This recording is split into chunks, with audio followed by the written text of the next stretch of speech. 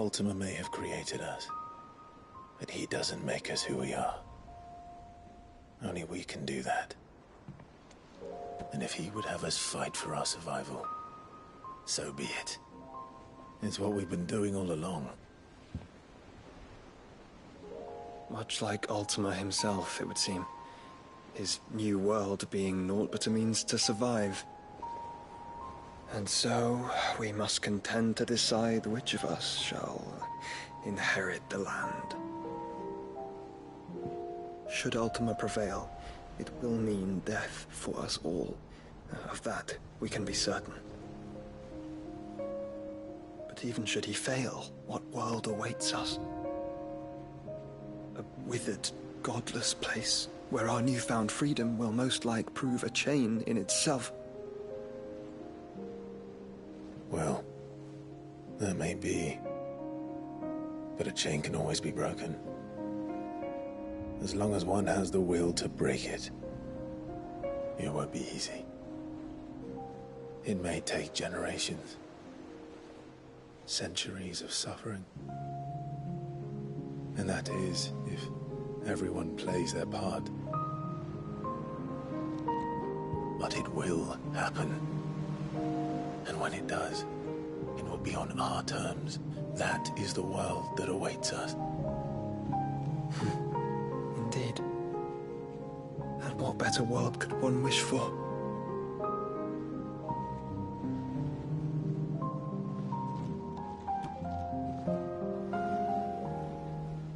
But first, we have to reach that crystal. Then it's a good thing I have wings. You can barely stand, let alone fly. And only the Founder knows what horrors await in those skies. Are you certain about this? Am I certain? I am the Phoenix. I will do what I must. This is our fight. Remember?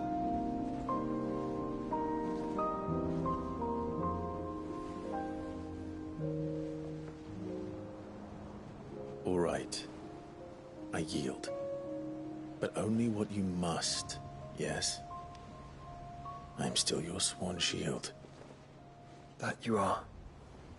And what of my wings? Lest you forget, you go to stand against a god. I would not have you succumb to fatigue before the fight begins.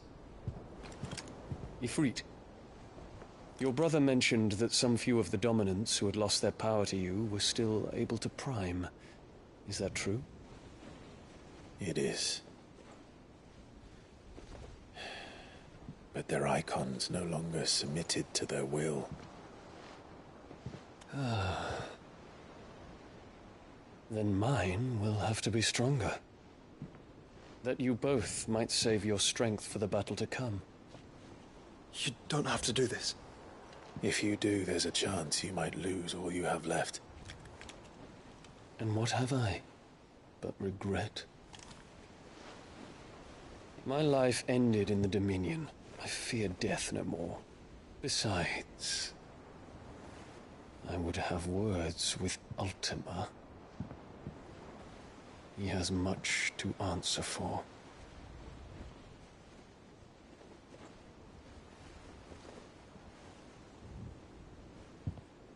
We are in your debt, Dion.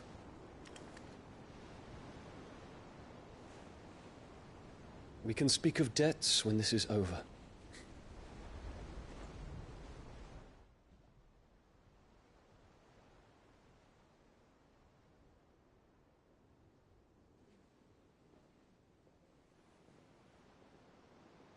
He speaks like a man who knows he's not coming back.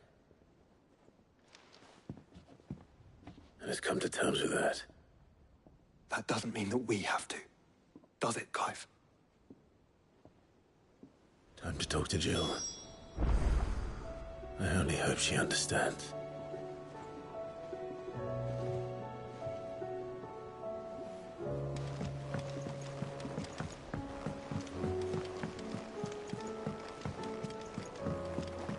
Say your farewells, and let us be gone.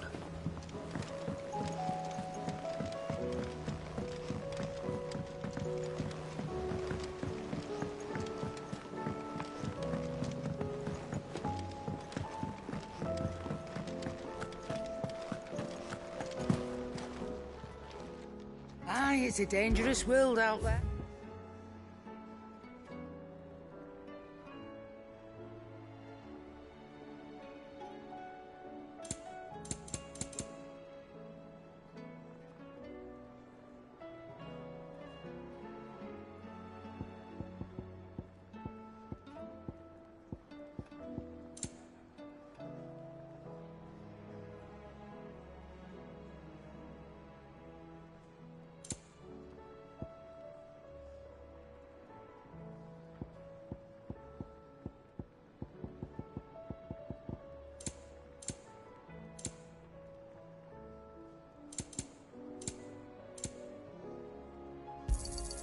It's rubbing me blind, you know.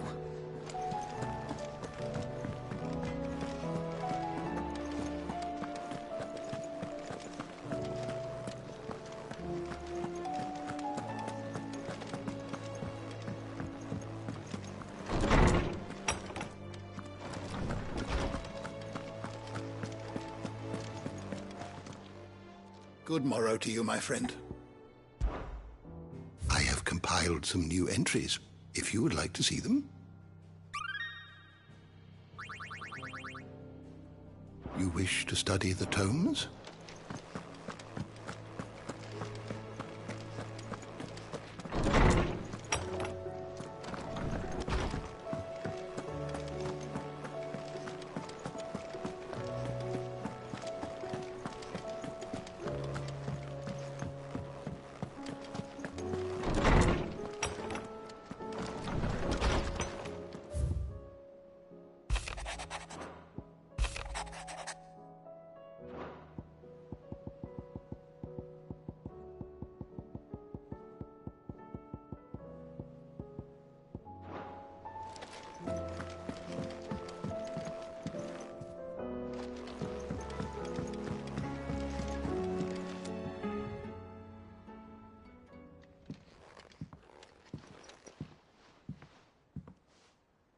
Come to wish on a star.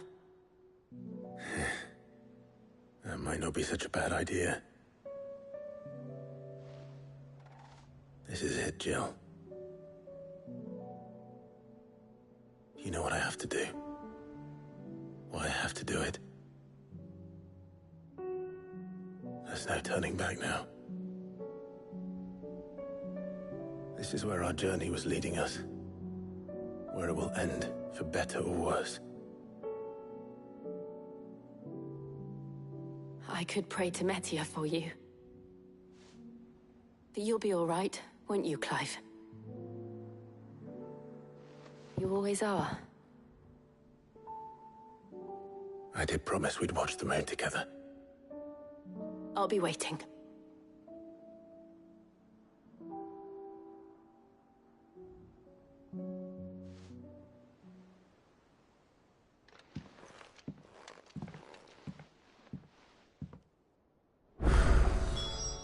It's almost time.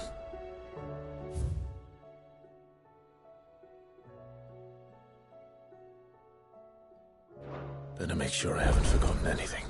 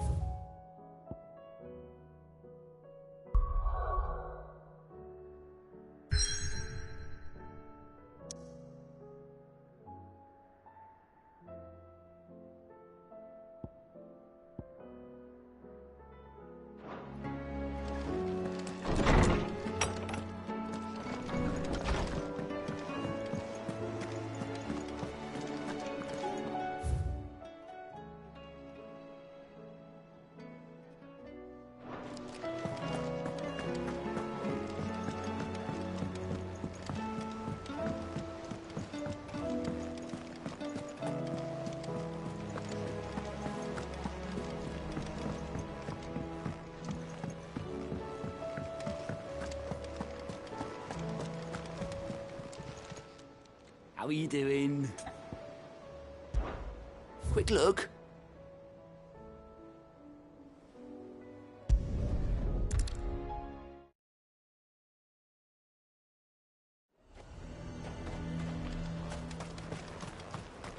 The garrison is threatening to pull their sentries from the market. I would speak with this duke. Saw the captain just now. Your town needs you.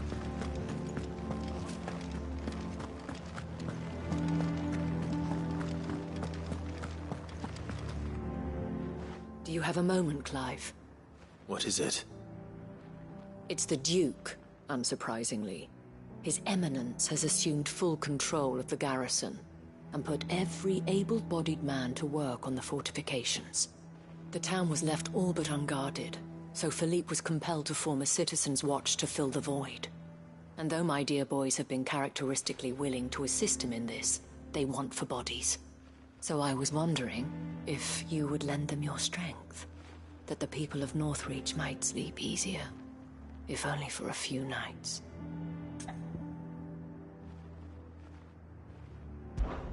Of course. Whatever you need. Thank you, Clive. What would I do without you? Philippe told me he had men stationed at... Where can I find the mistress of this establishment? Here, my lady. To whom do I have the pleasure of speaking? My name is Sabine, and it is my displeasure to be the daughter of the Duke of Oriflamme, who I understand is causing you and your town no small amount of trouble. I wish to speak to you about what might be done. Very well. Let us speak. I trust you'll forgive me, Clive. Absolutely. Our conversation can wait. Please, proceed. As you know, my father is a most overbearing and supercilious man, and I join you in objecting to his every action. Indeed, I owe you my thanks for continuing to argue against his reckless plans. Yet I fear he is not one to be swayed by reason. No. He must be made to face the consequences of his actions. And who would make him do this? I would. Myself and several other like-minded individuals. Were you to join us, we would surely have the strength to drive him from Northreach for good. Does that not seem a trifle... drastic? Drastic action is precisely what is called for. Unless you are content to see your people downtrodden and dispossessed. My father would have it that citizens exist only to serve the Empire.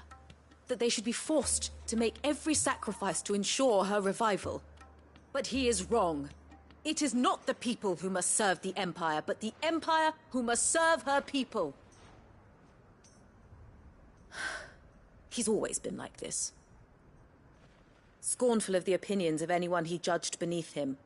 But he cannot be allowed to ride roughshod over the common folk any longer. We must fight him. By all possible means. Fight him? No. My purpose is to quell the tension in Northreach, not to stoke it. Respectfully, my lady. Our only chance of saving this town depends upon every one of us uniting against our common enemy. Your father and his followers included. While I understand your frustrations, I cling to the hope that he may yet be won round. False hope, I assure you. But I see that your mind is made up. I shall bother you no longer. If you will extend me the same courtesy, I bid you good day. She certainly has spirit. Indeed. But unfortunately for us, that spirit is only likely to harden the Duke's resolve, which may be enough to seal the fate of this town. Not that she cares. This is all about her and her father. Families. I'm sorry, where were we? Ah, yes. I was about to tell you of Philippe's plans for the town watch, but perhaps it's better that you heard them from him. I believe he's in the market, if you'd be so kind as to seek him out. Right away. It's just a pity I cannot join you. I'd like to see the two of you in action together.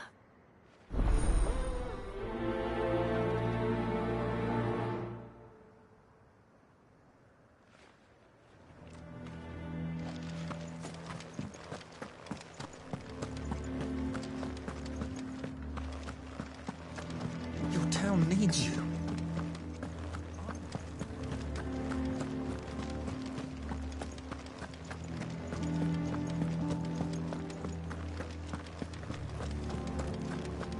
The Duke might have soldiers at his beck and call. What does the Dame have to say about them? So you are content to abandon... Please, I beseech you. If you are a true son of Northreach, you must fight to defend your home. That's exactly what I am doing, milady. Or trying to, at least. The land is crawling with fiends, and someone has to keep watch. Even when our true enemy is hiding in the garrison? Fine. You're not the only able-bodied man in Northreach. Thank you so much for your help.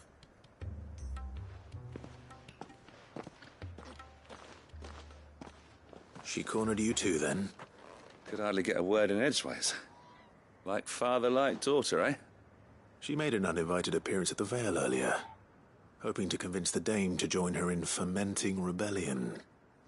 I bet that went well. Her ladyship seems to have a way with people. Anyway, what brings you here? Our mutual friend thought you might welcome some help. Oh, she did she? Right as always. In fact, you're just the man. We've had some reports, you see. Sightings of, you know what. They're back. Seems that way. All over, too. We haven't been able to confirm anything yet, but if you're willing, you could go and see what's what. Right. Where should I look? You know Grieger's Weep? One of the sightings places them somewhere on its shores. I'm on my way. Thank you, Clive. I'll look into one of the other sightings. Let's rendezvous back here later.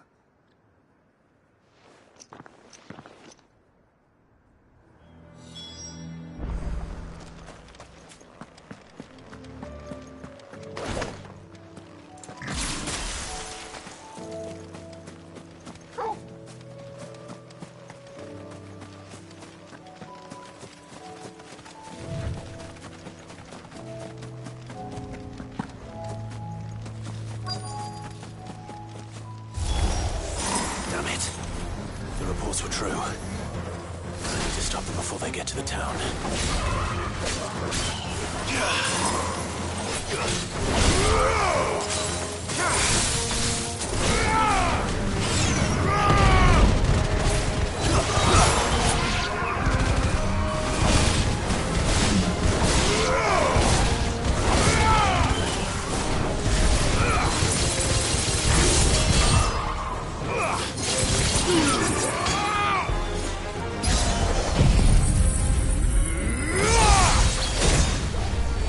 It's over.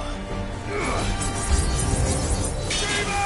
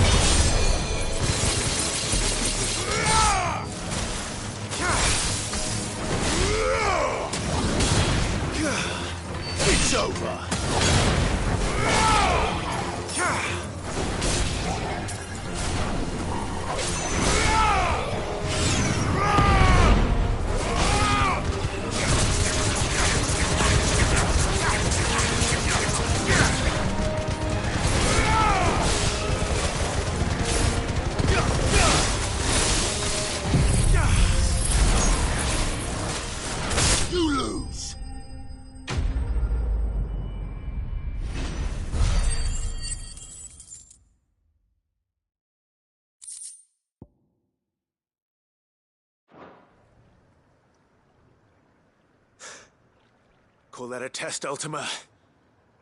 Clive, it's me. Are you all right? I am. But it seems the reports were true. The thralls have returned. I dispatched the few that I found, though. Well, that's something, I suppose. But what were they doing south of town? They all came from the north last time. We might be able to fend off an attack from one side or the other, but from both? Do you have eyes in the north? Some. I should probably go and have a look, though, just to be sure. You head back to Northreach. I want you there just in case war breaks out while I'm away. What do you mean? Her ladyship's been busy working her magic on the townspeople. Stirring up ill feeling towards her father. She'll have her marching on the barracks if we're not careful. What? This is exactly what the Dane was afraid of. I'll do what I can to calm things down. Be careful out there, all right? Don't worry, I'm not like you. One sniff of those things and I'm running back to town screaming blue murder.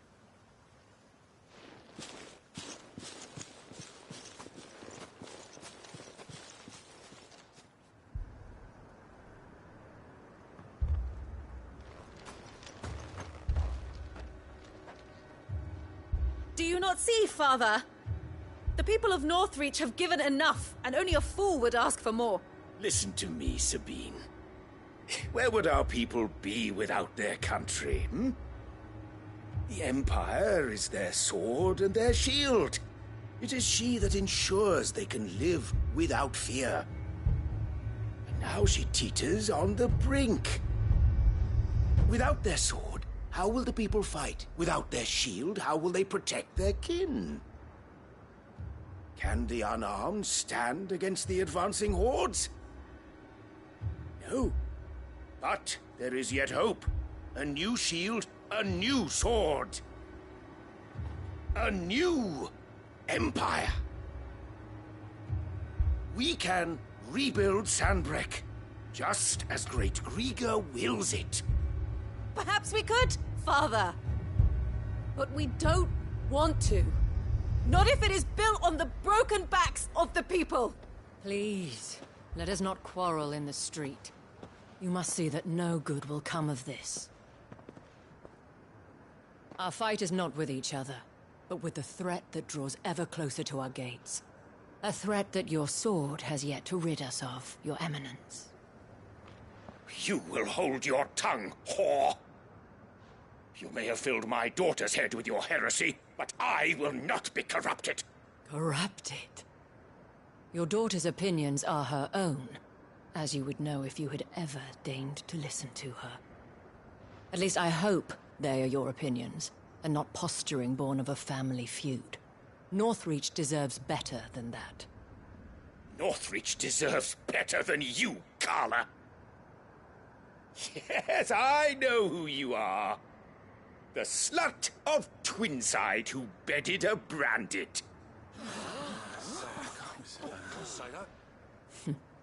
Jealous, are you? That a woman might choose a bearer over a pious man of Grieger. Clive! I met a swarm of thralls coming south from Oriflamme. Hundreds of them. Too many to count. No. Work on the fortifications has scarcely begun. We will retreat to Caer Norvent and there make our stand. Did you hear me? That was an order!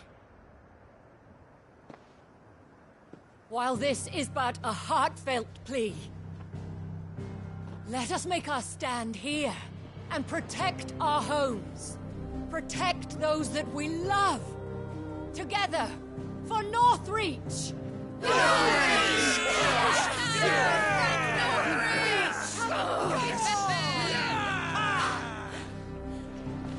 You heard the dame. What are we waiting for? Pikemen to the gates. Archers to the roofs. Quickly, come on!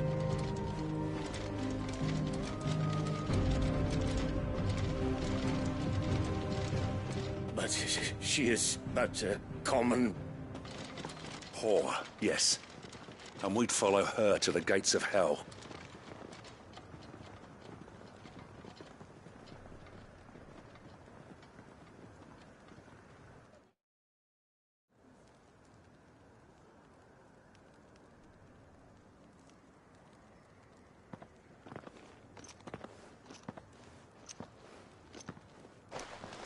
The men have their orders, and they look like following them.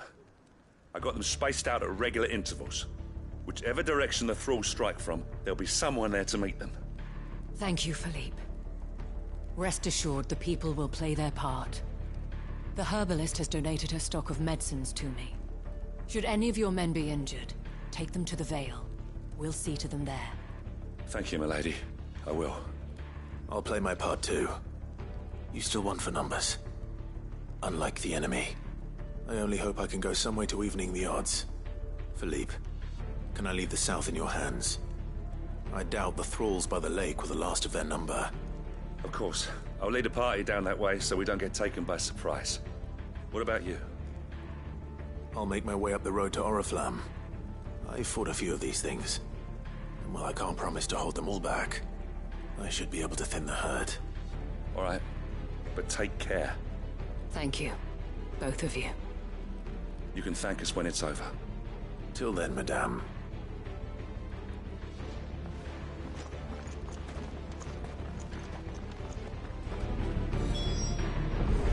When the fighting begins, we can take refuge.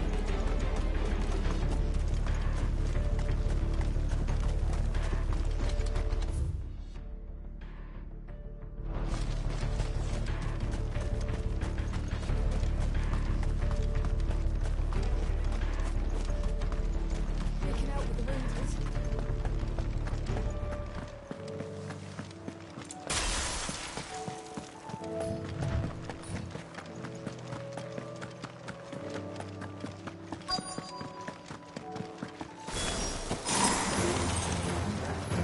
This is more like it. Come on then. Test me.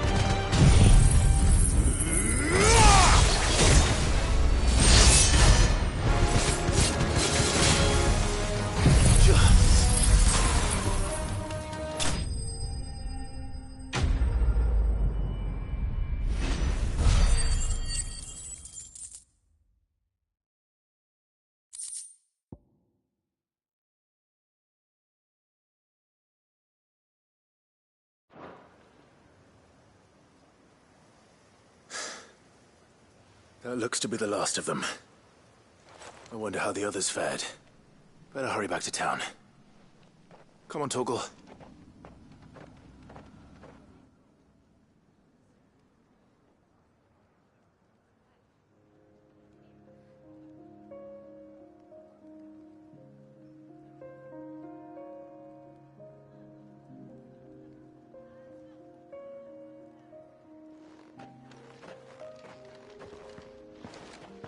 Clive, it's good to see you. And you.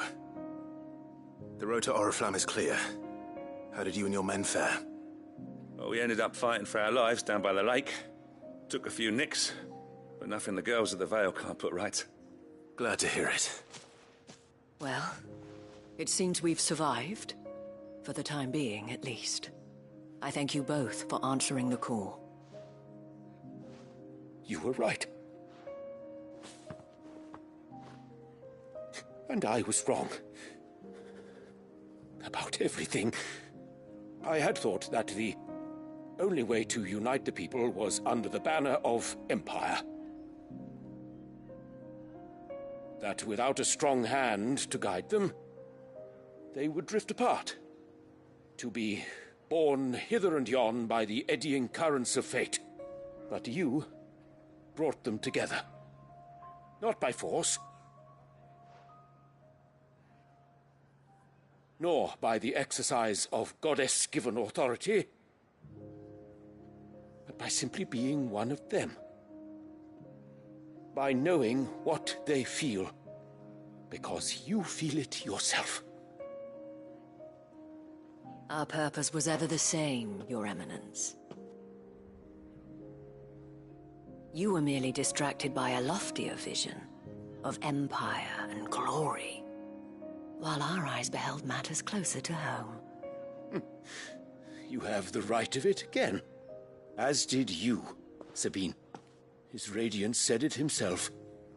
Sanbreque is naught without her citizens. I forgot that. And I am sorry. I'm sorry too, Father. I should never have taken things so far. I only wanted you to understand how the people felt. How I felt. But my anger got the better of me. Do not blame yourself, my dear. This was my doing. I should have listened to you. To all of you. Your Eminence, your ladyship, I do not doubt that you came here with the best of intentions. But I believe the same could be said of us all. We all want safety, security, prosperity. Not just for Northreach, but for the entire realm. And we may yet achieve it. If only we work together. Will you join us in this? Yes. We shall. Thank you, Your Eminence. Now that that is settled, I must go and see to the wounded. The Vale's doors are always open to any soldier in need of relief. And today there are more than ever before.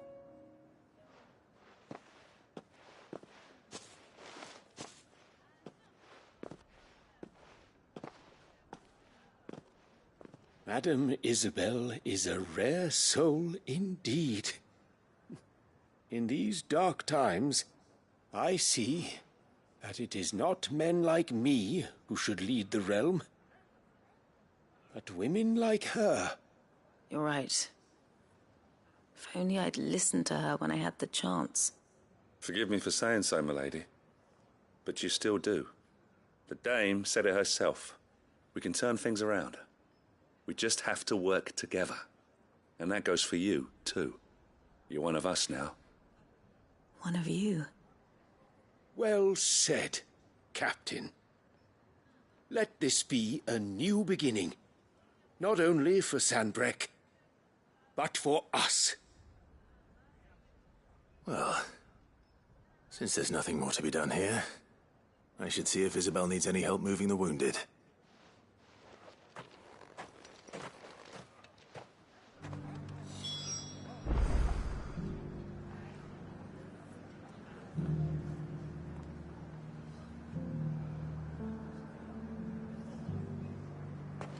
Can we get you anything?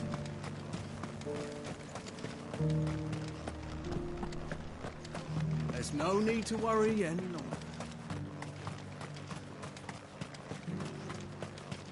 I saw several soldiers being carried to the Vale.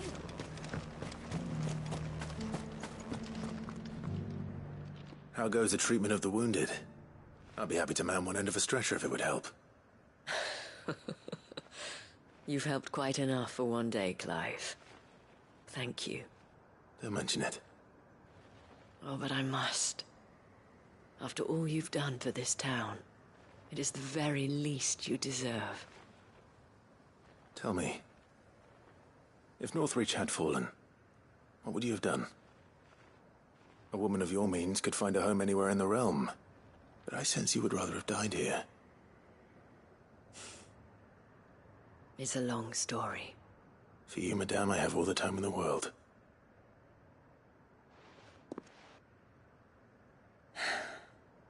Very well. Long ago, I had a life in the Crystalline Dominion. I was Carla then, courtesan to the nobility. So sought after was I that it was only they who could afford my time. Alas, those halcyon days were not to last. For naive as I was, I fell in love with a bearer. He was my master's guard, the gentlest man I have ever known. After they discovered us together, he was whipped bloody and forbidden from ever looking at me again. And so we fled. Not that we had anywhere to flee to. We wandered, aimless and starving, half dreading, half praying that the next day would be our last. Until we found ourselves here, in Northreach. It was the Vale that took us in, that fed us, clothed us, and healed our hurts. Those that could be healed, at least. My love was already too far gone. He passed away. He did. Not long after we arrived. But at least we were able to share a few moments of peace before the end. It was the greatest gift I have ever received. But the generosity of this town and her people did not end there. The men and women of the Vale supported me through my grief. Shared in it, though I was still a stranger to them. They treated me like a sister. And so I swore that I would always do the same. That I would return the kindness that Northreach showed me. That I would repay my debt to the Vale.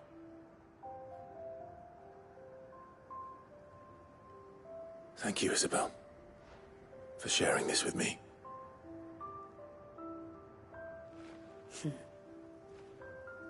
You're a lot like him, you know.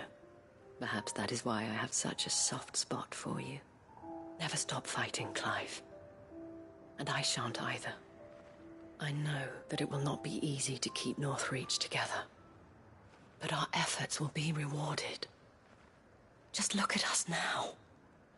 The people, the soldiers, even the Duke of Oriflamme and his daughter, all united in defense of this town that we have come to call our home. And what of you? Can we count on your support too? Always.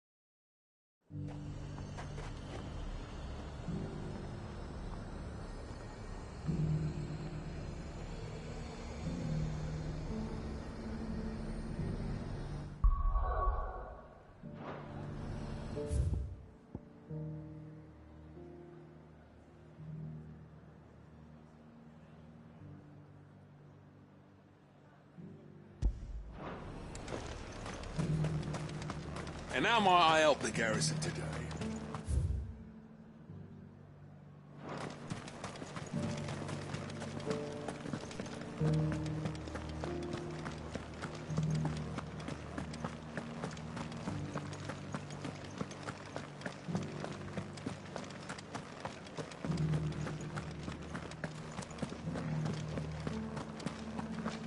Haven't seen any of those beastly blue-eyed...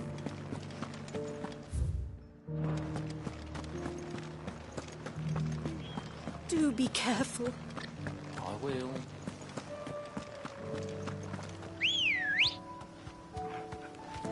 Come on. Run like the wind.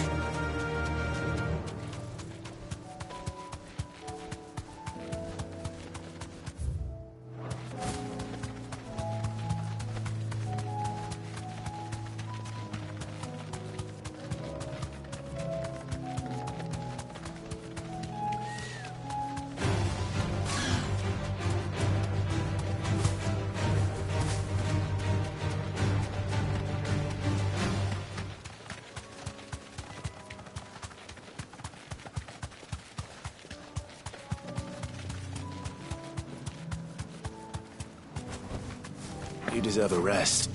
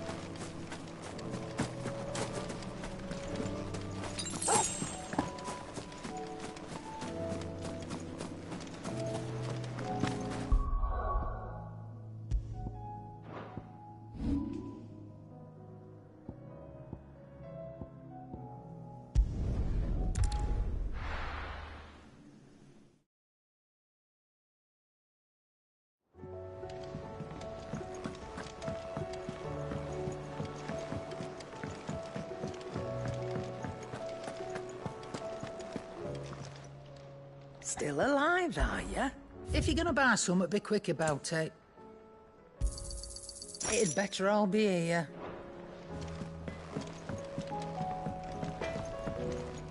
What do I owe the honor? What do you want? No scratches, all right? Anything else?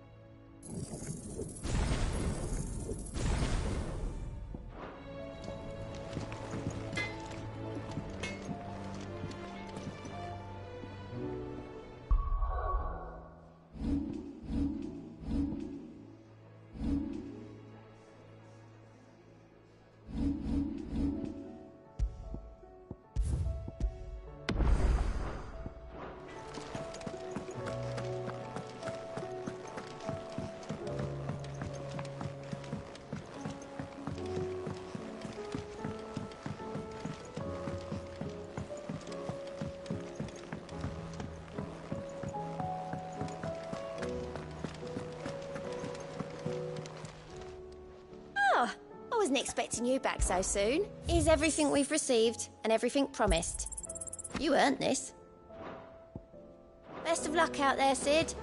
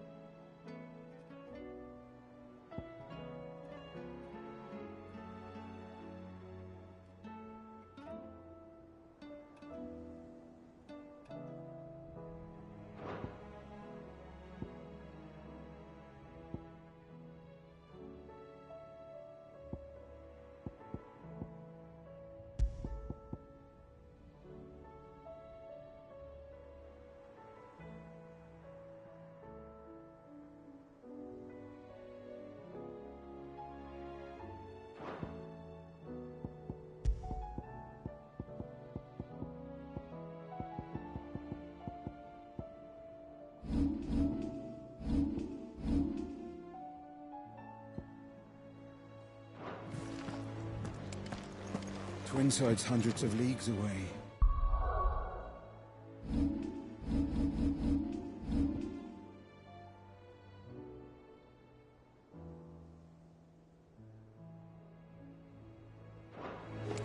I don't mean the crystal is...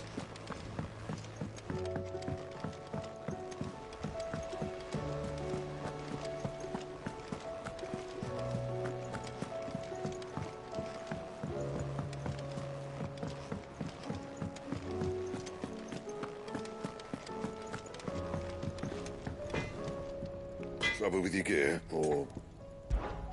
So, what'll it be?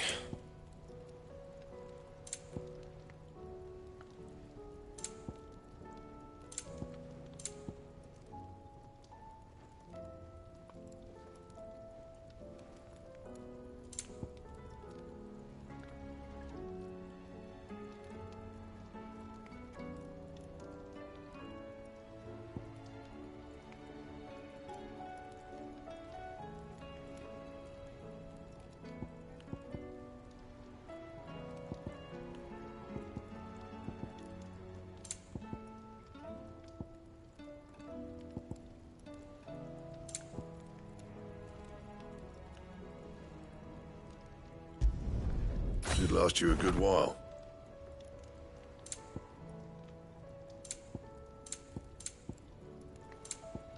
Anything else?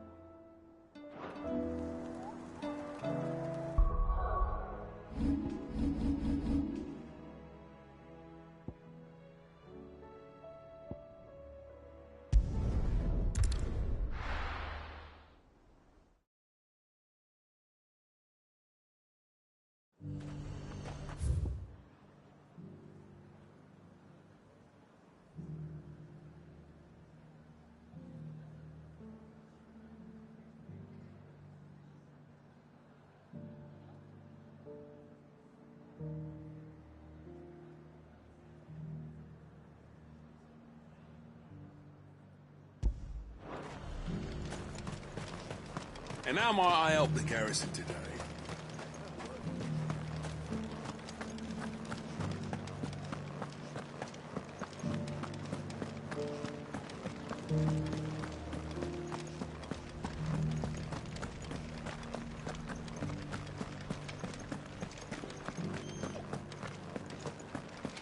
I haven't seen any of those beastly blue-eyed...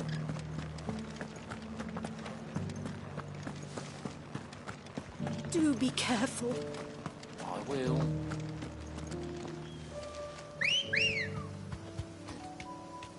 Ready, go?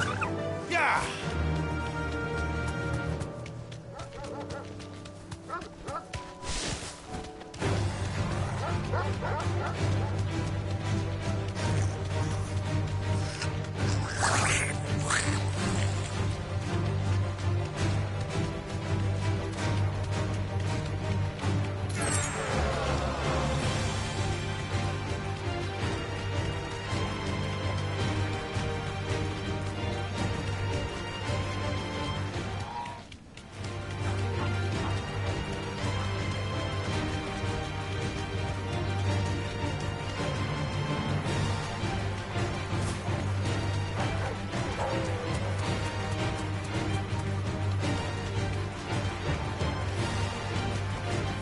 Thanks, girl.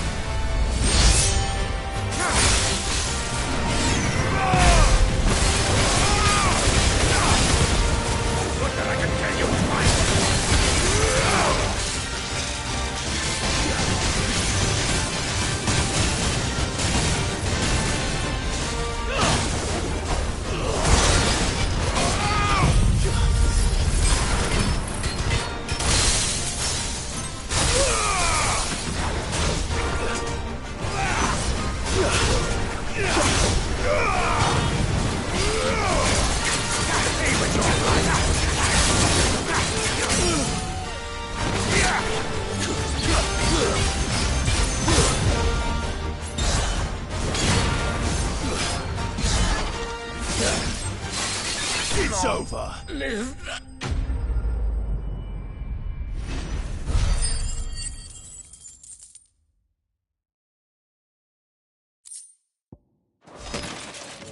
Damn it. Dion would have been glad to have you back at his side.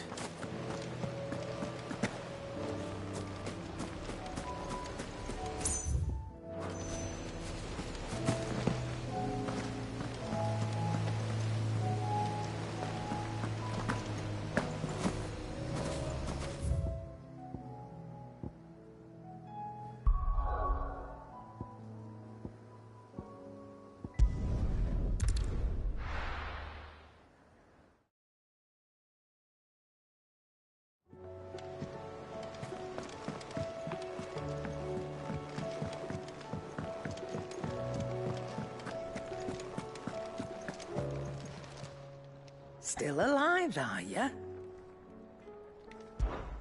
Coin purse weighing you down?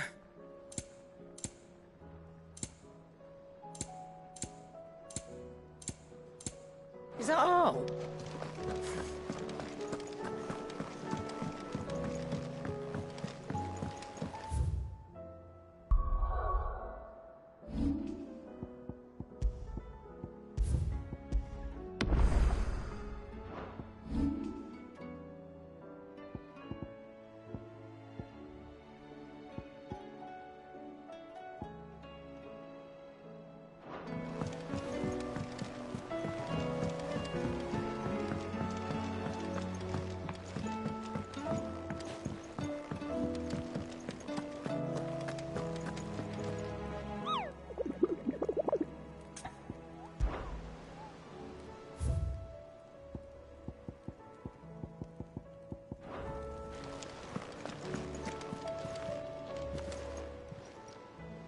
Oh, I wasn't expecting you back.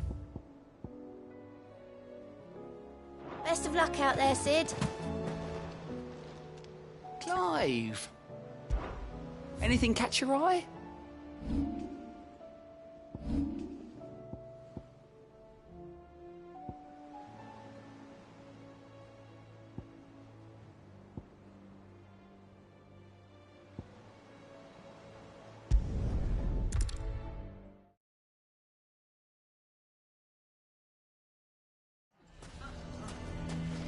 Why the hell would Victor take the bearer's side? For a share. Lubor's ill-gotten guilt, perhaps.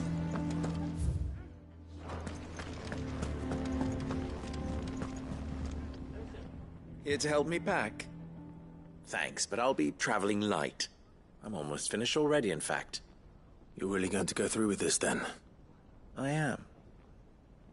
But before I go, there is one small issue I'd like your assistance with. Well, two, in fact. If it's within my power to help you, I will. It's the children. I refuse to let them share in my disgrace. And if I leave them here, they surely will. Our friendship would see them ostracized forever. But I can't take them with me either. I can think of only one place where they are certain to be safe and provided for and loved. The Hideaway. Of course.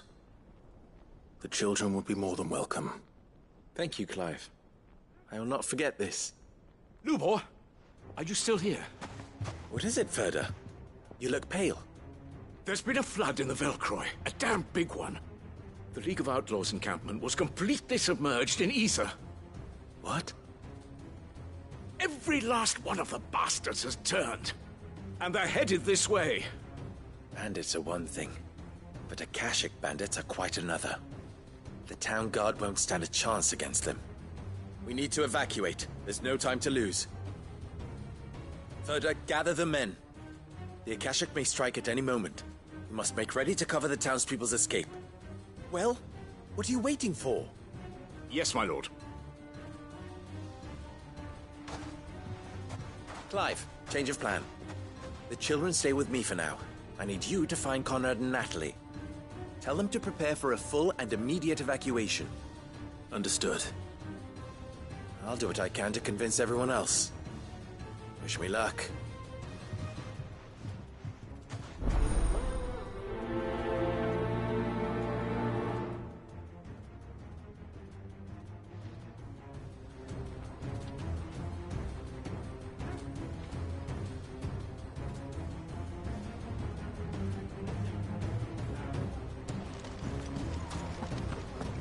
You have to listen to me. They're coming. You need to evacuate. Why do they always have to make such a fuss out of it? Ah, it's you. What do you want, Lord Underhill? To pass on an important message. There's been an ether flood out in the Velcroy. The camp where the so-called League of Outlaws were gathering has been swallowed. They're no longer just bandits. They're Akashic now, and they could be here at any moment. You need to begin preparing for a full-scale evacuation right away. Oh, do we? And who was it who gave you this disturbing news, might I ask? Lubor, perhaps? The man spreading the same poison out in the square as we speak. You may believe his lies, my lord, but we know better. But why would he lie about something like this? Some twisted attempt at revenge, perhaps. If he had not been unmasked, he may well have been elected our leader. A great honor for one of his kind. One he might well feel aggrieved at having been denied. Lord Underhill, forgive me, but it has become all too evident where your sympathies lie. Lubor cannot be trusted, and neither, therefore, can you. You may not trust me, but for the sake of your people, ask yourselves if there is any chance that this is true. There isn't. You can be certain of that. Now be off with you. You're making a mistake.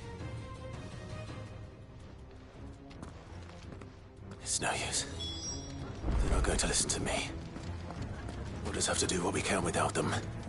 I should speak to Lord Furder.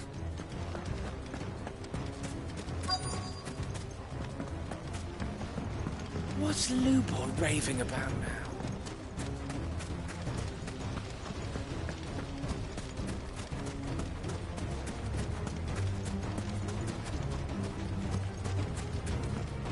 Anything I can interest you in?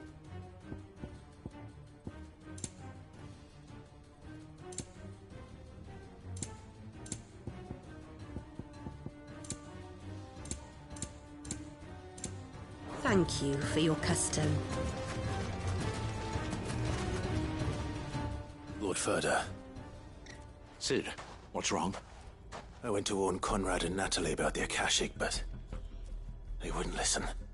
They've convinced themselves that nothing Lubor says can be trusted. The bloody fools. Which means the town guard can't be counted on for support. But I can. If there's anything I can do to help you defend Dalamil, you only have to ask. I appreciate it. Sid! Further! I've been looking for you everywhere. Victor? I thought you'd left. I couldn't abandon a friend in need. And Lubor is in need at this very moment. Come quickly.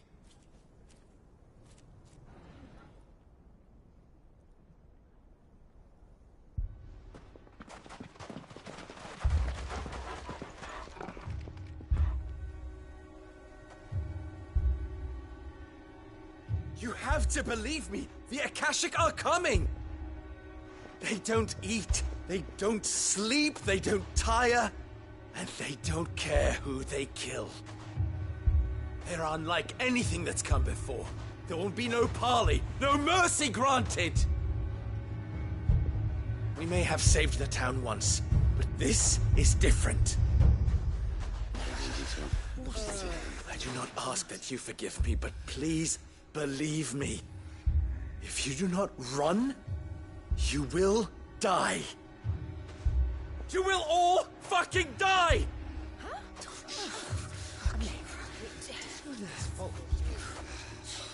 You'd like that, wouldn't you, bearer?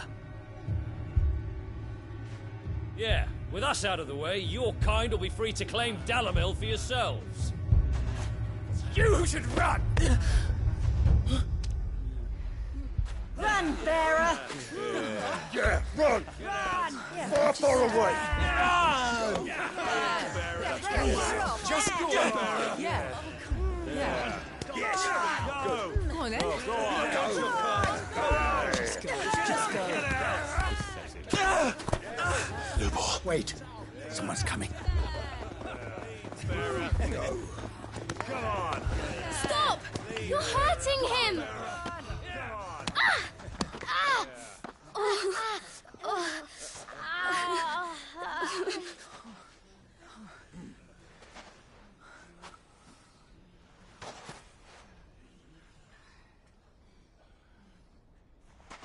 What did Lubor ever do to you?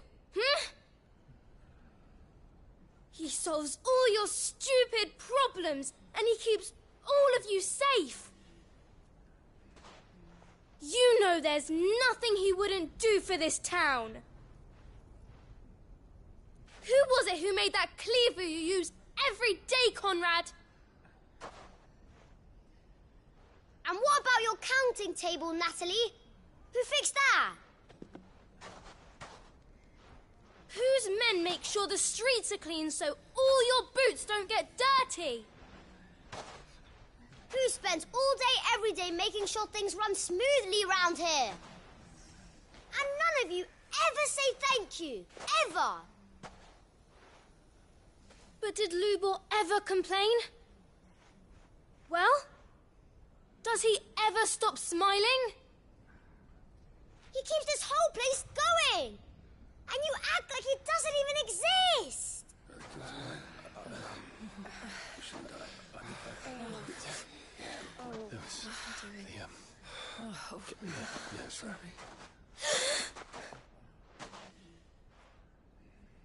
Lubor, we've heard enough. Wait! We will not run. The town guard will not abandon the very place it is sworn to protect. And I will not give up for lost the stores that we labored so hard to fill.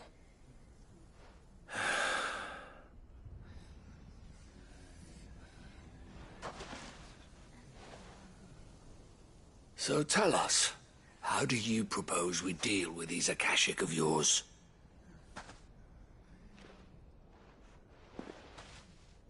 We won't run, but we will fight. All right, then.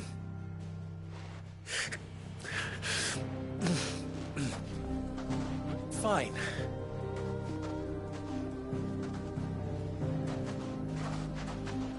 Gather round if you don't want to die.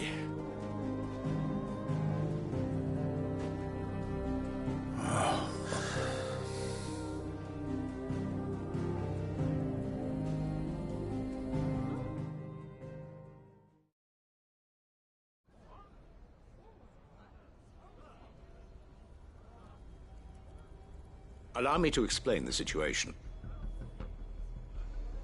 The ether flood occurred near the village of Cheratina, deep in the Velcroy.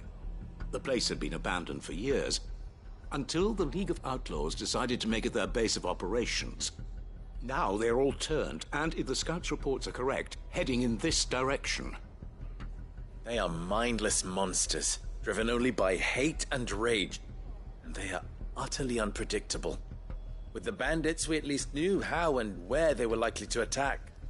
When these creatures come, Dalamil will have the bitterest fight it has ever faced on its hands. The town guard will muster at the north gate. The rest of us will take the south. Both forces will provide men to serve as scouts and messengers, ready to spread word of the size and nature of the Akashic force as soon as it is spotted. And as soon as it has been, we will converge on its position and see that it is driven back from Dalamil at all costs. Conrad, can I count on the support of the town guard? Always. I leave the selection and coordination of the messengers in your hands, Victor. And the command of our men in yours, Ferda. If you would both be so kind. Consider it done. As you wish. Natalie, I would ask that you and your people have the townsfolk barricade themselves inside the bathhouse. And tell the merchant not to waste time securing anything beside the essentials. Preserving life is our one and only concern. As long as we survive, it doesn't matter what trinkets we might lose. Our riches can be regained. And if anyone doubts that, let it be known that the Briar's Kiss stands ready to cover any losses. Very well. I shall tell them. Where do I fit into this plan? Where else but the most perilous place of all? I would like you to travel to the home of our erstwhile League of Outlaws, Cheratina itself. The main host is most likely still there, and Dalimil will not be safe until it is eradicated, root and branch. A little gardening. How pleasant. I doubt it. I have a feeling these weeds will be particularly stubborn.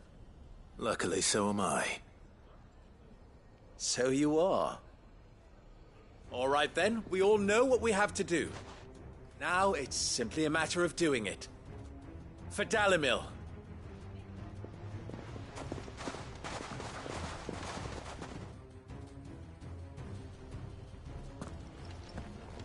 Looks like everyone's ready. I'd better not keep them waiting.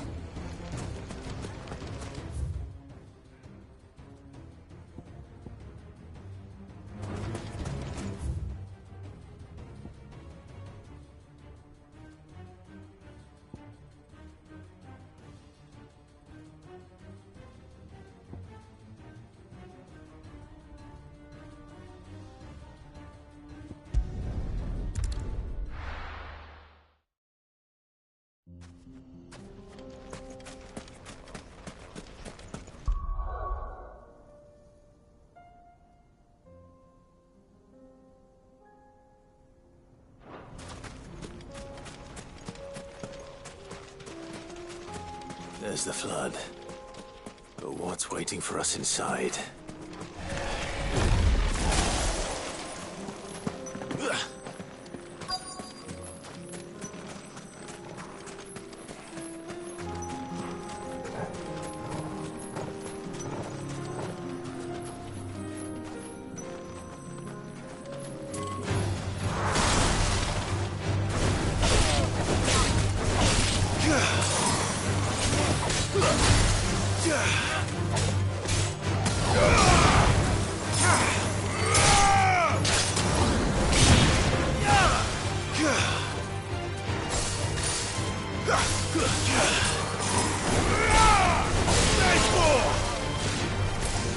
It's over!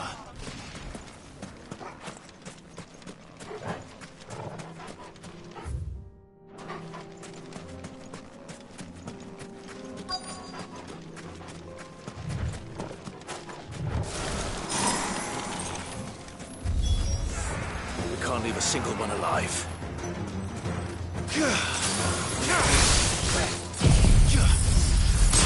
Garuda! Farewell!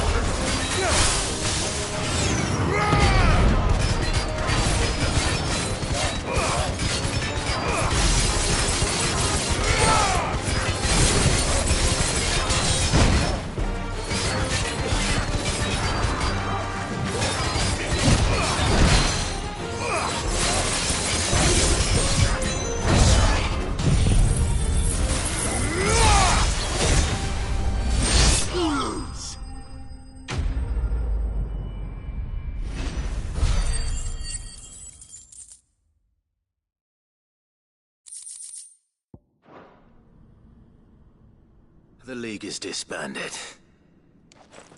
I should get back to Dalimil and see how the others fared.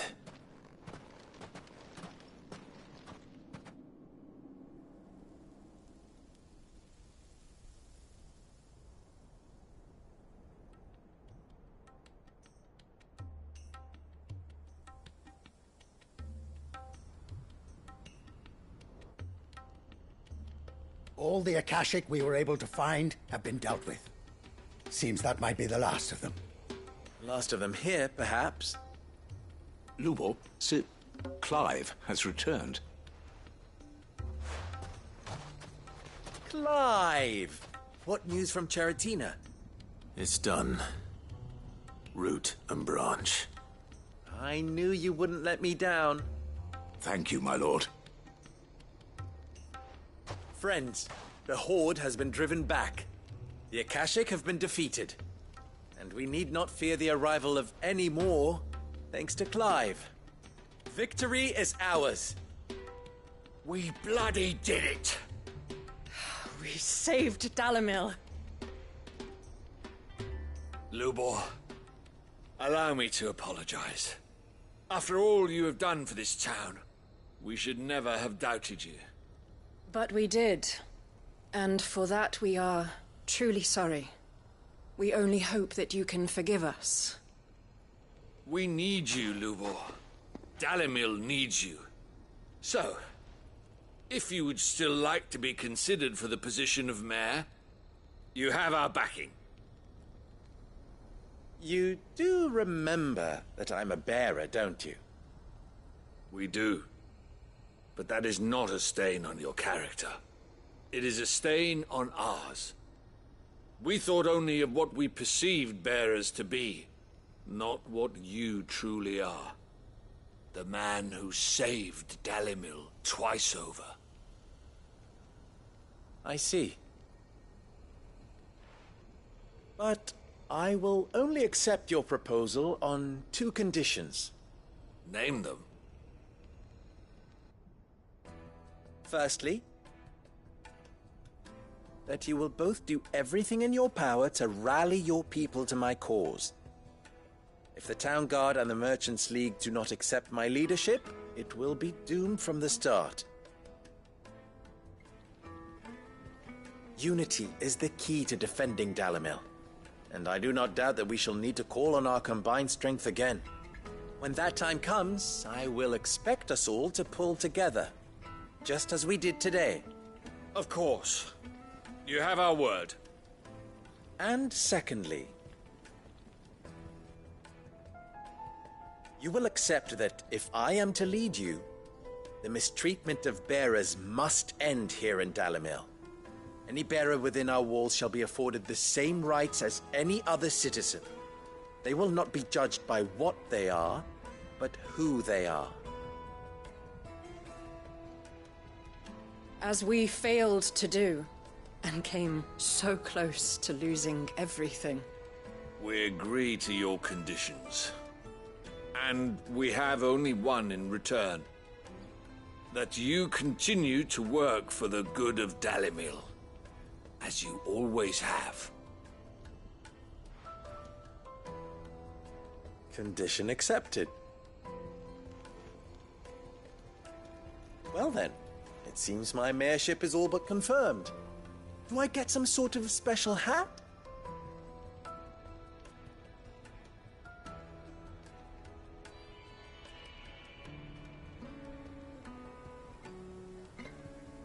How fickle fate can be.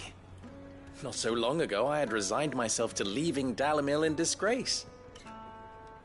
And now, I find myself her leader. Here. For everything.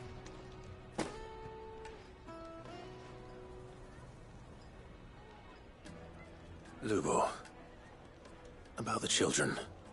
Fear not, you are of course relieved of your responsibility. I would sooner face another horde of Akashic than see them brought up as outlaws. I'll make sure they're safe here. I don't doubt that you will. And not just the children, but everyone in I'll do my best. Can't have all your hard work going to waste.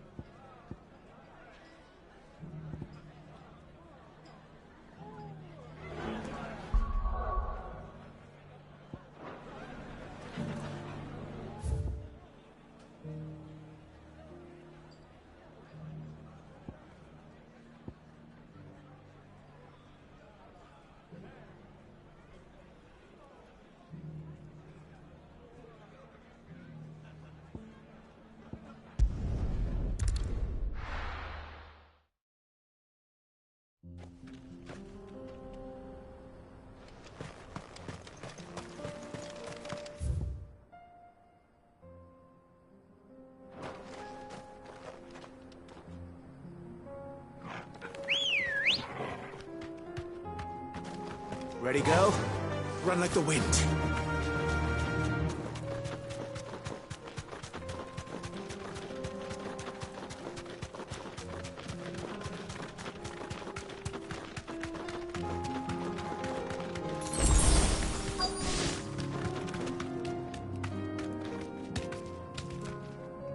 Straight home now.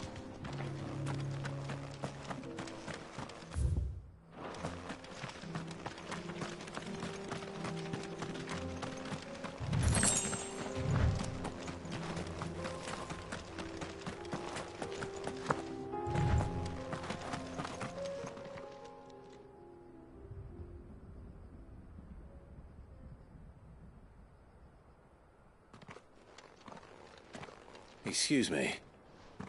What do you want? The baker sent me to find you. I am a sorry, selfish sod, aren't I? Certainly not a baker. Master must have ruled the day he took me in. Time was the sight of the Fang used to calm my nerves. But now look at her. I take it you missed the Mother Crystal. I hated her, but she was all I knew. Worked her mines for years. And when she shattered, part of me shattered with her. I had to trade my pickaxe for a rolling pin, but I'm no good at baking. Every loaf I touch collapses. My bread's as hollow as I am. She was the only thing that could fill the hole inside me. Oh, I loved her, damn it. But now she's gone. She's never coming back.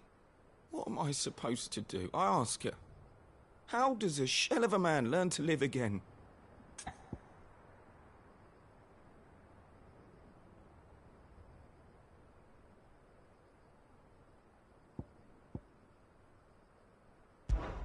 Perhaps you could express yourself in your work. If you miss the Fang, maybe you could recapture it somehow. Recapture it? I'm a baker, not a... You know, you might just be right. What a fool I've been! I have to get back to the bakery right away. Thank you. Thank you, my friend. You've opened my eyes. Wait.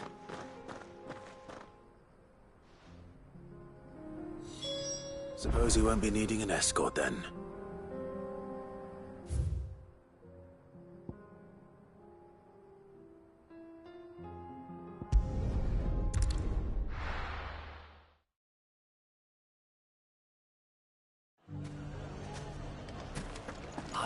you I was right not to give up. Ginger and ginseng, pimento. Ah, there. Though I worry you might have stoked the flames a little too high. Master, I dare say it is. just look at it. A perfect likeness of the Fang herself. Her steepled peaks, her fulsome spurs, her inviting hollow. True, my loaves collapse more often than not, but what's the Fang without her crater?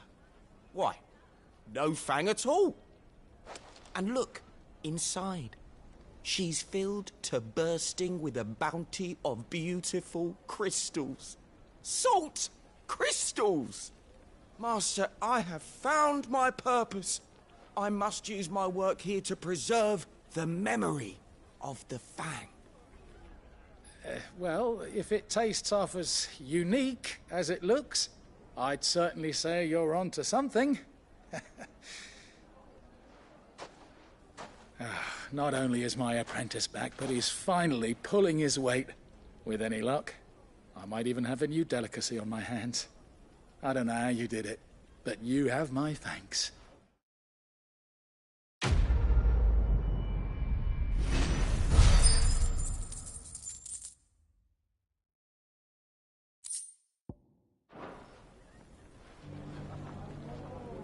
Now, Dusan, I know you're keen, but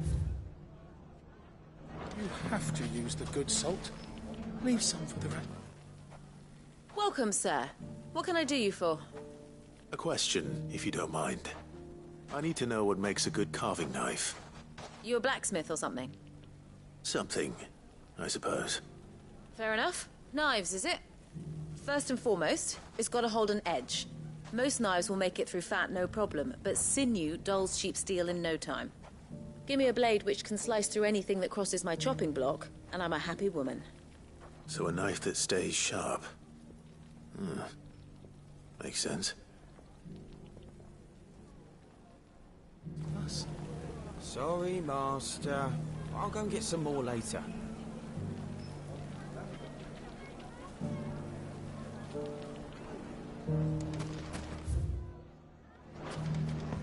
So, you're going to join the watch after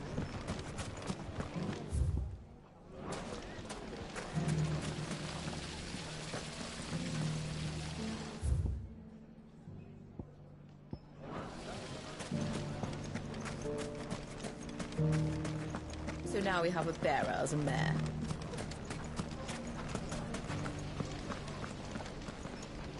The fellow who used to run this stall took to his heels.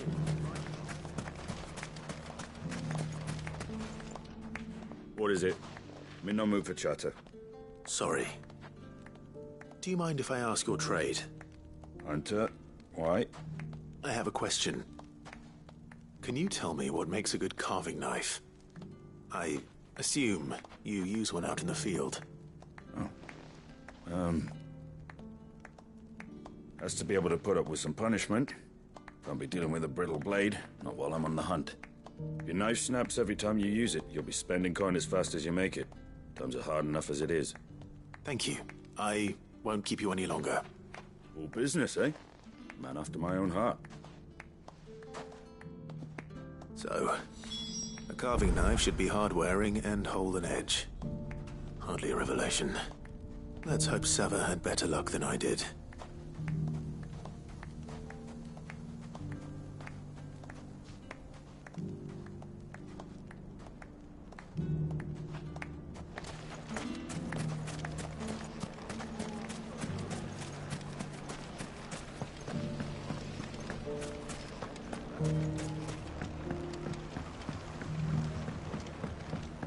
Now, Dusan, I know you're... Ginger and ginseng.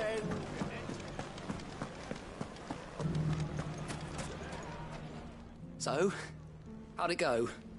You learn anything useful, or should I be looking for a new trade? Only that a blade should be durable and stay sharp. But I don't see how that relates to the spirit of Dalamil. I didn't have much luck either. All the cook said was that he needs his knives to be light. Too heavy and they do his shoulder in. So we're no better off than when we started. Perhaps Lubor didn't mean anything with his Dalamil remark. But that can't be right. I've bandied enough words with the man to know that he chooses them carefully. No. We must be missing something. Something right in front of our noses, most likely. No doubt you're right, but I have to make a start soon. I can't put off making this knife forever. Agreed. Lubor wouldn't like that much. Right. I've been trained to work iron. The cheap stuff, mind. But it's hardy enough if you don't hammer it too thin, and it sharpens up nicely with a bit of effort. Trouble is, it's either durable or it's light. Meaning someone is going to be disappointed. Forge Master Lubor, probably. Is there no one else you can turn to? Someone who knows their metals, perhaps? The other apprentice is no better than to help me with my test. But maybe there is someone I could turn to. A merchant, a favourite of Forge Master Lubor's, who sells metals to tradesmen passing through the Velcroy. I bet she'd know a thing or two.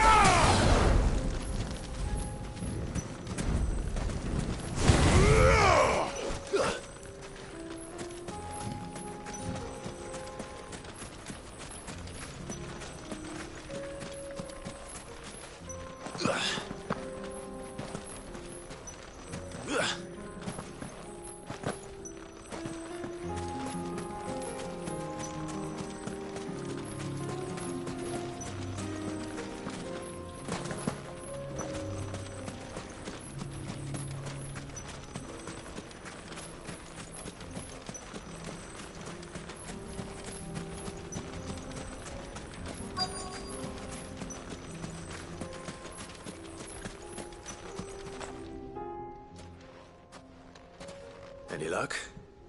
Or will you be needing help with your bags? Well, I asked her, but... you tell him. If you're looking to make a knife that will impress a master like Lubor, there are options. They're just not that viable. Featherlight adamantite knives will get passed from generation to generation, never needing so much as a lick of the whetstone. But adamantite ore is unique to ash, so doesn't come cheap. And it's beyond my skill to handle. Unique to ash? Are there any materials unique to Dalamil? Something which could be mixed with iron to refine it. Make it lighter. What are you getting at? You said that Lubor trained you to work iron. Then that's what he'll expect you to use. But he would have known that it would either be too heavy or too brittle for a carving knife. Perhaps his Dalamil remark wasn't a riddle, but a hint. If it's cheap metal you're using, then there's always limestone, I suppose. Folk first settled Dalamil to get at her mineral deposits. And, if you know the trick, it can be melted down in the furnace to drive out impurities from low-quality iron. Bloody hell! That must be it! I don't suppose you know the trick, do you? It's hardly my speciality, but I've been around enough blacksmiths to know how it works. Looks like I've got some learning to do. Clive, I hate to ask after all that you've done for me, but... The limestone? Fine. I can hardly abandon you now. Besides, I want to know if this is the answer to Lubor's little riddle. I can't thank you enough, Clive. You'll have no trouble finding limestone over in the terraces. The place is bloody made of it. Then I suppose I'll meet you back at the forge. Right you are. I'll see you shortly. So, do you crush it up, or just throw it in the furnace?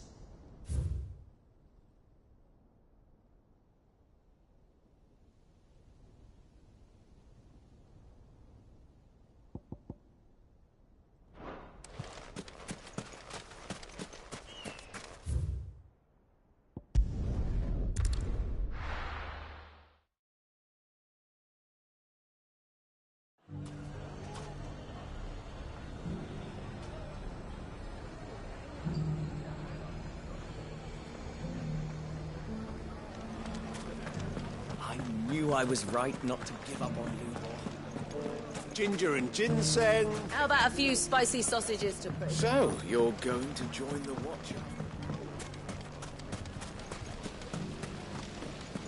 The fellow who used to run this all took to his heels.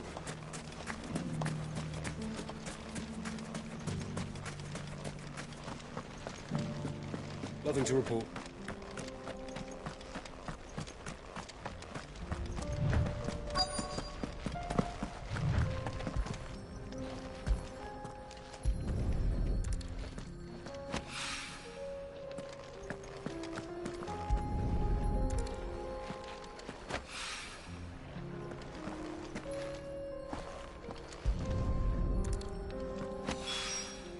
One rock looks a lot like another. But hopefully this is what Sava needs.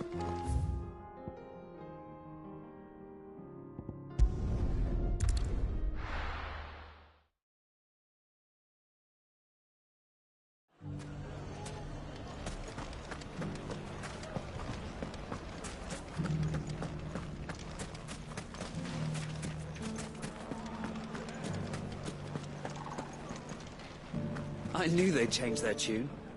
I wasn't sure how much you'd need, but I hope this is enough.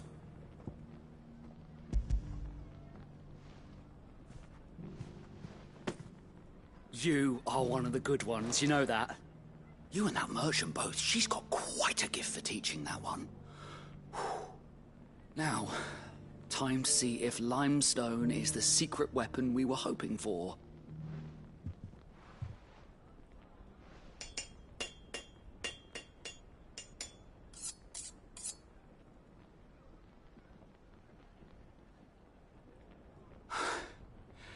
That'll do, I reckon. A knife forged from the very rocks of Dalamil. Her spirit, if you will. It's a fine-looking blade. I only hope Master Lubor agrees. That sounds like my cue. And just as well. I was getting tired of waiting. I'm sorry, Forge Master Lubor. Let's take a look then, shall we? First things first, Sava, do you think this is a carving knife worthy of the fine people of Dalamil? I'd like to think so. But what do you think? What do I think indeed? It's sharp-ish, but it won't last long with hard use. And it's heavy, heavier than it should be.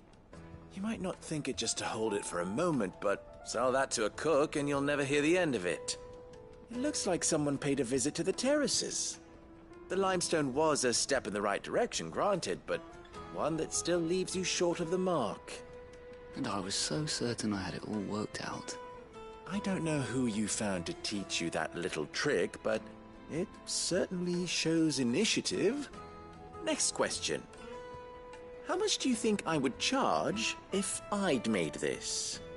Well, if it took you even a fraction of the time it took me, I would say you could demand a heavy purse. And who would be able to pay that? The butcher? The hunter? The cooks over at the inn? Dalamil is home to humble traders, not wealthy lords and ladies. Rule number 1 in any business, Sava. Know your customers. Yes, Forge Master. This is just about passable. But only just. I'd say you're worth keeping around a little longer. Starting tomorrow, you'll have an anvil of your own.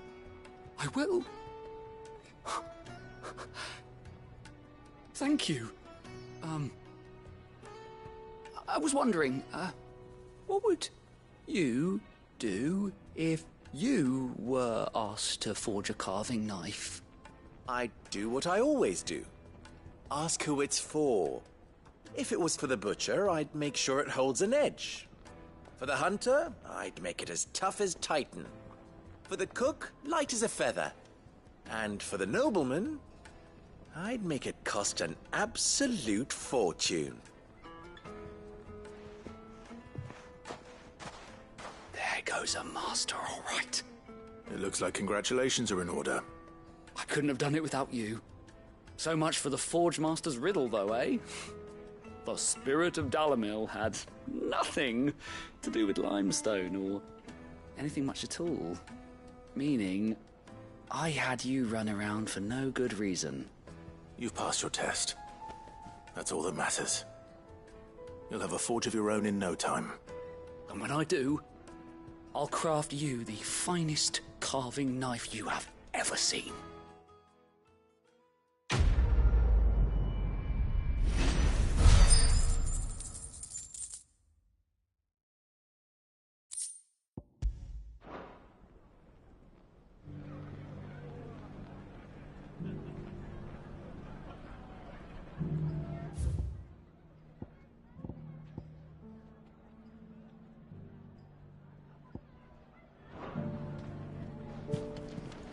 I knew they'd change their tune. Ginger and ginseng. How about a few spicy sausages to put? So, you're going to join the watch after all?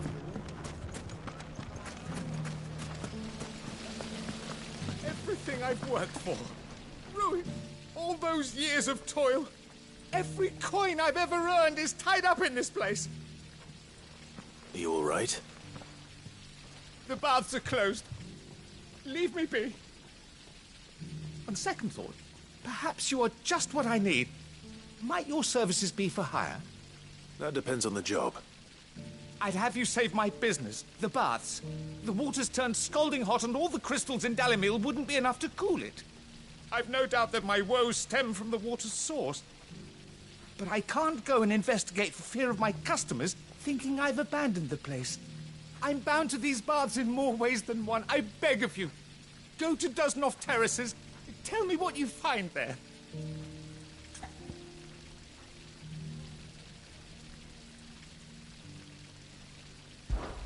All right. I'll go and take a look. Wonderful. It's not far. Leave the market by the south gate. The smell of sulfur will guide you the rest of the way. These baths are all that keep me from an ignoble end in a debtor's prison. My livelihood, my very life, is at stake.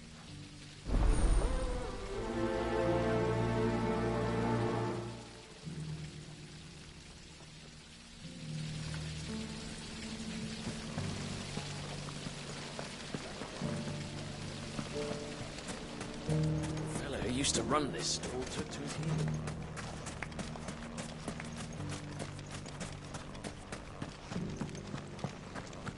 Nothing to report.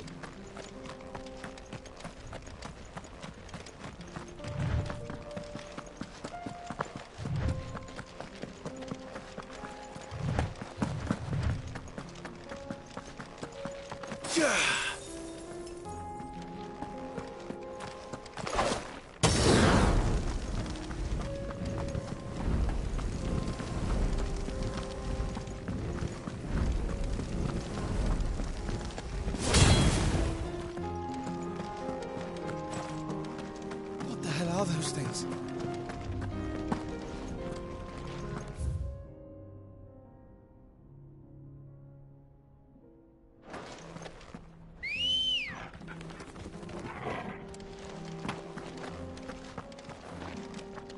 Come on.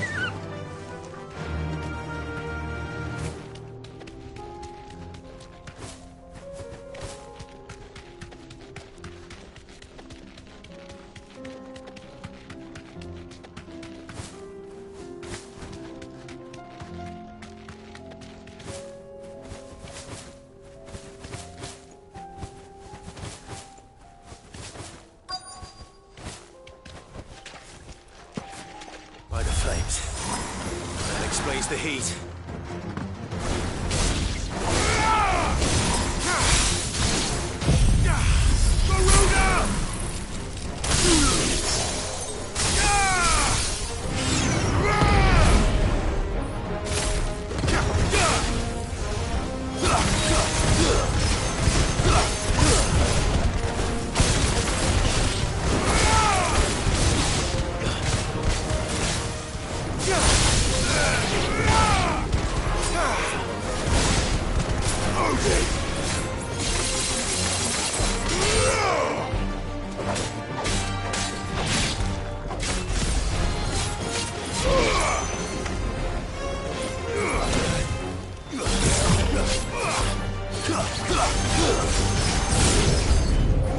The frying pan.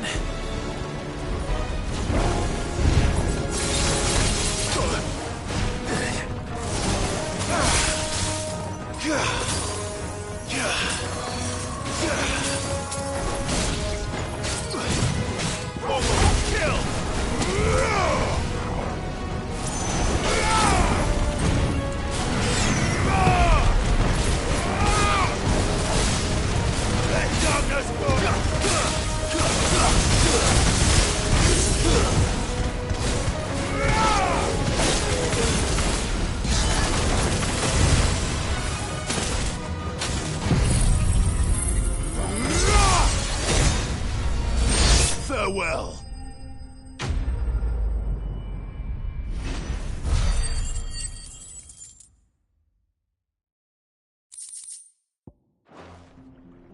Let's cool things down a bit.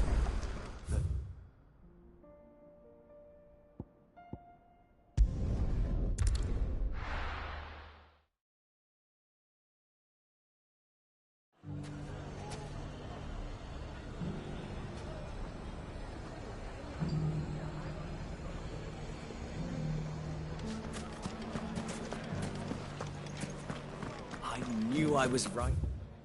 Not to give up on Lubor. He'll make a wonderful mayor. You mark my words.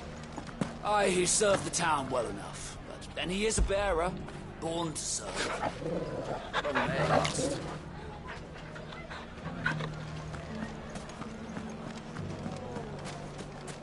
Ginger and ginseng. How about a few spicy sausages to... So, you're going to join the watch after?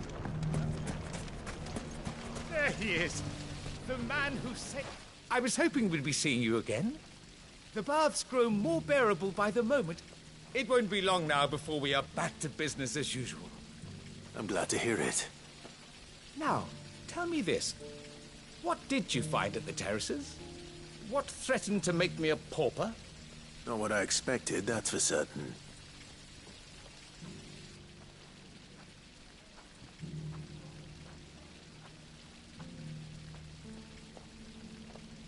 You tell a fine story. That's not to say I don't believe you, though. Creatures made of flame, eh? That's something new to worry about. But I burdened you with my worries enough already. Here, a small something by way of thanks. Right. It's high time I got back to work. With a little luck, the day might yet be salvaged.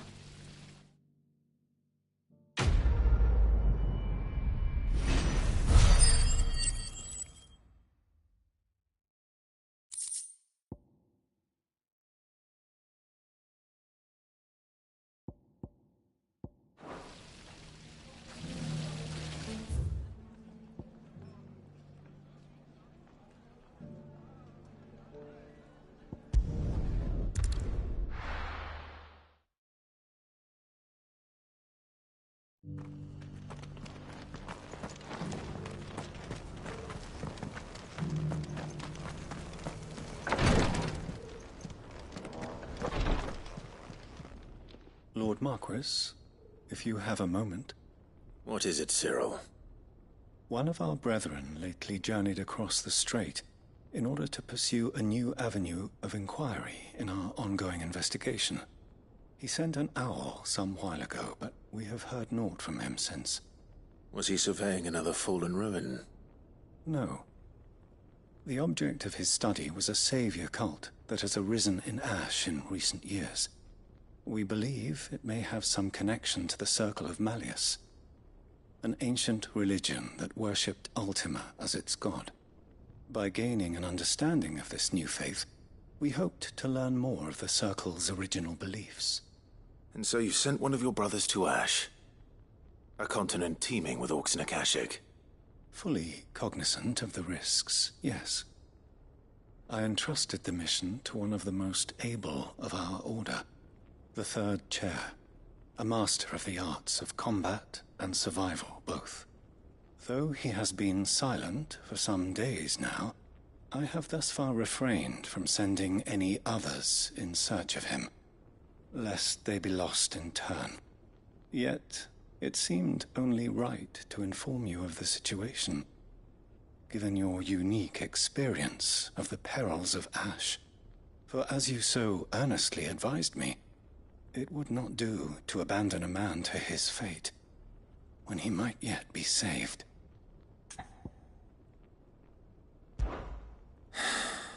It would not. But Ash is a big place. Can you be any more specific? Perhaps. The last owl I received from him mentioned a village where he had heard the cult were wont to assemble. Mickleburg was its name. It lies in the southern reaches of Waloed. If aught ill befell him, I expect it did so there. All right. I'll see what I can do. You are much too kind, my lord. Go then, with my hopes, and may the Firebird's flame ever burn in your heart.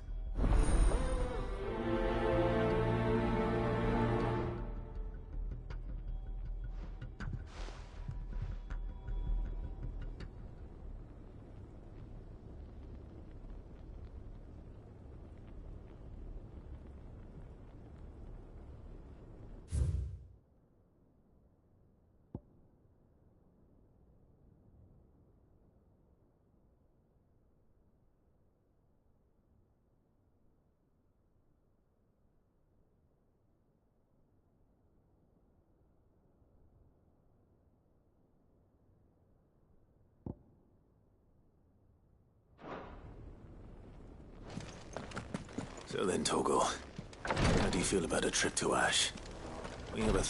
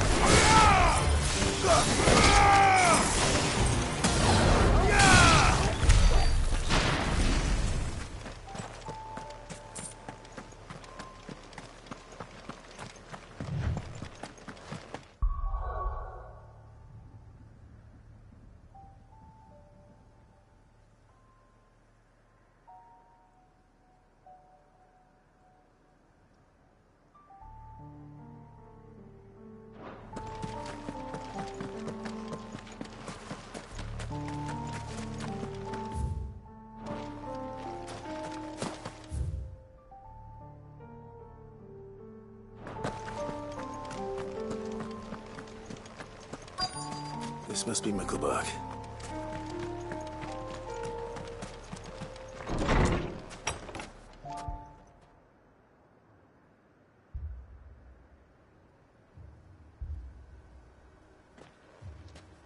These people aren't turned. And the village seems safe enough at least.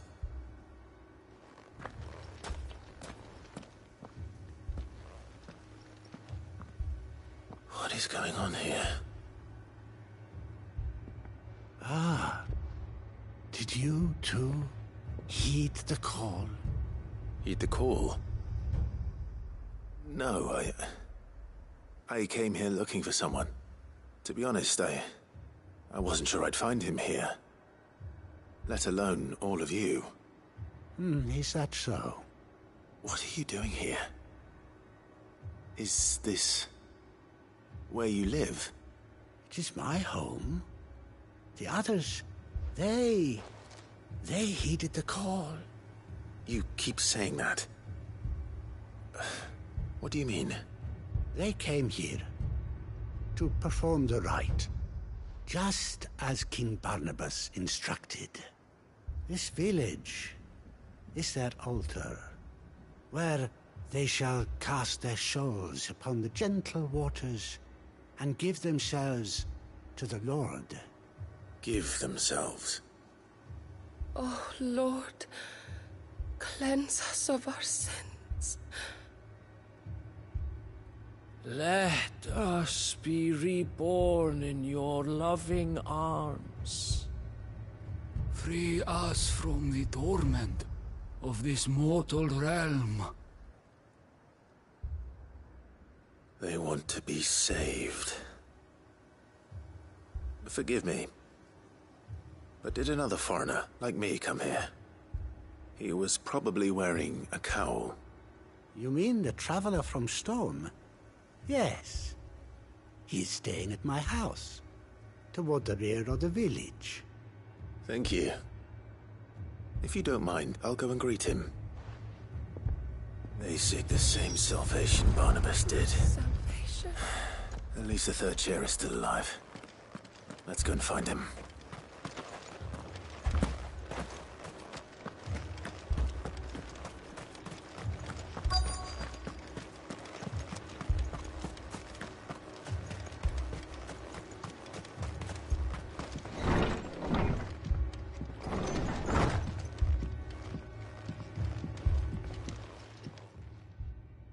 Excuse me. Are you with the Undying? I am. And so it would appear, are you? Lord Rosfield, if I am not mistaken. That's right. And you must be the third chair. I am. Cyril was worried for your safety. He sent me to find you. Then I must apologize. I did not mean to trouble the bearer of the burning quill. Much less you, my Lord Marquis. He said that you had failed to report. Is there a reason for that? I came here to study the followers of this new faith. But the more I learned of them, the more my own faith began to falter. You have seen them at their prayers, have you not? They devote themselves to the veneration of their Lord with a fervor I have never seen before.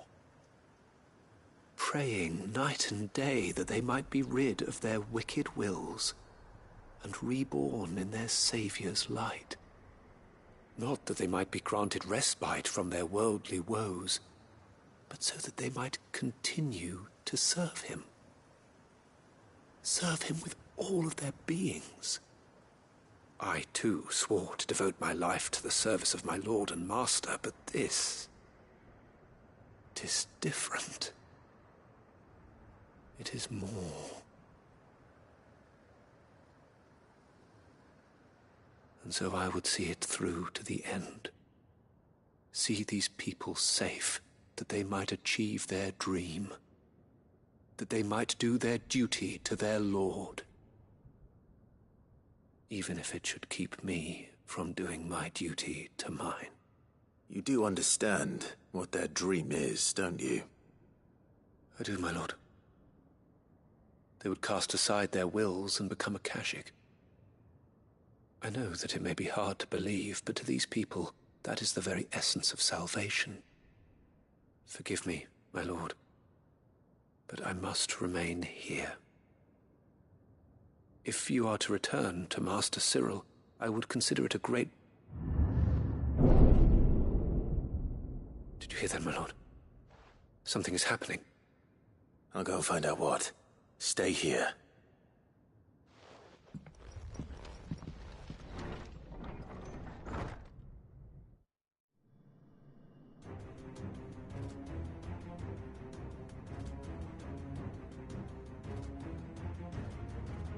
Beneath the flood.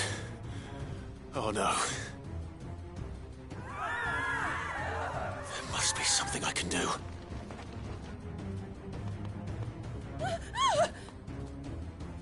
Echoes as well. Found her. Come on. Over here!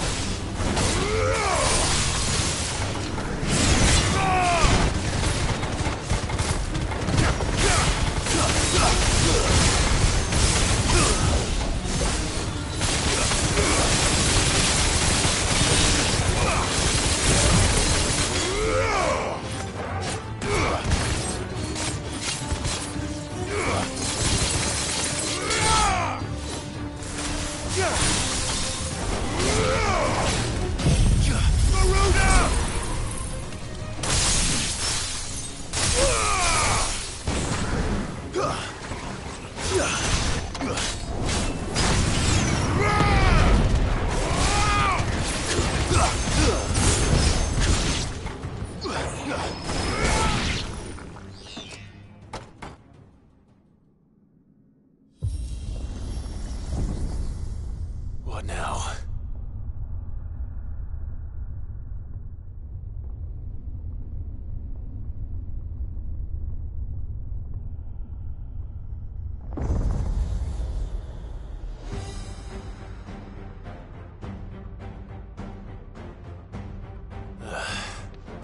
We meet again. I've killed your kind before.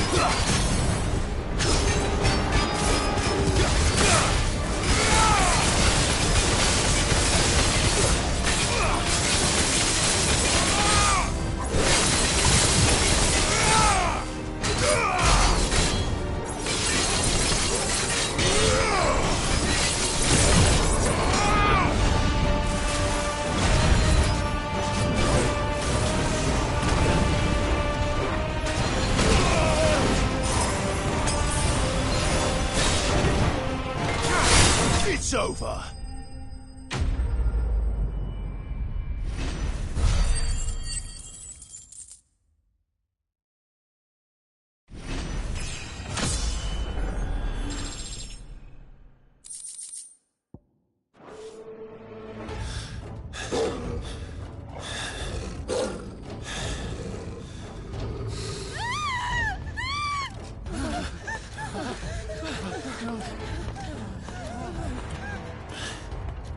Damn it.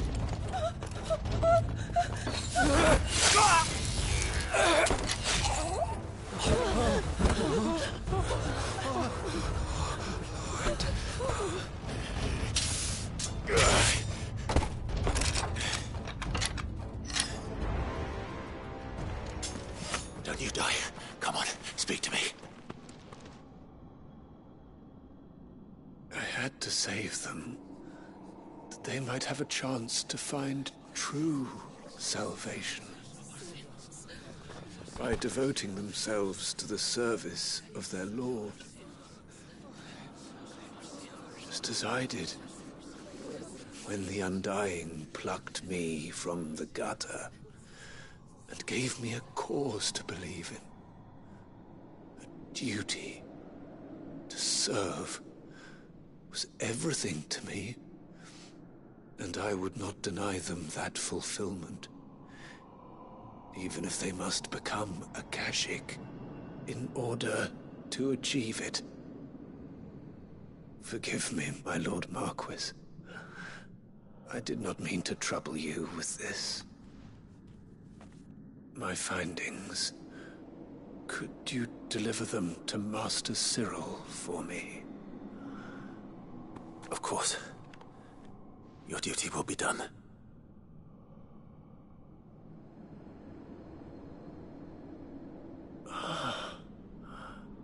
Look, my lord. They are saved.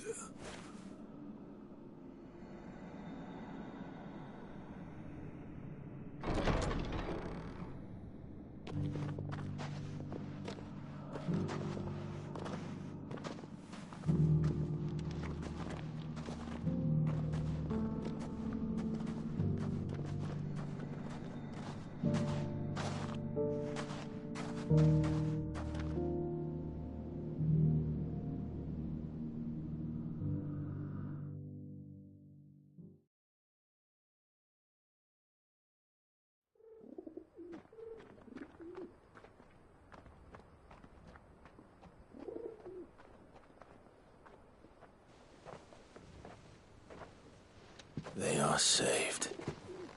Founder. I should get this report to Cyril.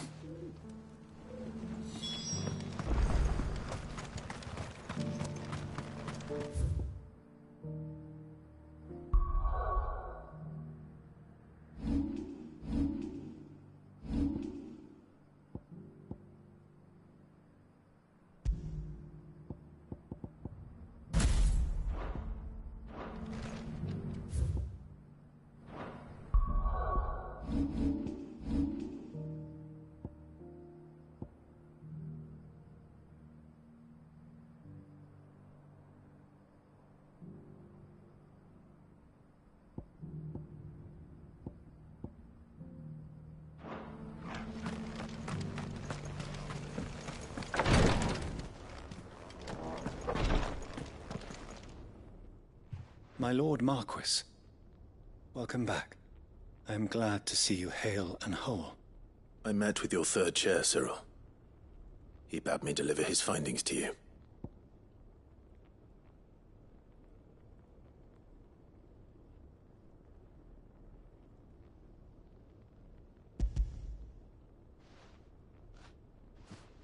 Thank you, my lord. He remained in Ash? He died protecting the villagers from an echo. I buried him in Mickelberg. I'm sorry that I couldn't save him. If you could not save him, no one could. The villagers, they were believers in this savior cult. They prayed to their god that they might be unburdened of their wills. Then an ether flood came, and their wish was granted. Your brother sacrificed himself that they might live, even knowing that that life was death by another name. Then he perished defending liberty. A hero's end. For the right to choose how one dies is no less sacred than the right to choose how one lives. Sid would agree. He wanted to build a world where people could die on their own terms. A noble ambition. To die for one's cause is the most perfect expression of one's faith.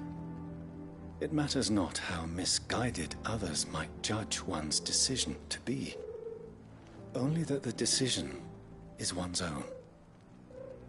We live according to the teachings of our order.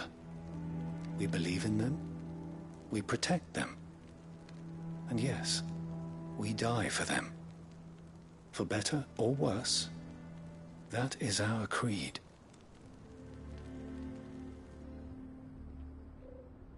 But he didn't die for your creed. He died to save them. And you still believe that what he did was right. I believe that he believed it was. We of the Undying are not slaves, but willing servants. And this was his will, the ultimate expression of it. All right. I'd like to know this man's name, Cyril. To know the names of all the Undying who've fallen in the line of duty. They died serving my house. It's only right that I remember them. That is my duty. Of course. I shall fetch the Book of Martyrs at once. My lord, it has been, and shall ever be, the greatest honor of my life to serve House Rosfield. Though our duties may differ, yours is no less important. I pray with all my heart for your success. And were they here, I have no doubt but that every one of my fallen brothers and sisters would feel the same.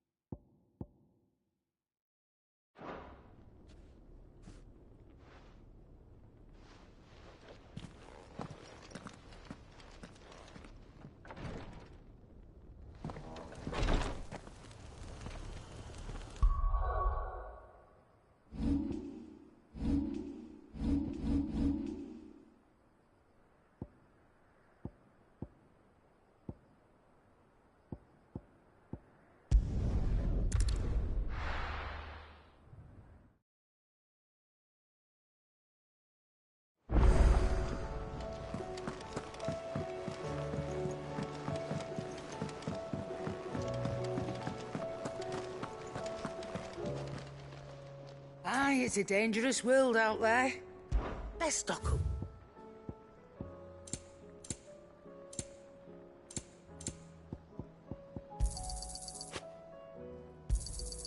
You'll not find a better price than that. Yep. What's Sancfordian, dear? No scratches, right? That it? Fine.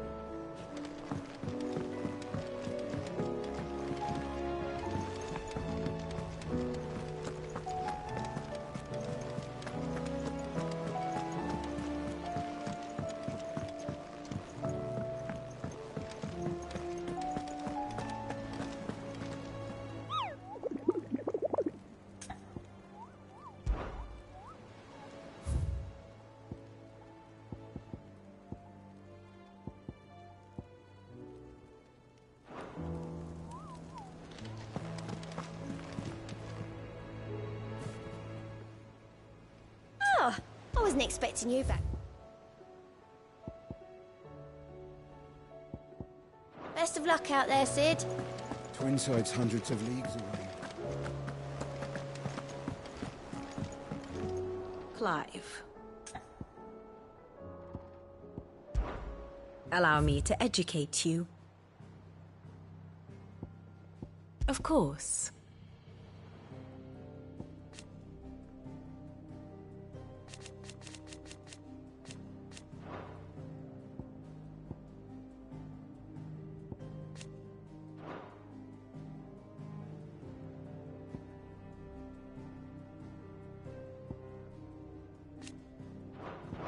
Very good.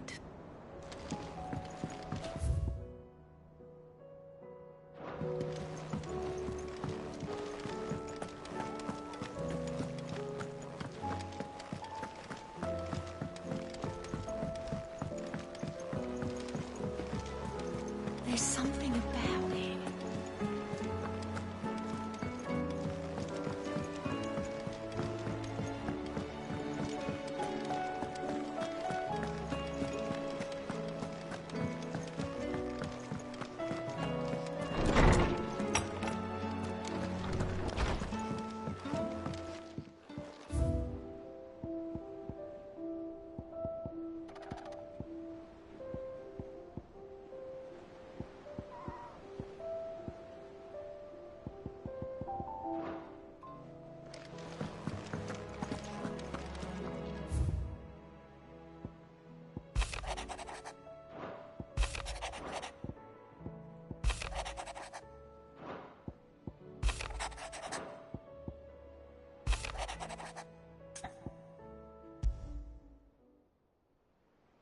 Something tells me this is no mere adventure story.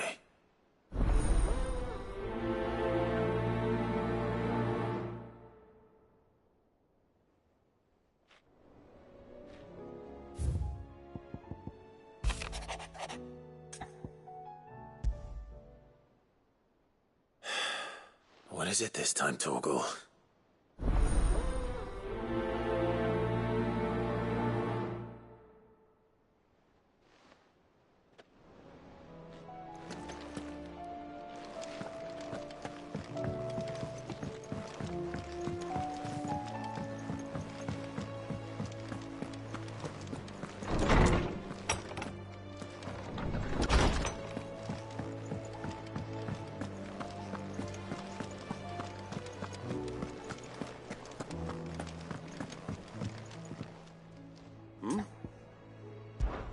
Clive! Rutherford informs me that we owe you our thanks. I would have done the same for anyone else. You're far too modest, Clive. You'd make a terrible nobleman. But tell me, is the realm truly in as dire a state as Rutherford suggests? From what little I saw, you were right to be worried. I suppose I should have expected the worst. But I was rather hoping the great and good of the realm might have things a little more under control. Alas, it seems that firm leadership is in short supply these days, and without it, the people are bound to lose their way. We must move quickly. But where do we start? True, the challenges that face us are many. But in my estimation, there are two key areas to be addressed before any other. The realm's armies and her larders. As you've seen firsthand, it's every man and woman for themselves out there. Certain cities have banded together to try and maintain some semblance of order, yes? But such cases are few and far between. And yet, the only remedy for the chaos that faces us is unity. A unity that transcends even the borders laid down by our ancestors. In short, if Storm does not stand together, she will fall apart. But how would one even begin to unite the realm? The armies, my boy. As I told you already, we begin by restoring order among the ranks of those sworn to maintain it. Sadly, I doubt I could convince even the... But I do know someone the High Commanders have been known to listen. I thought he was retired. He was, until an Akashic army tore through Randalar and killed most of the rank and file. There is no man, and as luck would have it, I've already spoken. Of course you have. And he's agreed to help. Havel has always been a man of frustratingly rigid principles. I extolled your many virtues as best I could, of course. You don't mind, do you, my boy? Of course not. As long as and if the field... That's the... I'll leave for Randalar at once. Would you... Of course. Rutherford is already in the Dalmekian capital. I'll have him tell Havel to expect you forthwith. Excellent. No. Thank you, Clive.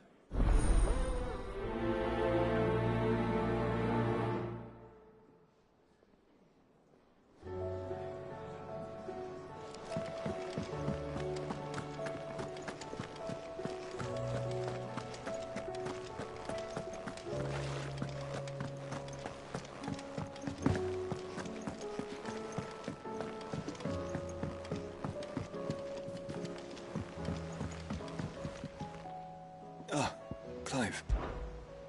Joshua, what's wrong? And don't say nothing. It's... not nothing. I've received word from Cyril. The Undying have found Father's will. Or some... His will? How? Where? In the crypt, beneath Rosalith Castle. After Kupka was kind enough to drive out the Imperials, the Undying took the opportunity to recover what relics of the Dutch, and in the process of doing so... I'm surprised anything survived down there. Cyril asked that I join him in Tabor at my convenience. I have been meaning to go, but... would you join me? Of course. I want to know what's in that letter as much as you do. Very well. I am ready to leave when you are.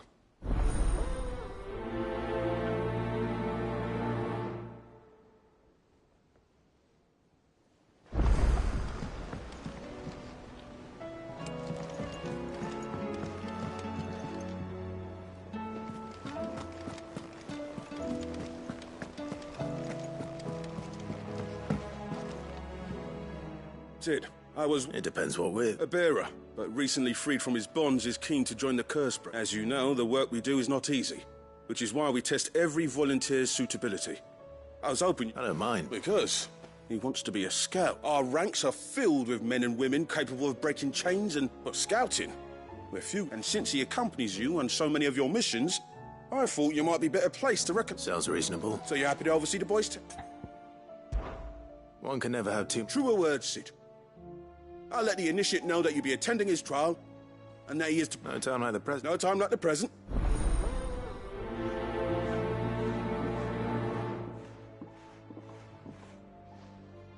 Northreach. I don't suppose they could have chosen somewhere closer.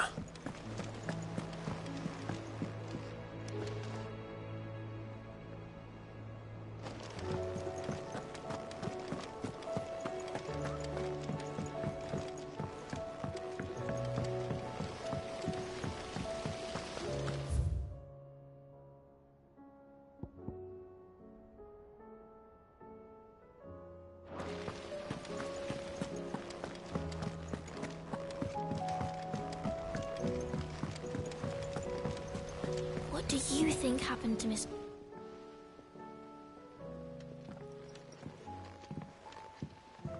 Sid, you have to help us. With what? You didn't take apart another of Mid's contraptions, did you? No. Well, yes, but that's not what we want to talk to you about. It's Miss Mididol. She's been acting strange. Very strange. She's barely ever around. When she is, she acts like we aren't even there. Her head's in a crowd. In the clouds. That's what I said. In the clouds. Well, she does have a lot on her mind. When did you last see her? Not long ago. Right up... Then it's probably just about the Enterprise. It did take quite a battering on the way there and back. You didn't break it, did you, Sid? You really should be more careful around Miss Mididol's inventions. Don't listen to her. Even if you did break the Enterprise, you could put it back together, couldn't you? But who's gonna put Miss Mididol back together? She seems really sad. Why don't I go and see if I can cheer her up? You do that? For us? She's in her dungeon. Don't scare him. It's not a real dungeon. Thanks for the warning.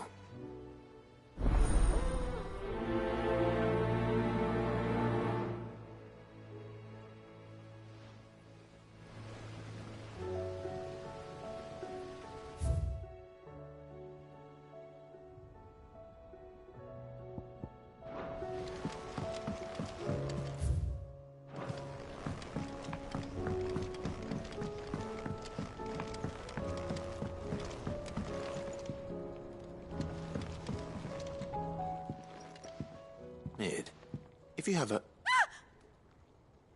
That's it!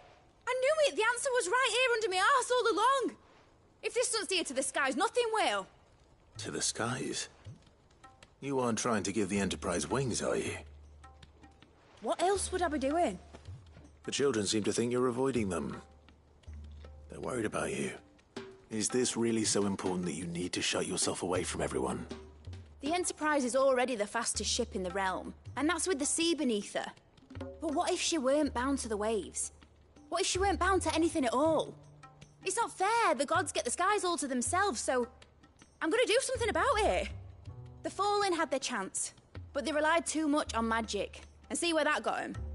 But not me. I've discovered how to do it without. Well, almost. First I need to make a prototype. And is that a one-woman job? Are you volunteering? I'll have you know the Enterprise is my baby. But if a godfather's offering to lend a hand, I'd be happy to take it.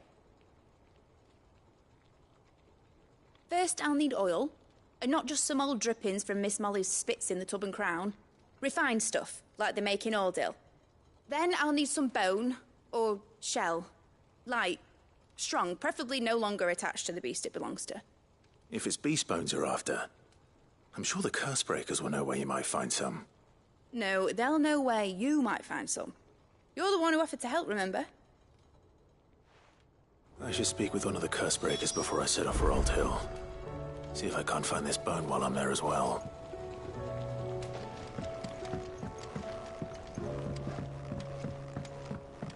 Has Midadol mentioned a new project yet? Not exactly. She seems preoccupied.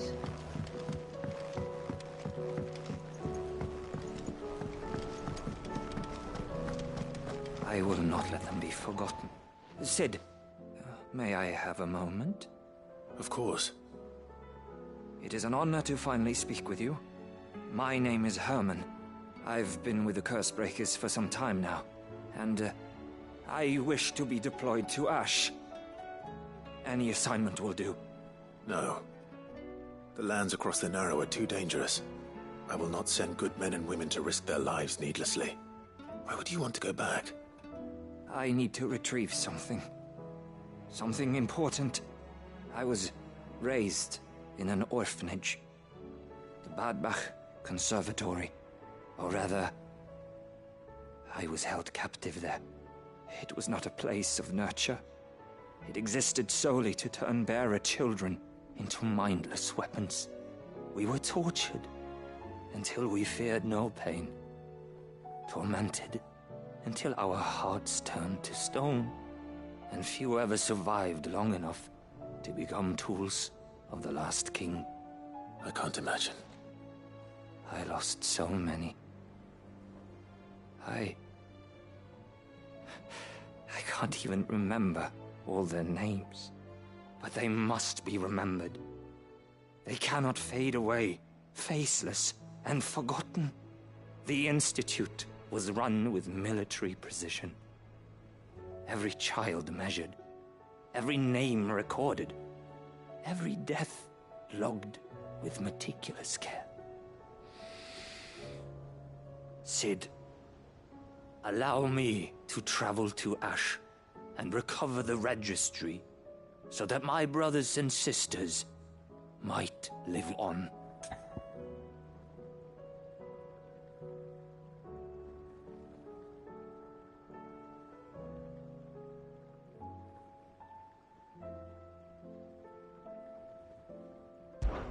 You were a good friend, Herman. But the fact remains that Ash is simply too dangerous. Sid, please. Even should it cost me my life. Too dangerous for you, Herman. But not for me. I'll go to Bad Bach and find the registry. You will? I won't let you risk your life. I don't know how to thank you. You can start by telling me where I'll find this orphanage. Vida Grace. Hidden in a forest, overlooking the plains. All right. I'll see what I can find there. May the mothers guide you.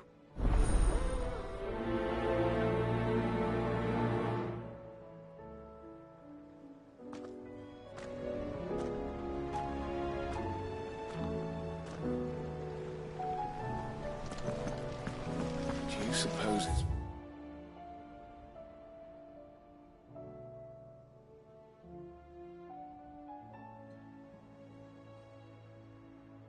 magic keeping the thing afloat?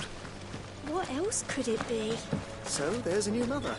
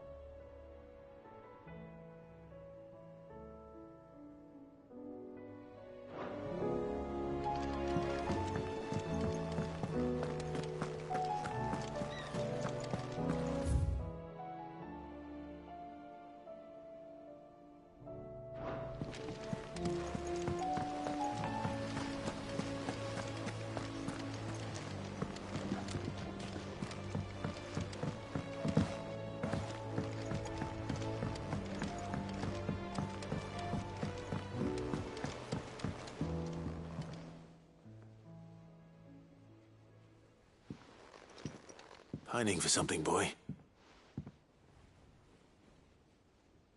What is it? What do you see out there?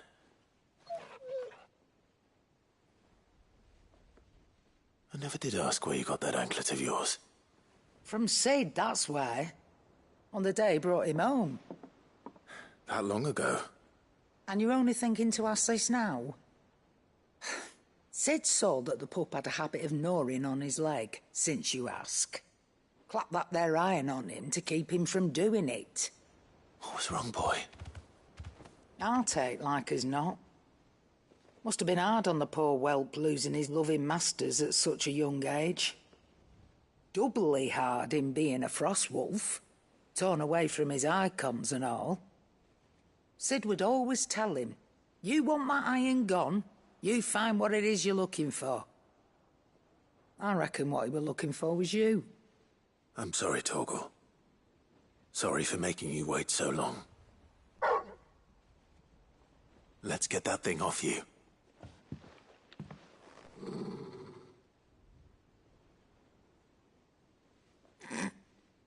Doesn't sound like he wants it off. Indeed. You miss Sid as much as the rest of us, don't you?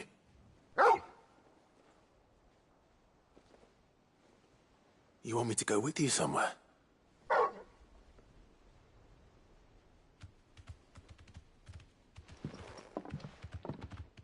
Quick, aren't you? Glad you've been paying attention. Not nearly as much as you have, Lady Karen. Aye, good thing and all. It's not like Gav would have kept him in nuts and rubbed his belly these past 10 summers. Your kindness is appreciated. You've been a good friend to him. Only because he doesn't talk back like the rest of you. Go on now.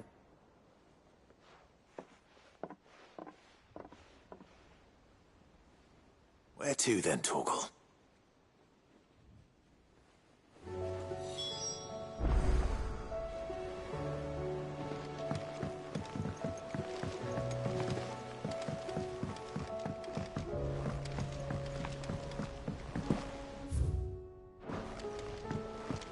Say what you will, Lady Karen has seen herself.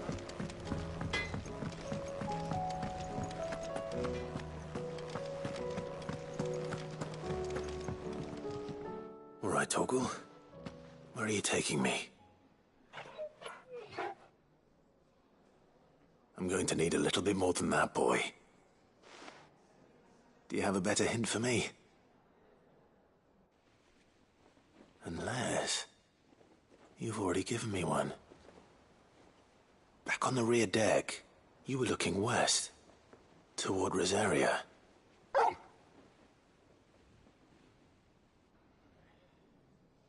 Why don't we try the rookery?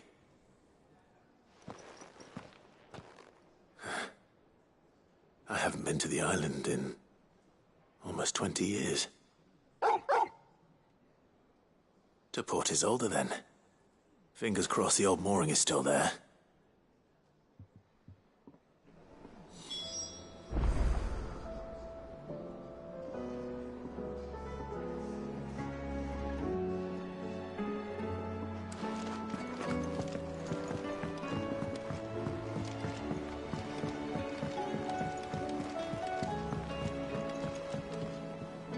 Sid, do you have a moment?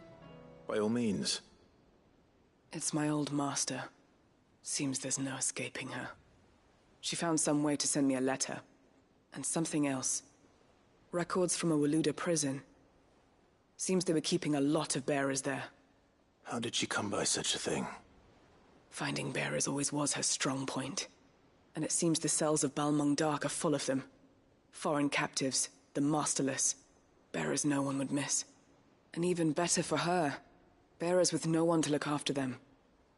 When ether started lapping at the walls, the jailers fled. Leaving the bearers to be liberated by whoever happened to come along next. Sid, I'd like to believe that I've earned your trust by now.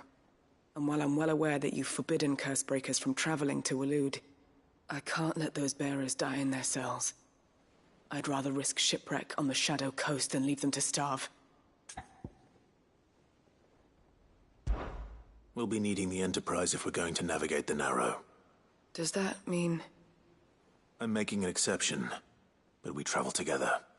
And we stay no longer than we have to. Ash is an inhospitable place at the best of times. We save as many as we can, and we leave. Thank you, Sid. There was a name in the prison register. A name from my past. Chadwick. Another of my former master's protégés. A gifted soldier, and the closest thing I had to family. The thought of him held captive in that place. He must be very important to you. He was. Is. Then we find him. The entrance to the prison lies in the shadow of Ravenwit Walls, just beyond the portcullis. We should head there as quickly as we can. I only pray there are still bearers alive to save.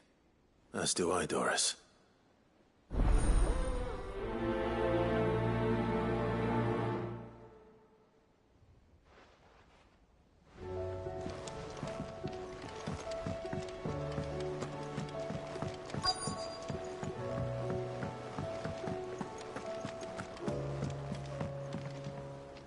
Vivian, I read you and I'd be happy to help you find the book. Thank you, Clive. But tracking... Please. It's only right that I return them. You are too Alas. What I spoke with Hippocrates to see if he had... But if you say so. Forgive me, Clive, for asking this of you. But this book, it set me on the path to be...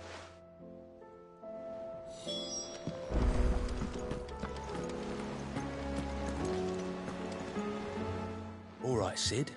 Come to... Only if you want. Mid needs a piece of light but durable bone for her next project. Most bones are the same. If it's durability you're looking for, shell will serve you better. I do. Will any old adamantus do? Well, with shells, the older the harder. There's a rumour of an ancient, but don't expect to make quick work of the bastard. I'll keep that in mind.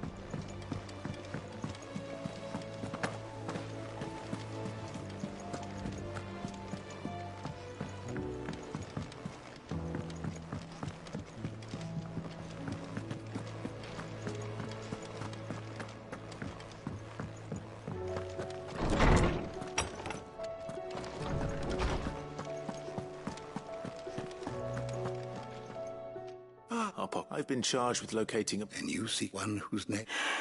Right as always, but she didn't seem... And yet...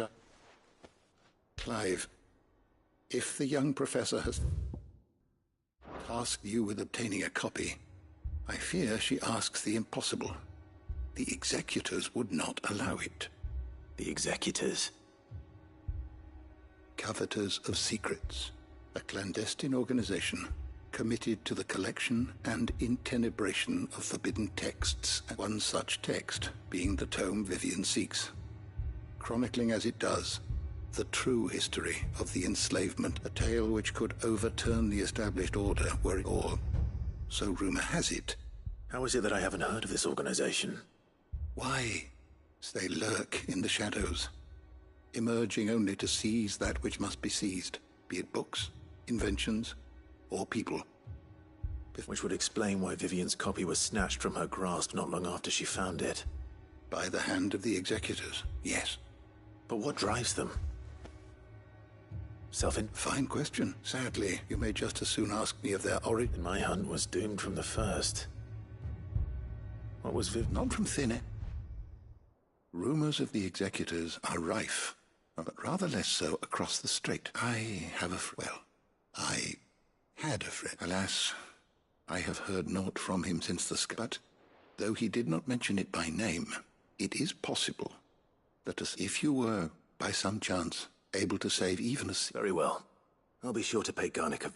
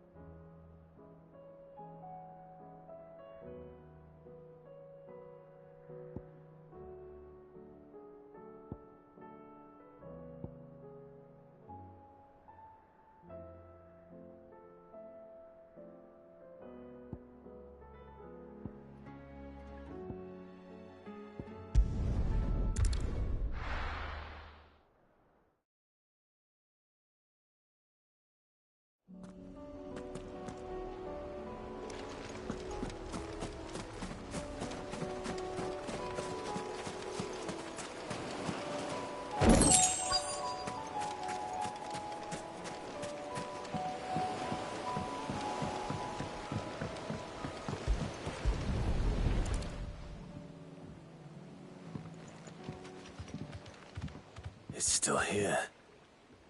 After all these years. A lot smaller than I remember. And you're a lot bigger. You might have to swim, boy.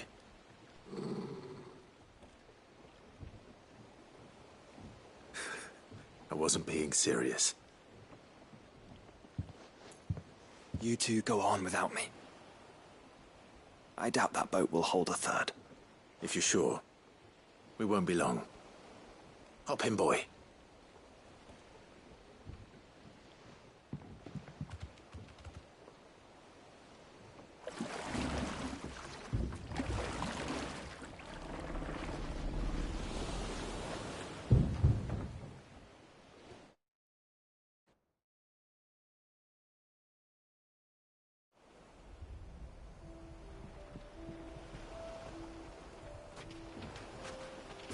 place hasn't changed at all. The rookery's right through those trees. Come on.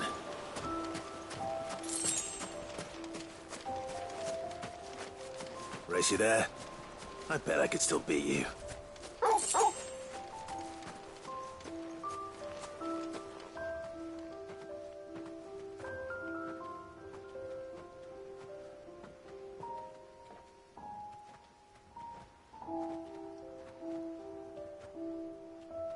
Here we are. This was our hideaway. Wasn't it, Torgal?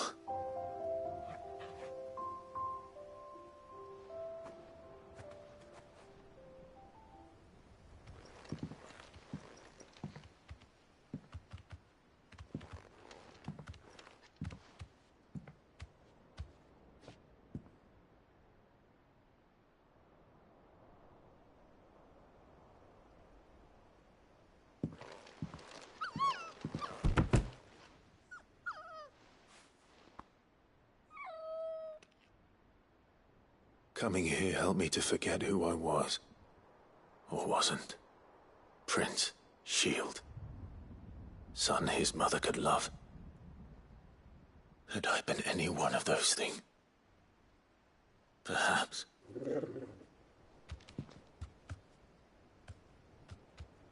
What is it, boy?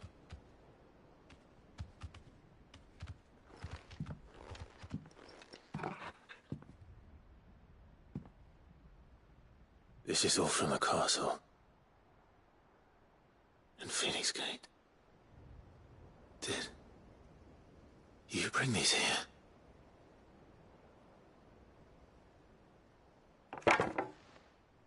My sparring sword.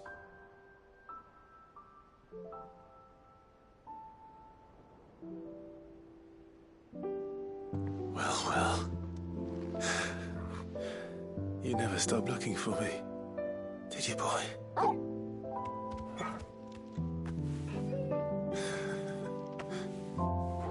Thank you, Torgal. For never giving up. For never forgetting.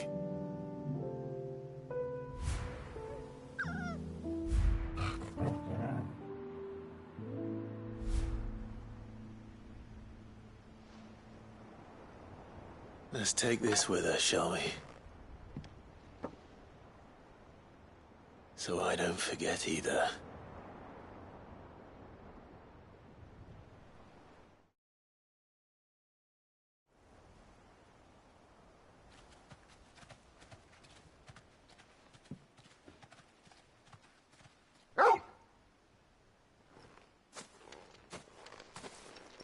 That's not the way back to the boat, Torgal. All right. I'm coming.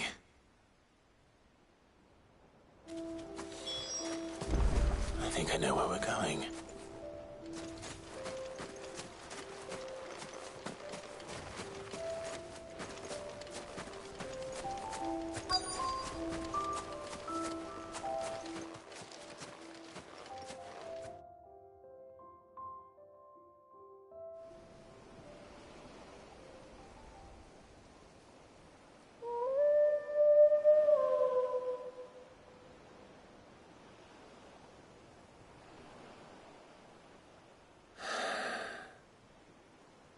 People always talk about the importance of putting the past behind you. But without it, we wouldn't be who we are today. And we certainly couldn't steer our way to a better tomorrow. Come on, Torgal. Let's go home.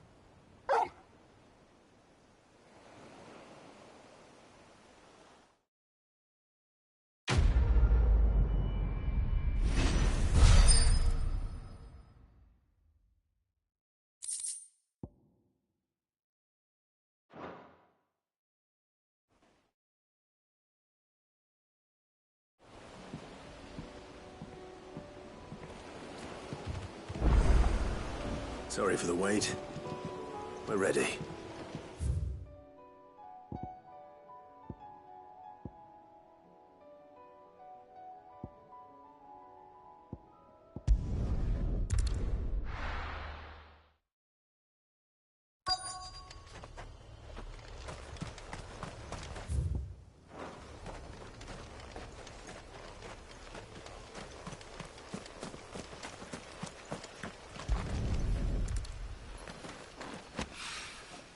It's well.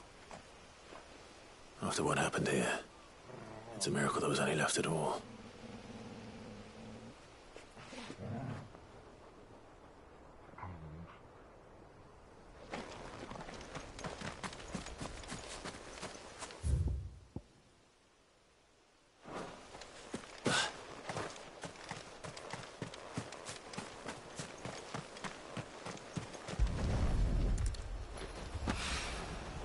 This should be enough.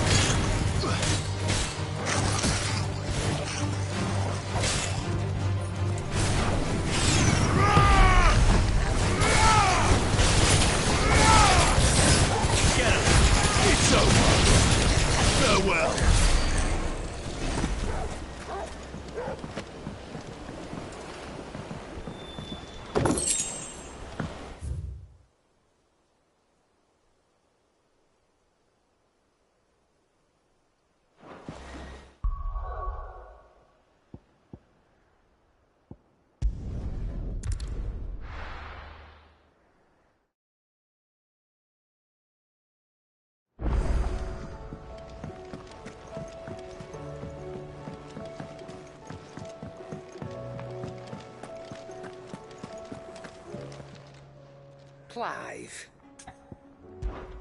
Going purse weighing you down?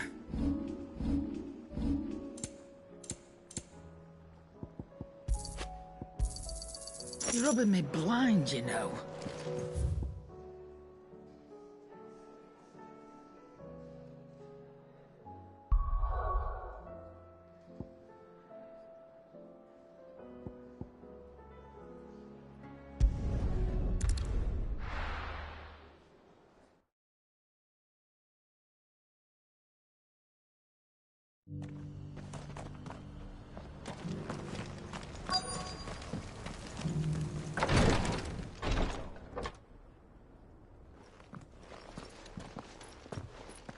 Your Grace, my lord, I trust your journey was not overly onerous. Cyril, you found a letter from Father? Yes, I have it here.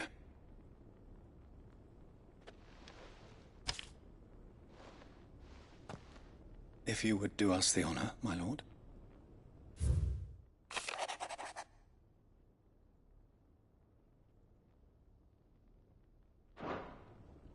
An inheritance. It would seem the late Archduke penned this missive shortly before his passing. The day before we left for Phoenix Gate. What are these plans he spoke of?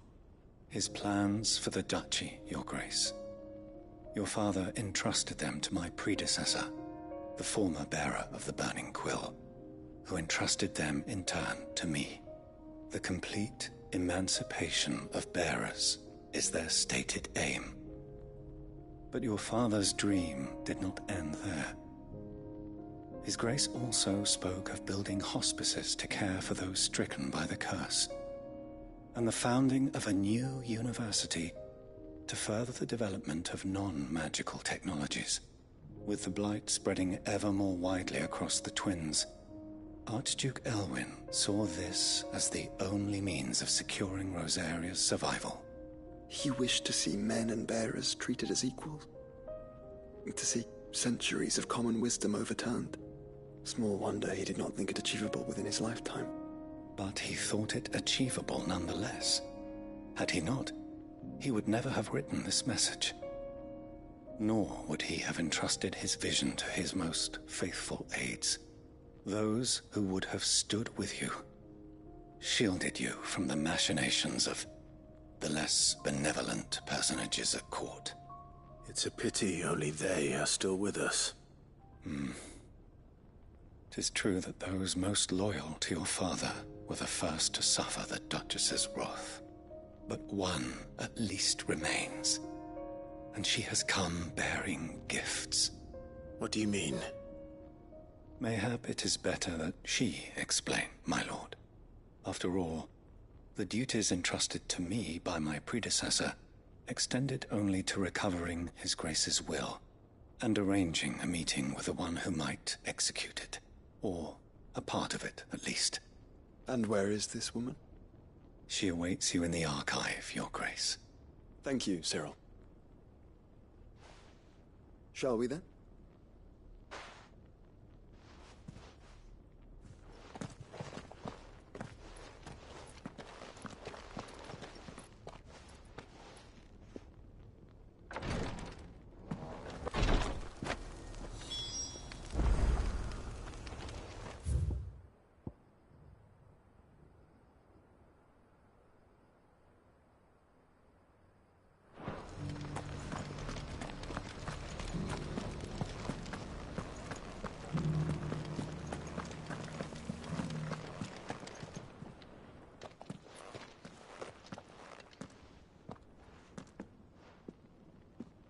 My lord, Your Grace. I hardly recognize you. I am Goditha, retainer of House Rosfield, loyal servant to the Phoenix and his shields. Your father, the Archduke Elwyn, entrusted me with the delivery of a gift. I only hope you can forgive my tardiness in bringing it to you. Lift up your head, Lady Goditha. You have our gratitude for your service to our house and to our father. I merely did my duty, as any proud Rosarian would. My lady, perhaps you could explain a little more? What exactly is the gift you bring? As I'm sure you know, it has long been the custom for the children of House Rosfield to be presented with certain keepsakes upon their coming of age. Indeed it has. Our father often spoke of the day when our turn would come. And had he lived to see it, he would have presented you with the treasures I bear. Matching armbands for you both. Alas, he did not live. Indeed, he was taken from us even before they could be completed.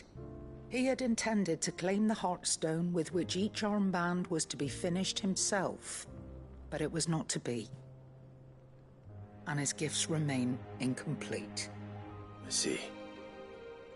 It saddens me to bring them before you, as they are.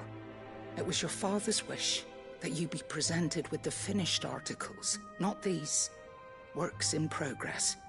But with his grace long since gone, and the stone left unclaimed, I had little choice. You are grown men now, and his house is yours.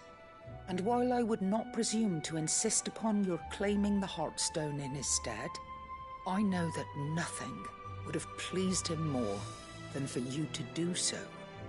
Thank you, Lady Goditha. What say you, Clive? What else?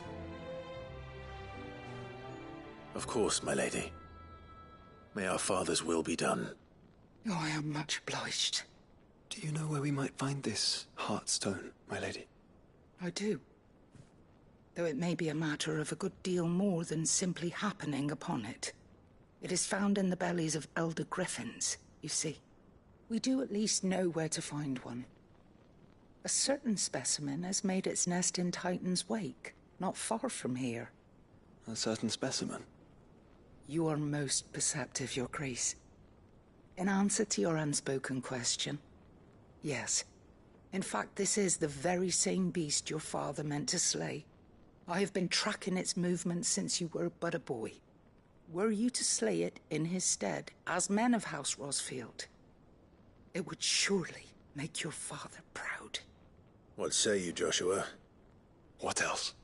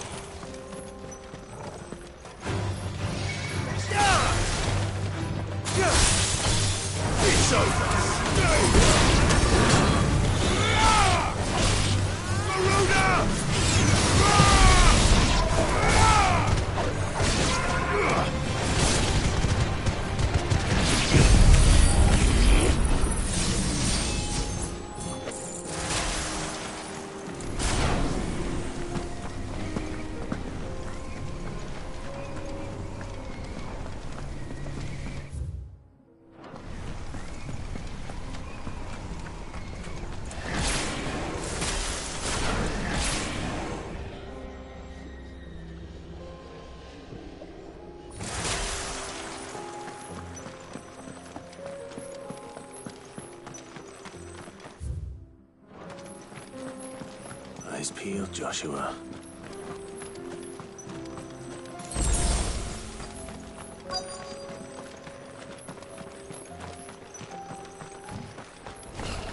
There it is.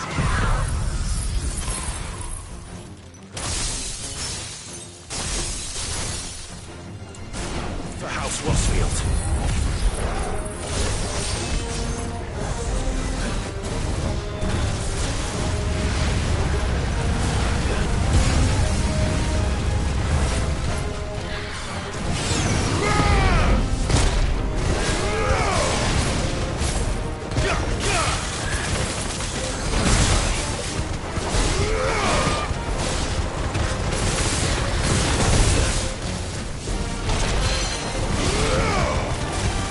Yeah.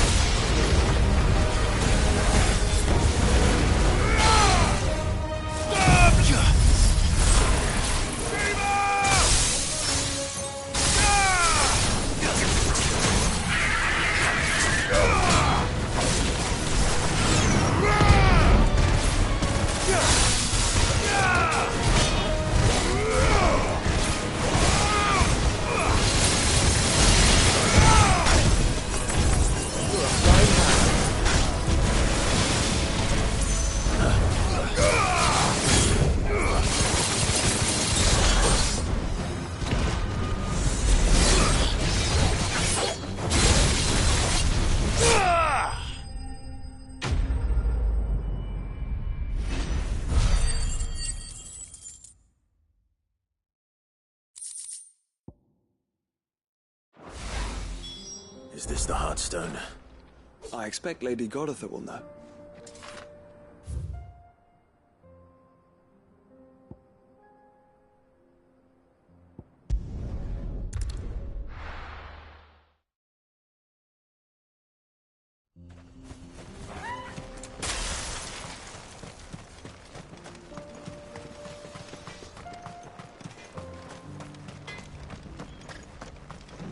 Good day. Thank you. Go safely now.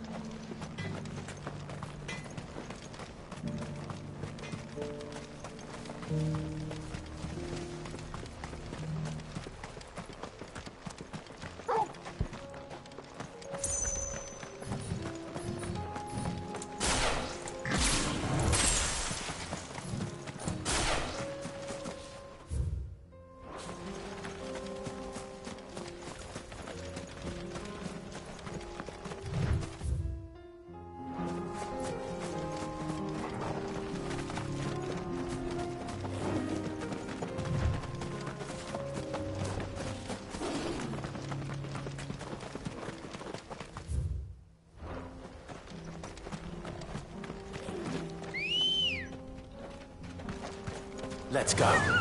Fly, Ambrosia. Here we are again. Carava. If you were a tortoise, Torgal, where would you hide?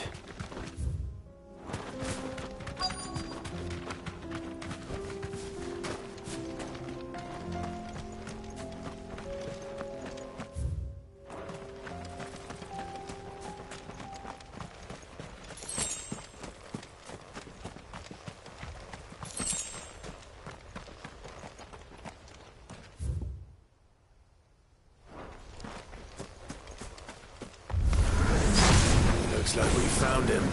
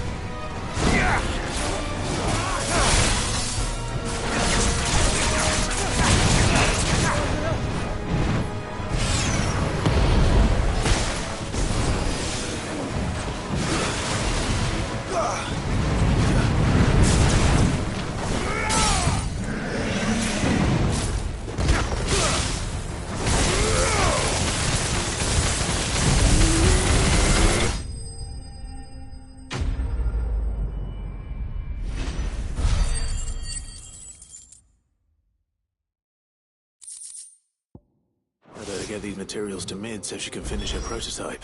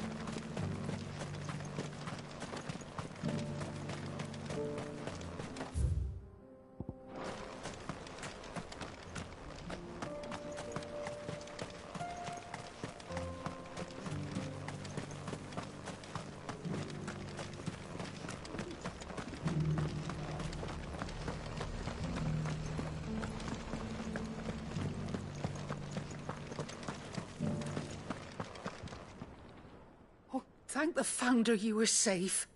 The Griffin is slain then? And the Heartstone claimed.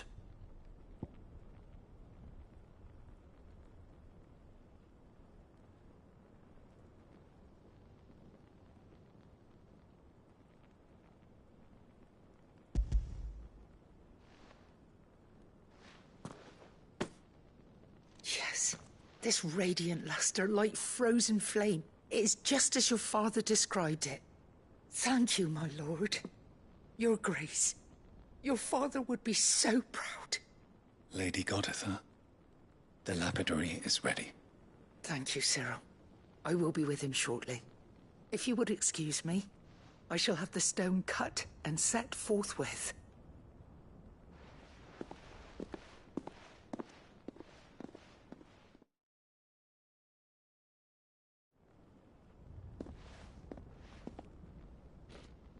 The armbands are complete. Pray, take them. They are yours, after all. Heartstone is harder and more enduring than garnet, or even ruby. It symbolizes unwavering will and devotion. And the graven vines encircling the stone represent the unbreakable bonds between you. It's a message. Father knew we had enemies both inside and outside the duchy. Enemies who would thwart his vision. Only with unwavering devotion would it ever be realized. And only if we stood together, as Phoenix and Shield, as brothers in arms. Only then might those enemies be overcome. Indeed. His Grace knew the enormity of the task he would entrust to you, his heirs. But this was more than just a message. It was a promise. That he would always be with you. Thank you, Lady Goditha, for remaining the steadfast custodian of our father's will. Forgive me, my lady, but there is something I don't quite understand. The Undying told me that after Father died, Mother claimed all of the ducal treasures for her own. Even if the armbands were incomplete, she would surely not have overlooked them. So, how were you able to keep them from her? Because I was the keeper of the vault. Though I was but a lowly servant, your father spoke to me of his intentions for the bands, of the deep love he had for both of you, and his hopes for your future. In the days before the disaster at Phoenix Gate, I discovered that the Duchess had ordered her jewelry be sent away from the castle. It was then that I knew she meant to betray us. I tried to warn your father, but it was too late. When word of the fire reached Rosalith, I knew my time was short. So I took up the armbands and I fled into the night. And thank the Founder you did. Yet my duty to your father was incomplete. Not knowing what else to do, I followed the Griffin, thinking I might claim the Heartstone on its passing. And so my pursuit continued, until Lord Cyril appeared before me. He informed me that His Grace's will had been recovered, and that his sons were alive and well. Lady Goditha, on behalf of my father and all the people of Rosaria, I thank you for your loyal service. As do I. Thank you, my lord. Your Grace, for coming back to us.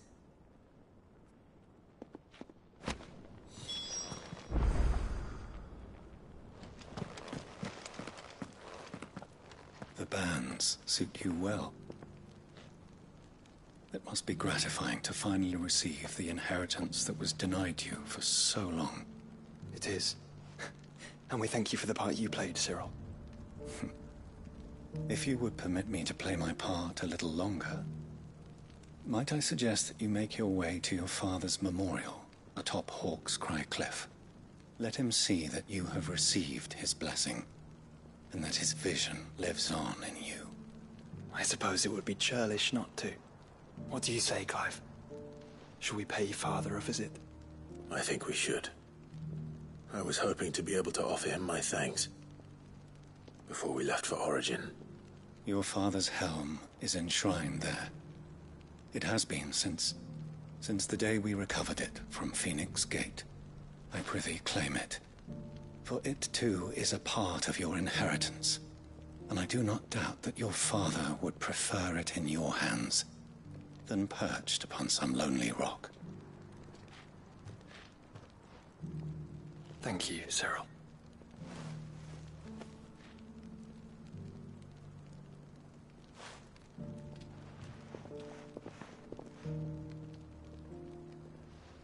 Come on, Clive. He's waiting.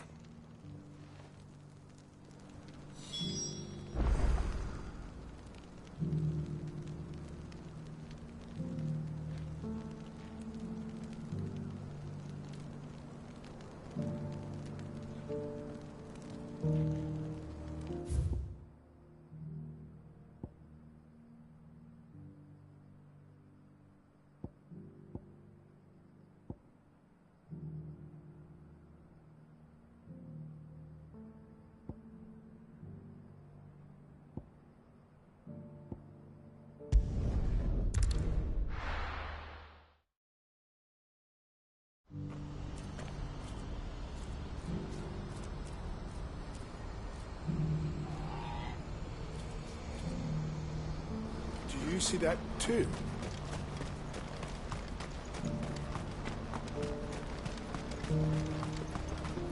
Papa? Ambrosia won't help me here. Why doesn't it fall? What is it? Oh, please. I'm scared.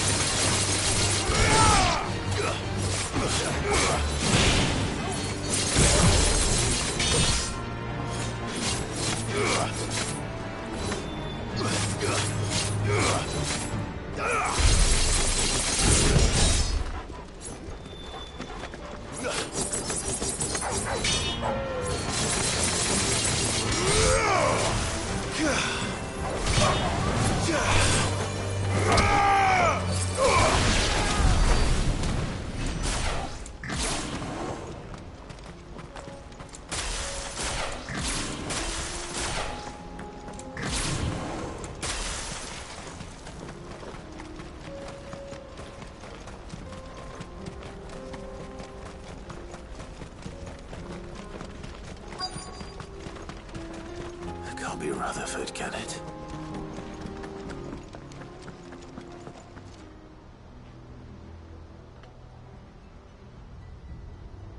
Turncoats and cowards, the lot of you! If it's a fight you want, it's a fight you shall have! Allow me. I don't need your... Please, Field Marshal. Oblige him. This won't take long. You're right. It won't. Men, finish him.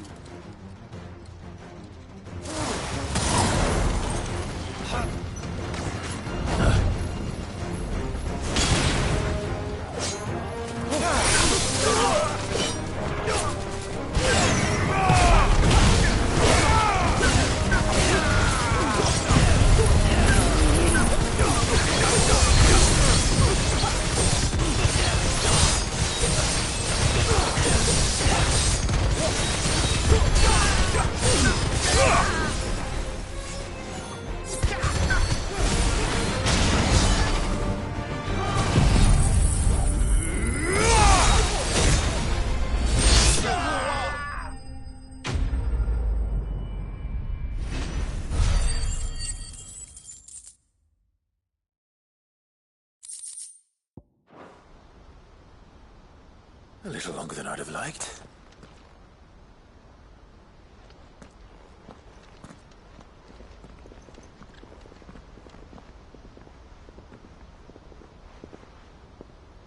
Field Marshal Havel, I presume.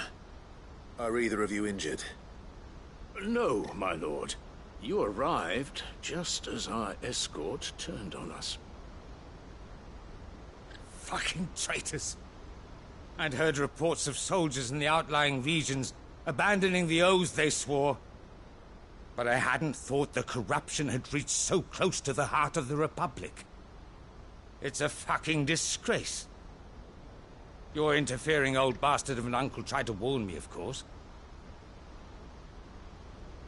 My lord Marquis. Or is Sid the Outlaw more to your liking? Call me what you want. It doesn't change who I am, or the urgency of the message I bring. My uncle has a plan to right the realm, and he needs your help to see it through. Before I agree to anything, I'd have you answer one question. What do you stand to gain from all this?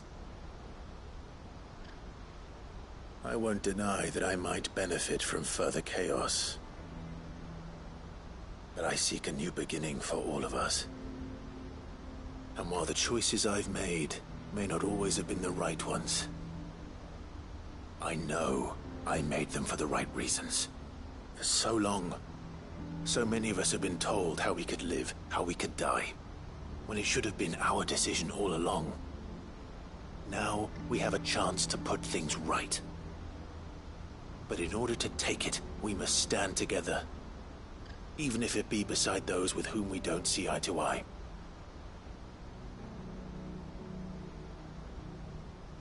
Certainly not the words I expected from an outlaw. But perhaps your uncle was right. You are no ordinary outlaw. I'll never hear the end of this. All right. I'll start by ordering my most trusted guard to bring the Dalmekian fringes under control. Next, I'll make contact with my counterparts in the Imperial Army and see if I can't convince them to try and restore order in their own territory. Thank you, Field Marshal. But they are not the only ones we will need to convince. What do you mean? I don't doubt that I can bully some sense into a few generals. But those they answer to require a different kind of persuasion. And when it comes to honeyed words, well, we will need an envoy. One who can court even the most stubborn of statesmen. You, perhaps. I'm flattered. But I'm no diplomat either. And I have other problems to attend to. What we need is a skilled arbitrator. And I may know just the person. Is that so? And would he happen to be an outlaw too? Of a different kind, perhaps. Well, beggars can't be choosers. I suppose we'll all have to find a little of the outlaw in ourselves if we're to make it through this. Very well. Send your man to me right away. I shall.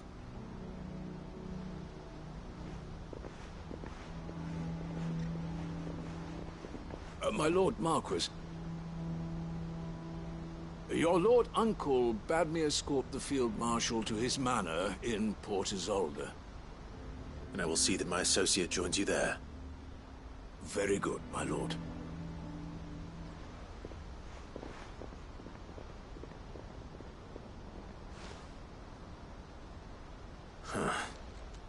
An envoy. I'm not sure I'm the man to talk anyone round. I can barely convince my brother to take his medicine. No. This is a job for someone with experience. Someone like Quentin. I hope I can convince him at least.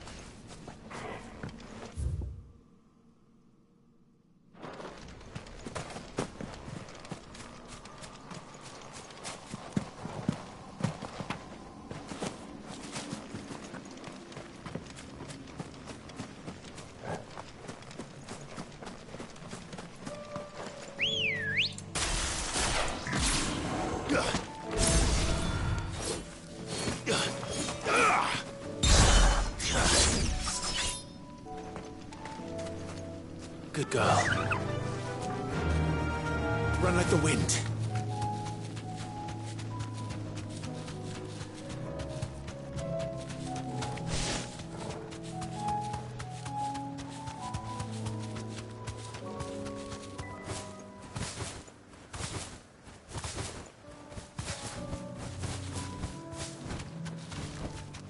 That'll do, girl.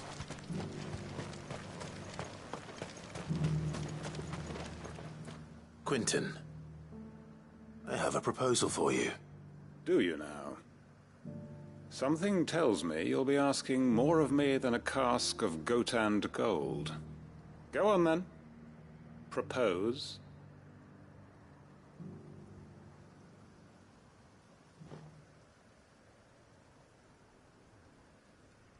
You'd have me convince the chiefs and chamberlains of the realm that they should simply swallow their pride and do the one thing that has proved impossible for thousands of years. Was there anything else? Perhaps I can fetch you a meat pie as well. I know it's a lot to ask, but I can think of none better suited to the role. And you'd have me give up what little I have left to do it. I told you, Clive. The people of Lostwing are my family, and I cannot abandon them. You'll have to find someone else. I'm sorry to hear that. So am I. And why might that be? What he's asking. How's it any different to what you've done so far? They want you to speak for those who can't speak for themselves. That's what you do best. If it's the vineyard you're worried about, we'll see that the grapes are picked and the tons filled. You know we will. It's not that. Then what is it? You said yourself we're family. Don't you trust us? You know that's not what I'm... Then what are you saying? That only we are worth saving? Why turn your back on everyone else? You convinced us we could build new lives for ourselves, and if you can do that, who's to say you couldn't convince the entire realm? A stirring argument. I fear that any rejoinder I make might fall somewhat flat by comparison. So you'll join us? Where do you need me? Field Marshal Havel will want to speak with you in person. He's currently in Port Isolde. I can arrange for a party of Cursebreakers to accompany you there. That would be very much appreciated. I hear the roads are far from safe these days. Hopefully not for long. My uncle will want to know that his plan is taking shape.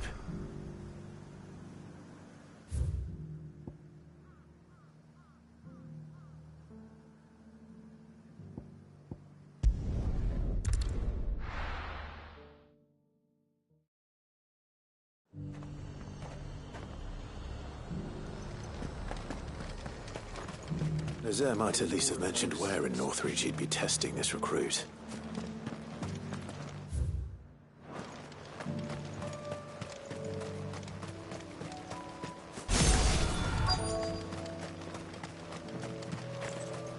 I'm nervous. Well met, Sid. This is the initiate. Ember, present yourself. At your service, Master. Please, just Sid. There are no masters here. Your life is your own. Oh, of course. Thank you, Sid. The sergeant says you'll be evaluating me at my trial. To become a scout, yes.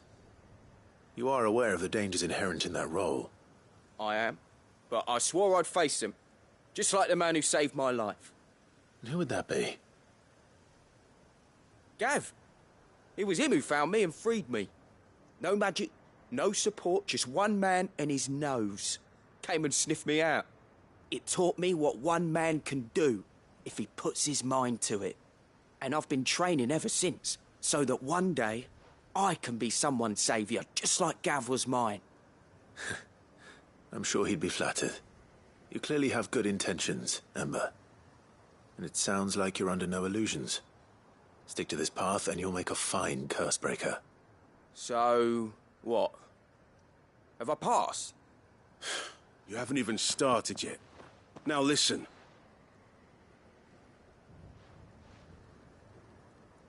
Not far from here is an Imperial lookout, Eastwatch. The guards there record all their sightings in a logbook. You are to find it and bring it here. And bring it here, right. Anything else? No. Sneaking into a heavily guarded Imperial outpost and stealing the logbook would be quite sufficient. You'll need to assess the situation, determine a point of entry, create a distraction and effect an escape, all without being discovered and thrown into an Imperial oubliette. Ember, Gav isn't our best scout because he can do everything. It's essential that you know your limits. Know my limits, right. I won't let you down.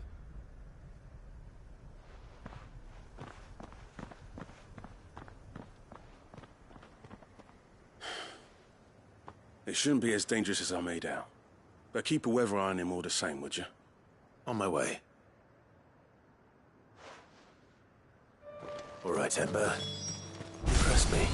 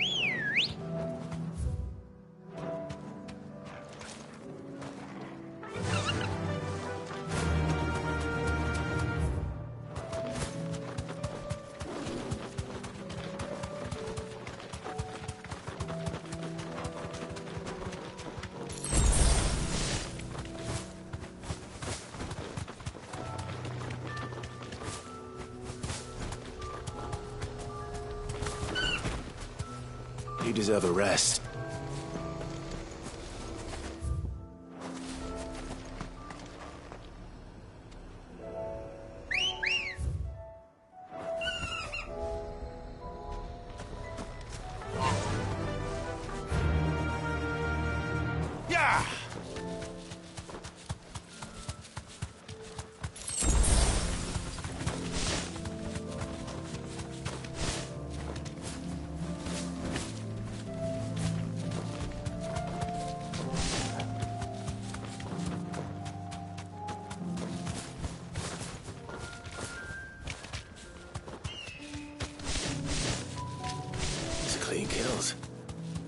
Perhaps young Ember really is ready.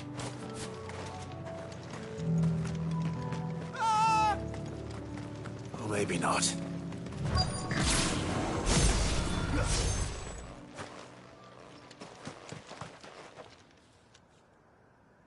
Damn it.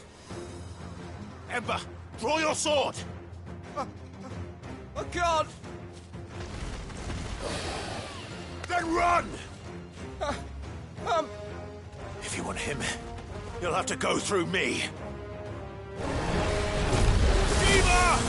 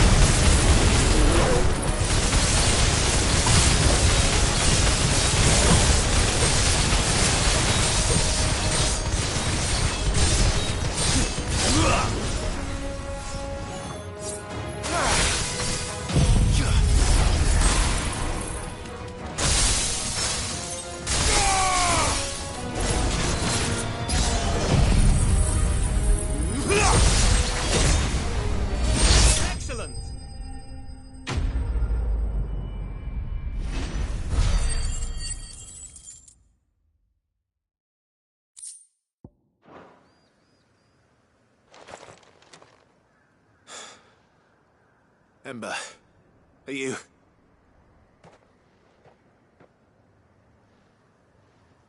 Gone. Of course. Scouts really are a rare breed. Back to Northreach it is then.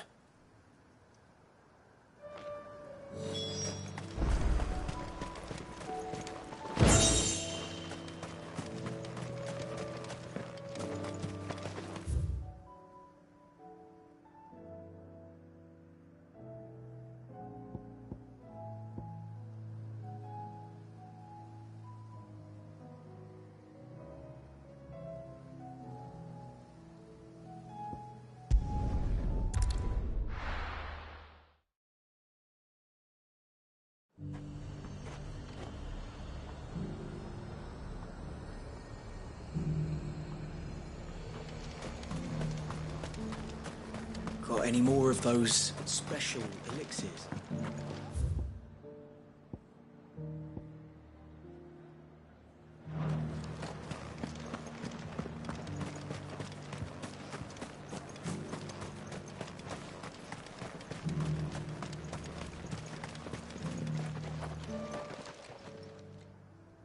I didn't expect you back so soon.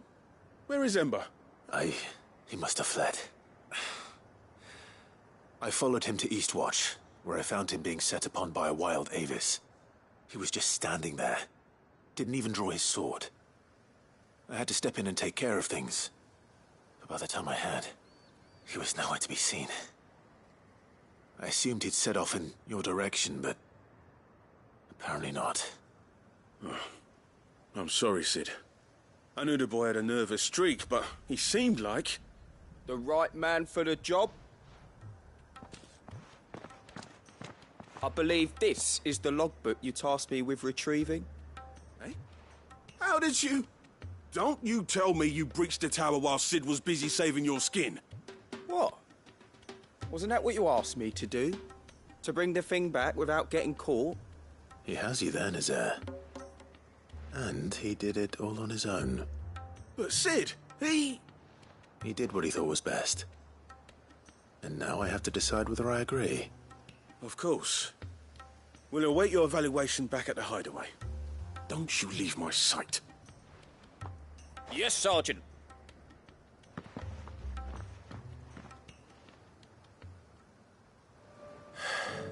This won't be an easy decision.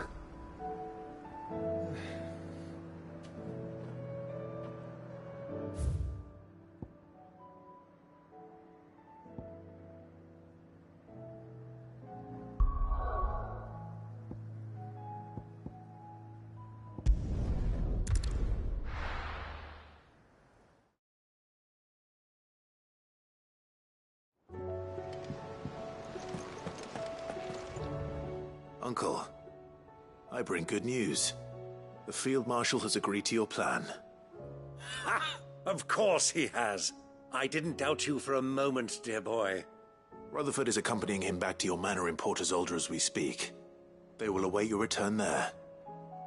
As will one other. One other? Who, exactly? Lord Havel was concerned that even if he could get the realm's armies to agree to an accord, he might not be as successful in convincing those with political power. He asked if I might have a solution, and I suggested a certain Imperial Lord Magistrate turned Liberator. One of your co-conspirators? Master Quinton would probably call me one of his. But yes. Another outlaw, then. Just the thing we need to put these rotten politicos in their places. Good thinking, Clive. I'm glad you approve. The more the merrier, eh? Uncle, assuming Havel and Quinton can solve our problem with the armies, you still haven't mentioned how we might manage the grain shortages. Oh, don't you worry, my boy. The 7 high houses will be seeing to that. They have all agreed to make the most generous of donations. Oh, of course, it did take a little persuasion, but luckily I had some unexpected help. From who? Why, you, my boy. Rumor has it that you rescued the Lady Ariane's head steward Rockford from a horde of bloodthirsty bandits. It was more of a handful. Well, the old battle axe was so pleased. She had a shipload of talents delivered to my private docks by the next new moon. And when the other houses saw the parsimonious old crone's purse strings finally loosen, they as good as tripped over themselves in the rush to follow suit. I'm happy to hear it. Now, I must be getting back to the manor. Join us there at your earliest convenience, would you? Of course, Uncle.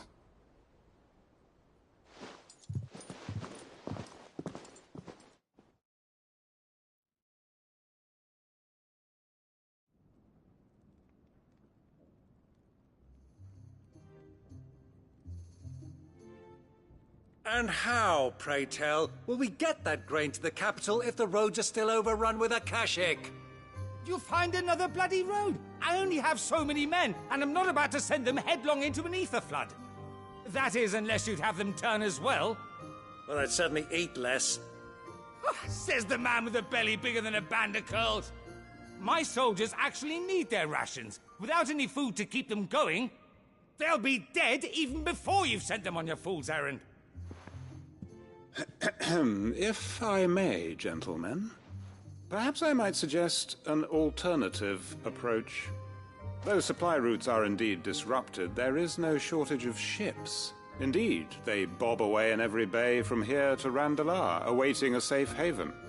Allow them to make port and fill their bellies full of grain. And once those who crowd the cities are fed, ferry the displaced back to the countryside to work the fallow fields. But I'm sure that you wish to continue your discussion.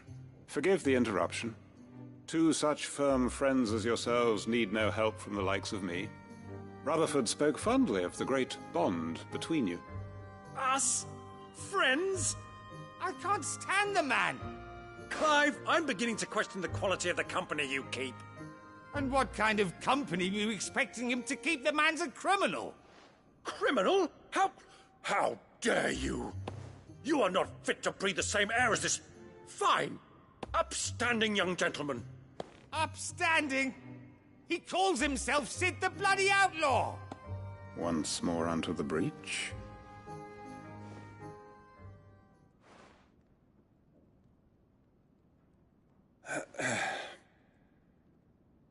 Shall we begin again? What we seek here is not to create a new nation, nor to claim the thrones of those that already exist. We wish simply to bring stability to the realm that mankind might weather the current storm.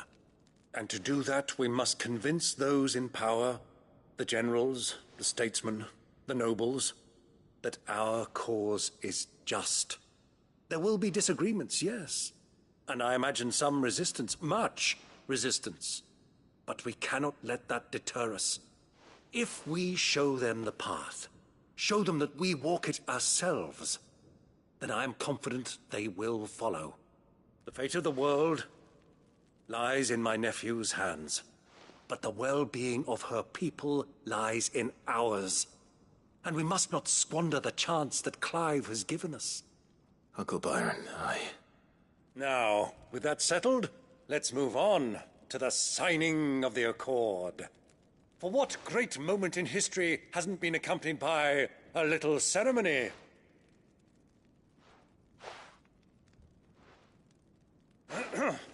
Citizens of Valisthea, I present to you the Triunity. Rutherford, Mike Will.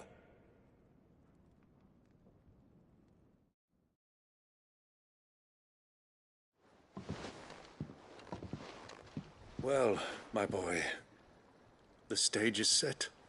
That it is. This is the role you were born for. Now I ask only that you trust in the talents of your supporting cast. We shall play our parts to the best of our abilities, that you might have the opportunity to shine. The realm needs its Sir Crandall. And there is no better Crandall than you, Clive.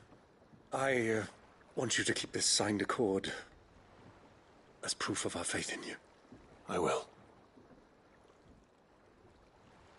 Thank you, Uncle.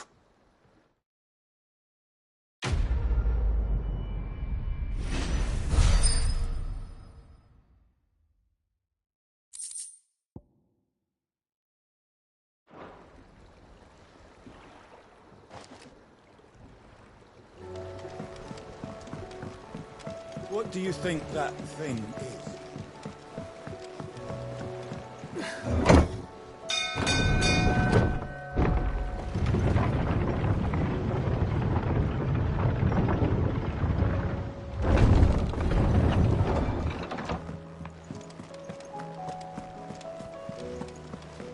There's something about it. You should have seen. Welcome back, Sid. Welcome back. Yes. Truth be told, it was me who suggested roping you into, but from what I hear... No.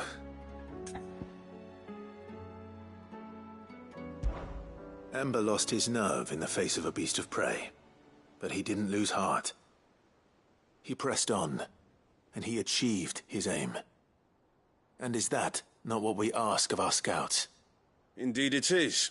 Thank you for your honest appraisal, Sid. The fact remains, however, that Ember will not always have a battle-hardened warrior on hand to pluck him from the jaws of peril. All I have gleaned from this trial is that without someone watching his back, Ember is little more than a liability. Wait, Sergeant. Ember still has much to learn, it's true. And this time he was found wanting. But I'd say he's due a second chance, nonetheless. After all, he did do as you asked. With a bit of hard work, any hand can be made to hold a blade, and any mind can conquer its fears. But a scout's nose is different. You've either got one, or you ain't. And by sniffing out that log, young Ember here has shown he has a conch and a half. Wouldn't do to waste it now, would it? Fine. One more chance. I'll do whatever you ask. I'll spend my days and nights in the pit if I have to. I'll show you. Just you wait. Daft as a brush, that one. But his heart's in the right place. And if that time, just don't tell Gav I said so, will you? I won't have him thinking.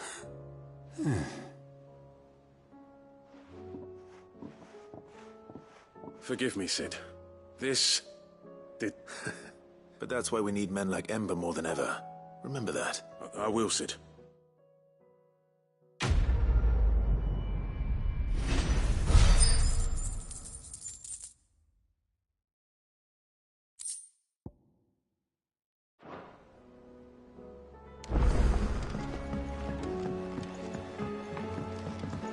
Twinside's hundreds of weeks away. That'd mean the Christ... How may I help you today, Clive? Your benefactors are a generous lot. All done?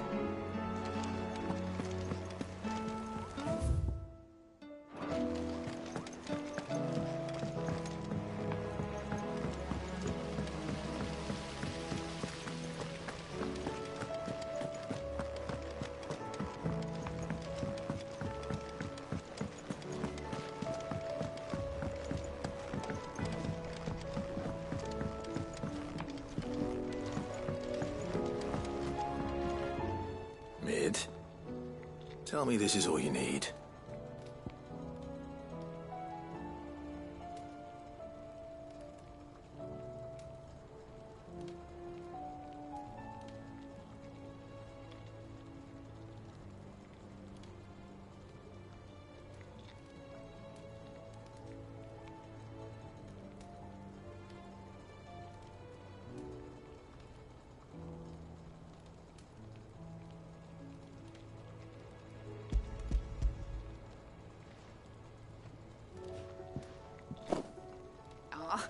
You make it sound like I asked you to save the world or something. Tell me this is all you need. It's most of what I need. After you left, I went over the figures again, and I realised I'd forgotten a 1 and a 0. And a cogwheel. Just a tiny one. Though, that's the problem. Gears that small are a bastard to make, and I may have lost the one Blackthorn spent a fortnight toiling over. wait. The children. When they took apart your scales, there was a tiny brass gear. Now that I think about it, they didn't use it when we put the scales back together. The young'uns? But why would the... You know what? I don't want to know. I'll keep working on the model. You go and find that cog.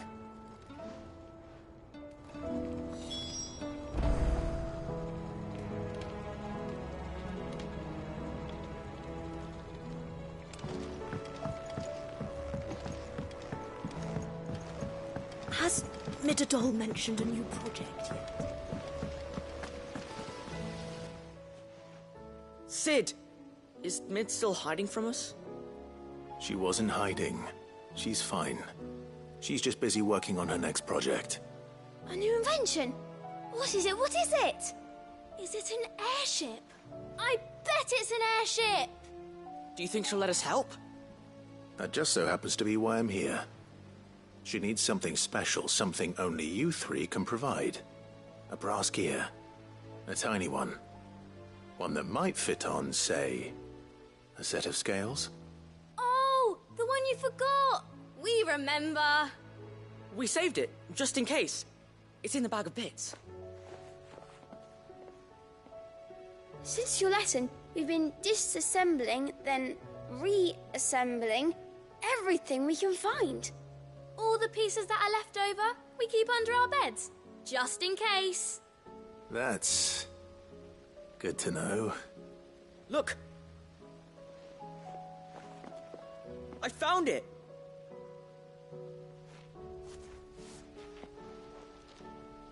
Is that all? Just the gear? We have more parts if Mid needs them. That's all for now. But I'll let Mid know about your hoard. Just in case. Thanks, Sid.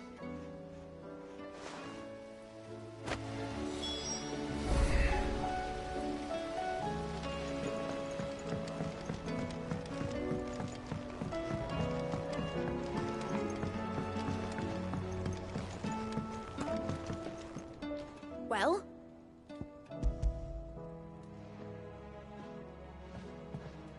They did.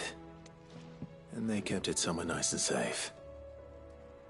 Will it work? Will it work? He's perfect! You're a genius, Clive. What exactly are you going to use it for?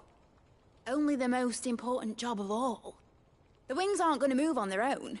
But with the right cog in the right place... Well, you just wait and see.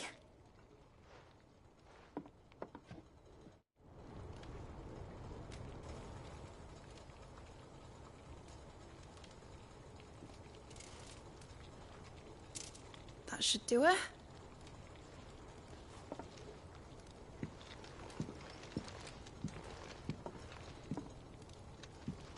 Here goes nothing.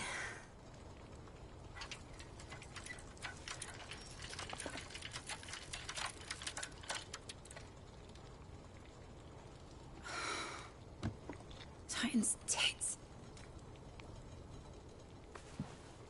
It wasn't supposed to fly, was it? Of course it was supposed to fly. Wouldn't be much of an airship if it didn't. Honestly, These bloody engines are driving me mad. I was so sure this would be the day she soared. The Mithril engine was made to make dreams come true. But maybe this is one dream the world's better off without. Show folk how to take flying. It won't be long till they're raining death down on each other. People will lose their homes. Children, their mums and their dads. Like I lost mine. I'm sorry. So am I, Clive. So am I. Sorry that I have to choose. Do I follow my head, or do I follow my heart?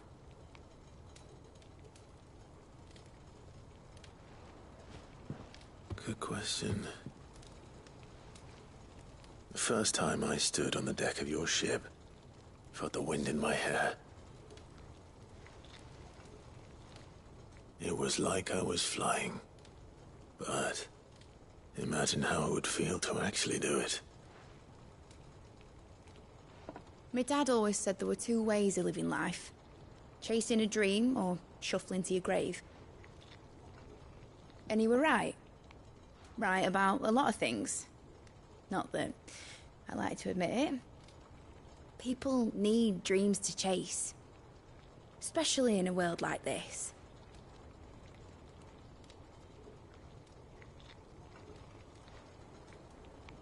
Right. When this is over, I'm gonna take all my Mithril engines to Zemeckis and sling them over the edge. I won't have my dream end up turning into someone else's nightmare. But all that hard work... All that hard work will not be used for war, Jamie. But it ain't like it'll be gone. Tell me, Clive, have you ever been on a treasure hunt? Not since Joshua and I were boys. Why do you ask? Because I'm gonna bury the engine schematics and leave behind a little riddle telling people where to find them. A really hard one, so that only the most dedicated dreamers will ever be able to work it out.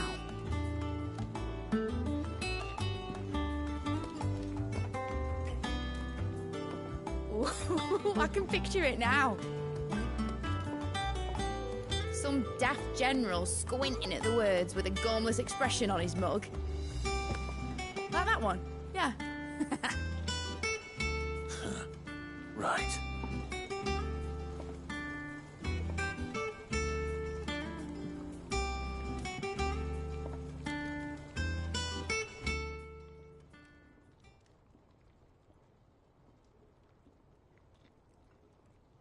Of course, if I'm putting this engine at the end of a treasure hunt, I'll still need to make it a treasure worth hunting for.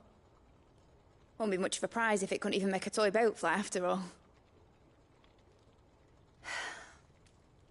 My dad always said, dream big. But it ain't the size of a dream that's important, is it, Clive? Only that it's a good one. And I reckon I've got a fair few good uns left in me. I'm sure you do.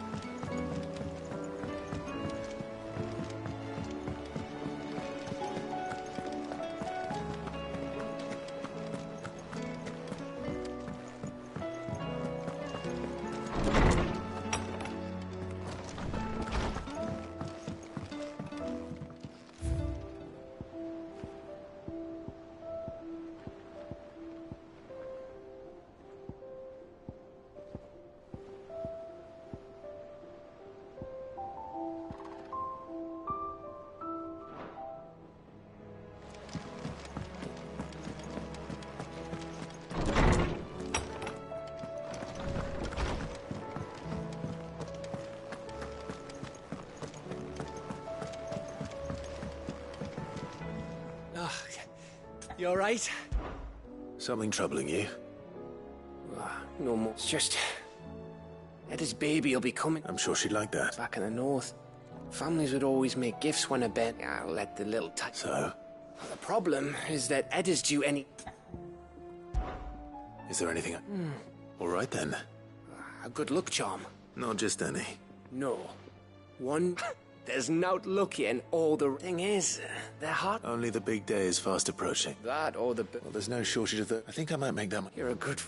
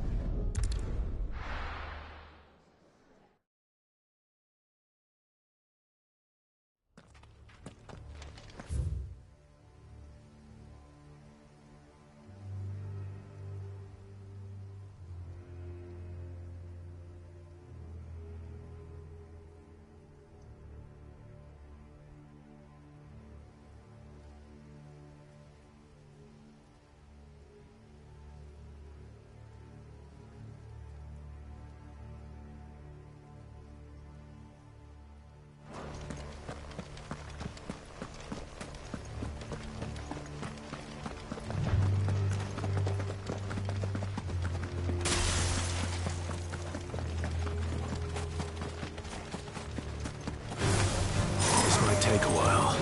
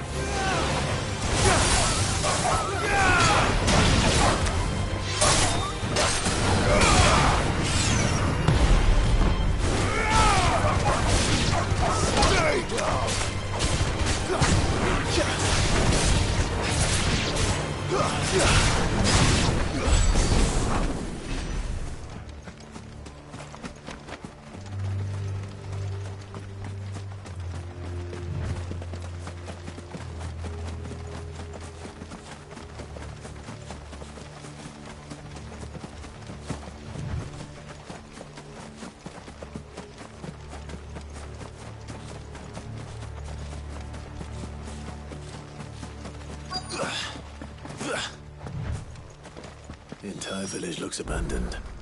Now, which house would a bookworm live in?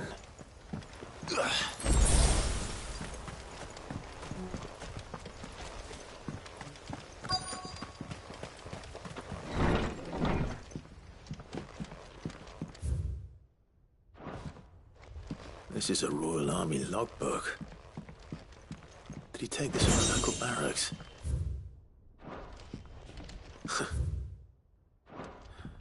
His interests were certainly varied.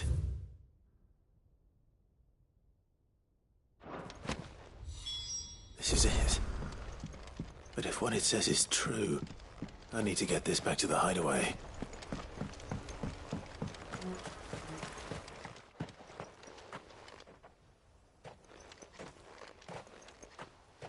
Leaving so soon, stranger? We've been watching you.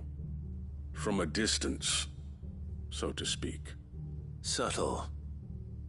I know who you are. Then we need not waste time on introductions. Hand me the book. Leave it in our care and return to your life. Your care? Do you mean to burn it or bury it? That is not my decision to make. But by one means or another, its contents shall be removed from the common record. Then I'll have to politely refuse. I won't let you erase our history. Then we find ourselves at an impasse. Very well. The book can just as easily be pried from your dead hand.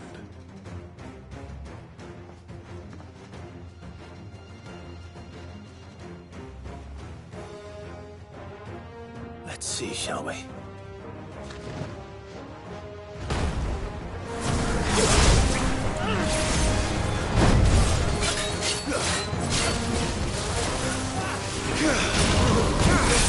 Farewell.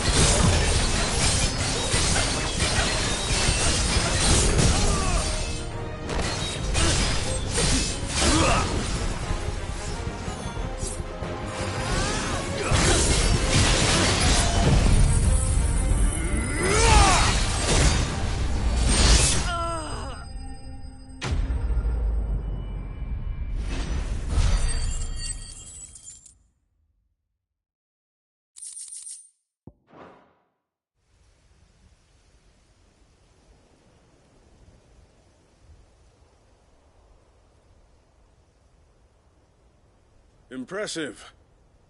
But we have other means. We shall claim the book yet. Why do you want it so badly anyway? It lays out in no uncertain terms the vanity and avarice of mankind. It tells the shameful history of the persecution and oppression of a gifted few by a giftless many. Would you say that this interpretation was correct? I don't know. You don't know. Your sword may be sharp, but your wits are dull. So let me answer for you. There is no correct interpretation of history. That a series of events took place may be proved beyond a doubt. But there can be no single, immutable explanation as to why they came to pass. It is a question of numbers and of belief. If enough people believe that a set of events occurred for a reason, that belief becomes the truth. So you're trying to control the truth? We are trying to protect people from themselves, from knowledge that would bring them naught but pain. That is all. You may keep the book, for now. The world is small. We shall meet again. Until then. Wait! Damn it. Let's get this back to Vivian. Perhaps she can explain what that was all about.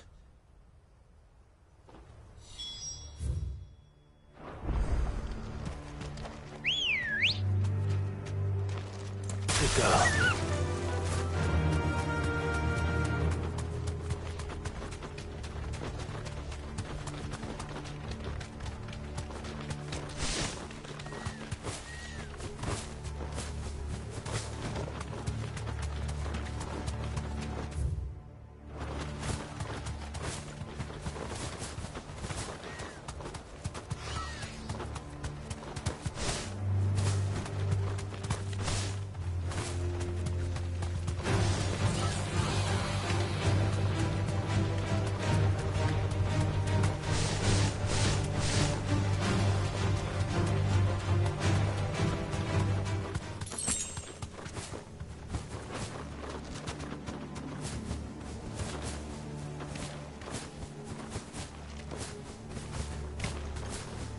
This must be the orphanage.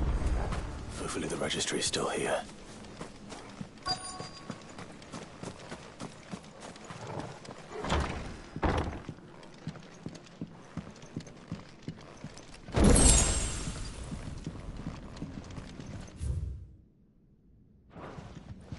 Disposed of. Conditioning. This is nothing short of torture.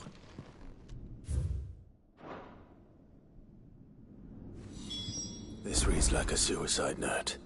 Did the director go through with his plan? There's only one way to find out.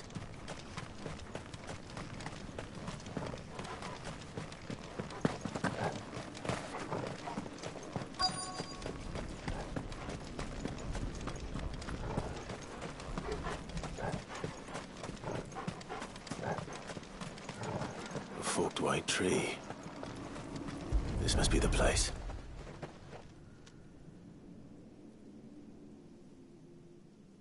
Could he really be buried here? There's something hidden among the roots. Let's see.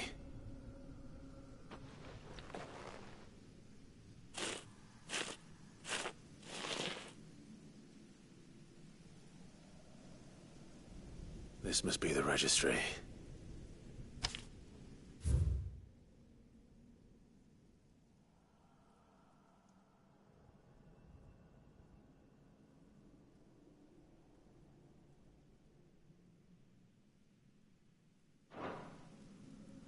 So many names.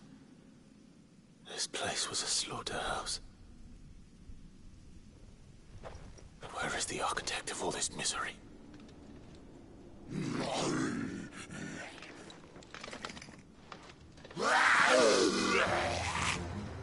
It was only a matter of time, I suppose. This place is cursed.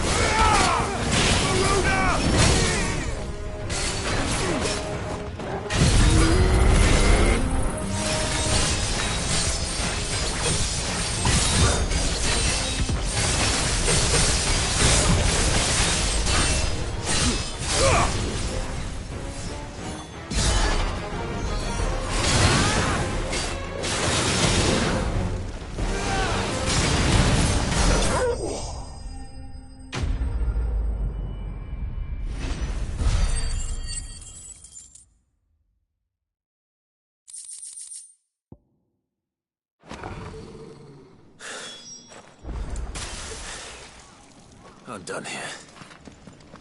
Let's get the registry back to Herman.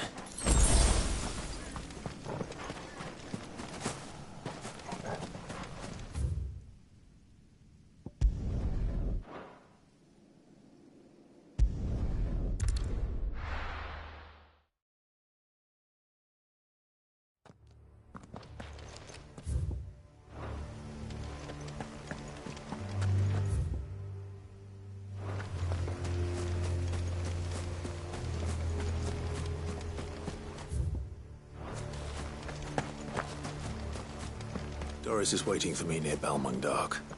The longer she's out in the open, the more likely she is to be found by Akashic. I need to hurry.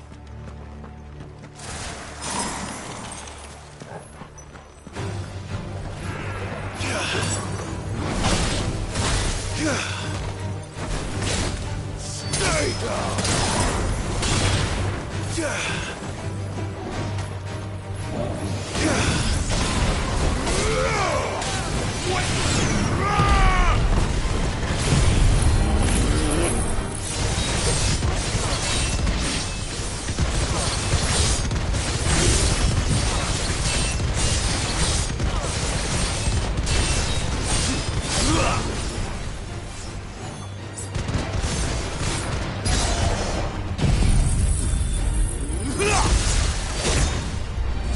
It's over.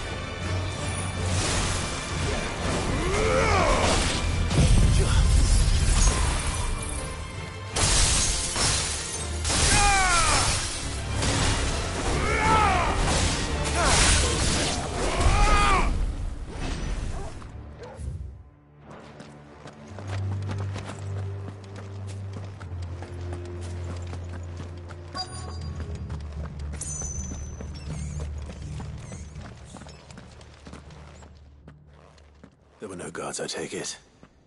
None manning the gates, no. It's a different story inside, though. The corridors are crawling with Akashic. Most likely guards left behind when the Wardens ran. If Chadwick was being held here, I worry that he may already be. Don't give up hope just yet, but let's move quickly. Let me check the ground floor. The ether stick is there. Then I'll search the upper level. Good luck, Sid. Stay safe.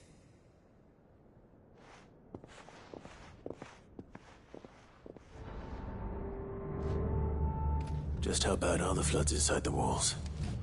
Bad enough to turn a bearer? I hope not. We're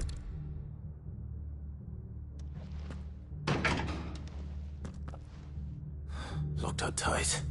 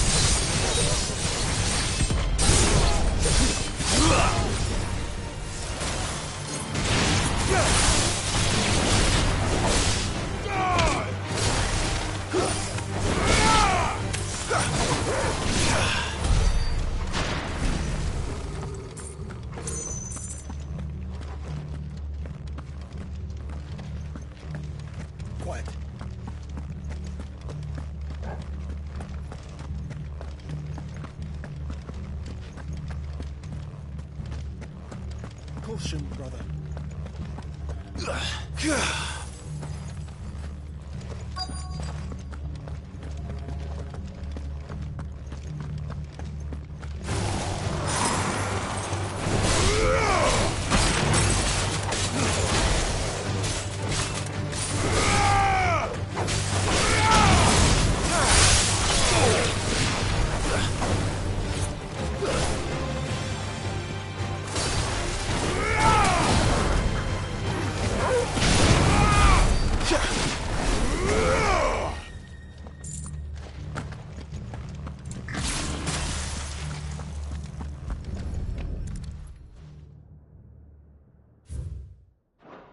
Minimal loss of Waluda lives. And what happens when they run out of bearers? Even the Imperials take better care of their branded than that.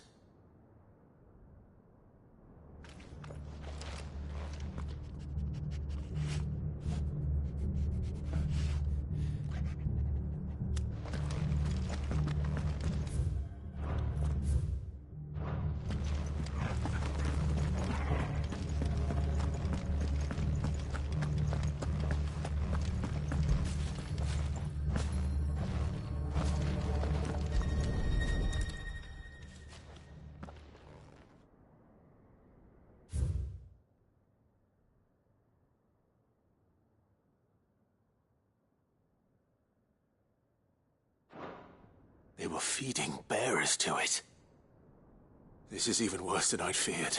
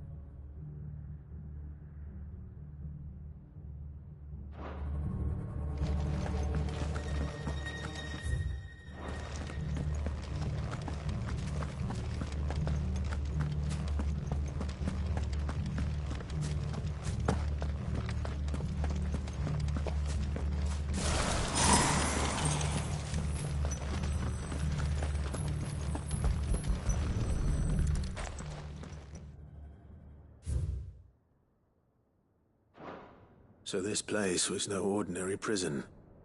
And I doubt they'll have taken the creature with them when they fled. Nothing but a Akashic down here. Hopefully things are looking better upstairs. I should go and see how Doris is getting on.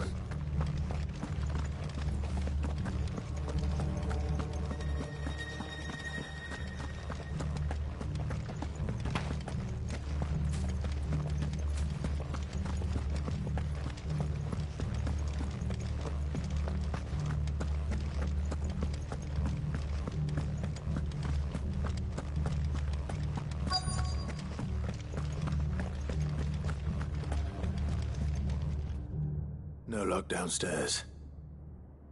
But I did find out that this place was more than just a prison. Something far more sinister was happening here. I know. I've been reading some of these documents and...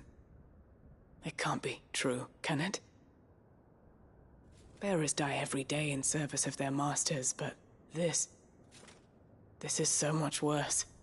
Pitting bearers against a wild beast armed with nothing but their wits? And all in order to bring about more death. And not just those who could fight, but the elderly, children even. And those who wouldn't or couldn't were disposed of. Whatever that means. I'm afraid it means they were fed to the monstrosity they kept here. Then we're too late. And I was a fool to bring you here. Don't say that. Did you find anything else? A key. But it doesn't fit any of the locks on this floor. Perhaps it will fit one of the doors downstairs. There's a corridor I haven't searched yet. Finish up here, then come and find me when you're ready. All right. I'll be there in a moment.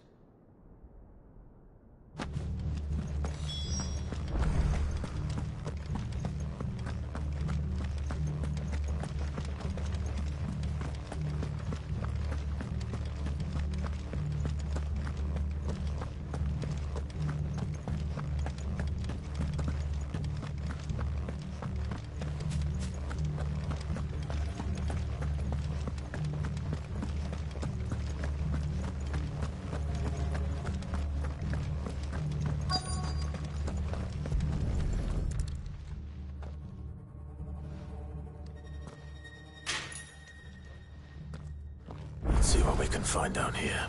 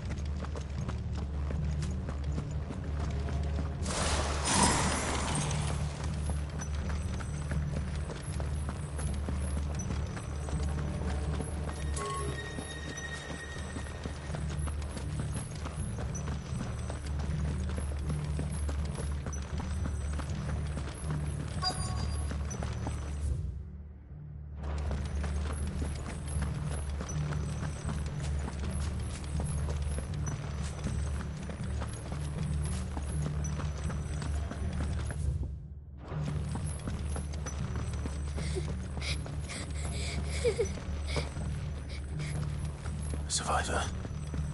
And she sounds close.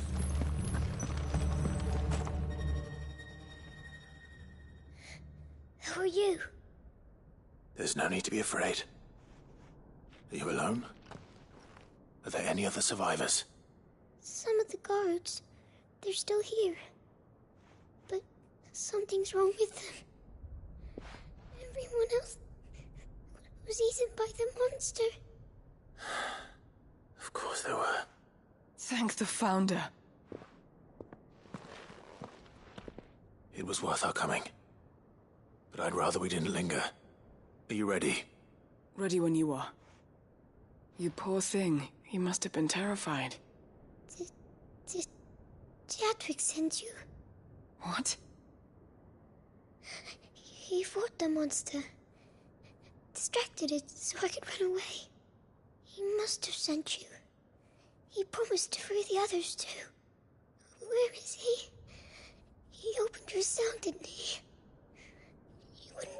otherwise. Chadwick.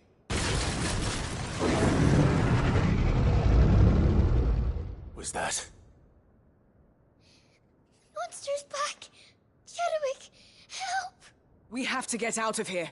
Doris, keep the girl safe. All right. You put that bearer-eating bastard in the ground.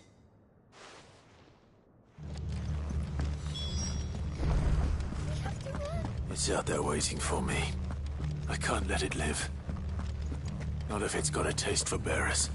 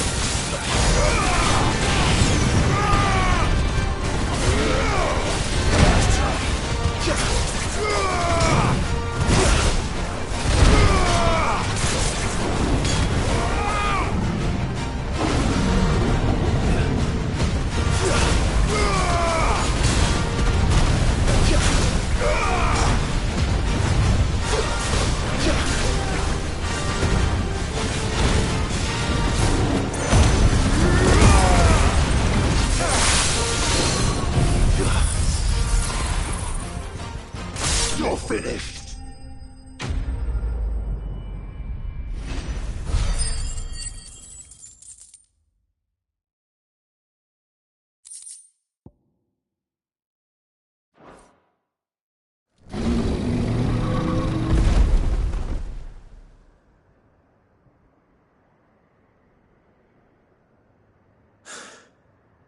Finally. Sid, are you hurt? I'm fine. I think.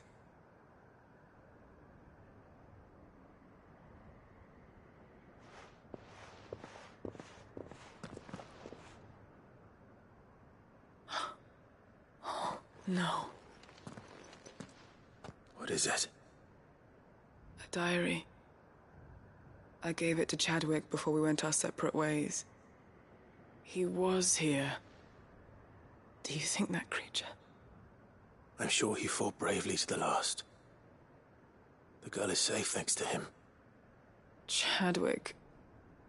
You fool. Come on. We have to get her back to the hideaway. We don't want his sacrifice to have been in vain.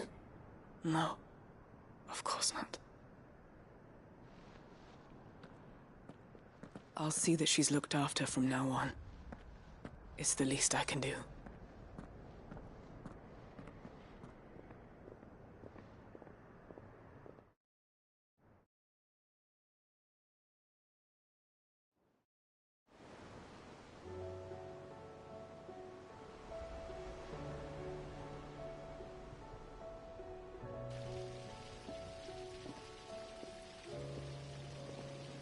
From what I hear, you've barely left the girl's side in days.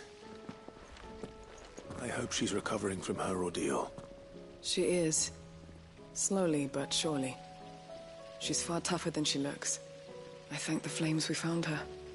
If we hadn't... I know. But we did. I'm sorry we weren't able to save Chadwick. There's no need to apologize. Without your help, I would never have found out what happened to him. How he fought to the bitter end to save her. To save Haida Marie. That's the man I remember. The man I thought of as a brother. I wish I could have met him. I'd like to hear more about your past. If you don't mind, that is. Of course. You already met my former master. She trained Chadwick and I to do two things. Kill and obey. We were supposed to be sold to the highest bidder when the time came. But no bid was ever high enough to convince her to part with us. For years we were her daggers in the shadows. But we could never quite shake our doubts about the things she made us do. And then, one day, we just couldn't do them anymore. So we escaped. But staying together was out of the question. They would have found us too easily. After so many years of training, the pull to serve was always strong. It scared me to think he might have taken another master, become a dagger in someone else's hand. But even in captivity, the battles he fought were his own. And he died not as someone's tool, but as a hero. Haida Marie is proof of that. Bearers can cast off their shackles.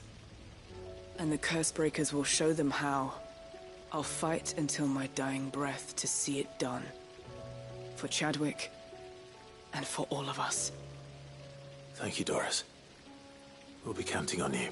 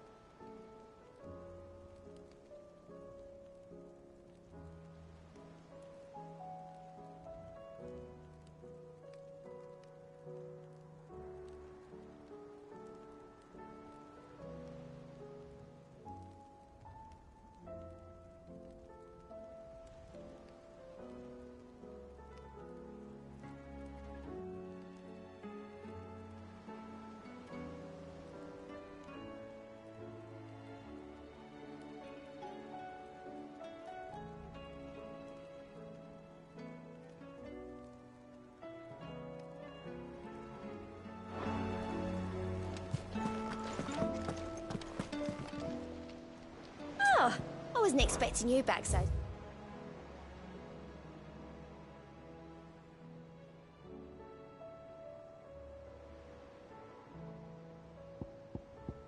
done?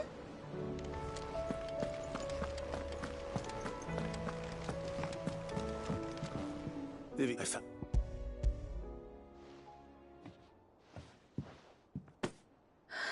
You...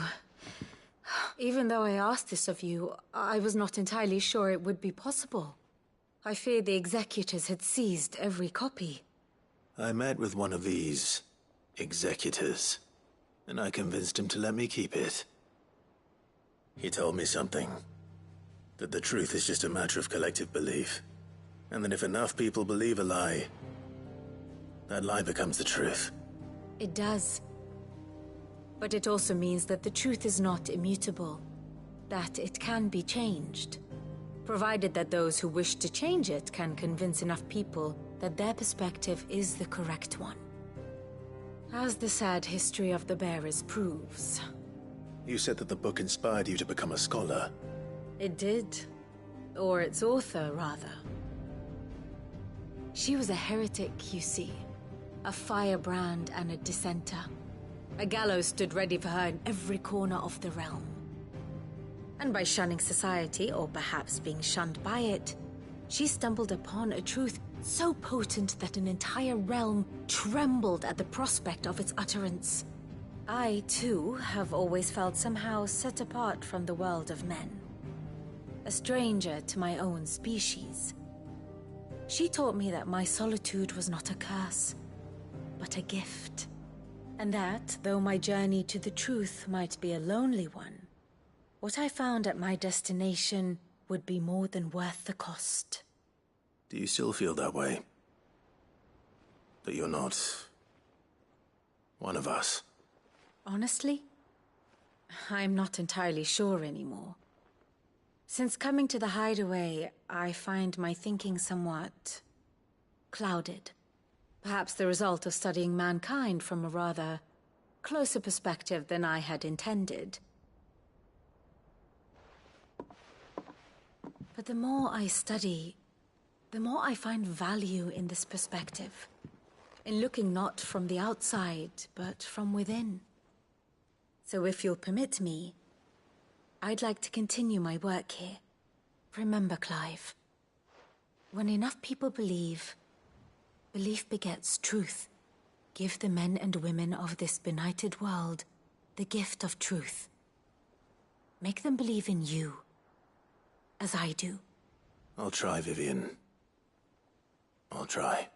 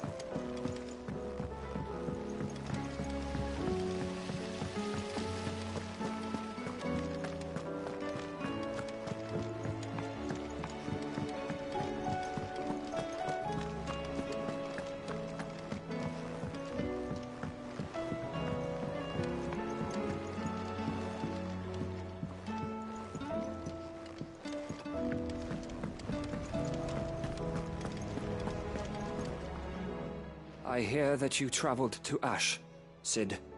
Did you by any chance recover the names of my fallen friends? I did. Yes.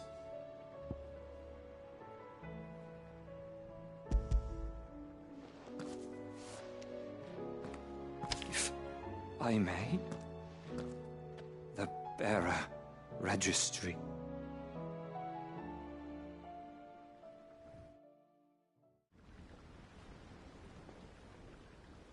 The director was a brutal man. He got no worse than he deserved. The registry was all I found beneath the tree. There was no sign of a body. nor any record of what happened to the children after the orphanage closed. I pray that at least some of them survived. All their names are here. The ones we lost. My friends. My light in those dark times. I can still remember their faces, like it was yesterday. Children who were taken from their bunks in the morning, never to return. No explanation ever offered. They'd be happy to know that you survived, Herman. But why did I make it out alive, when so many others died in that awful place? It's not your fault. And blaming yourself won't bring them back. Honor their memory.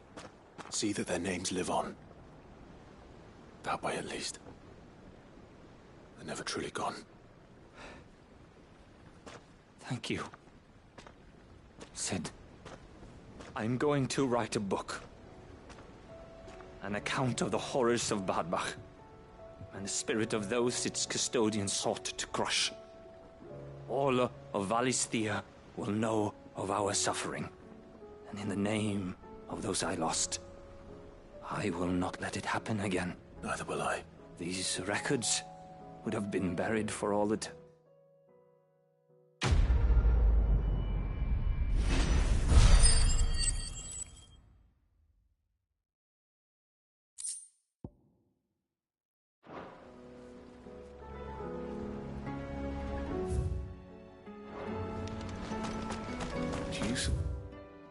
Suppose it's magic. So, there's a new mother.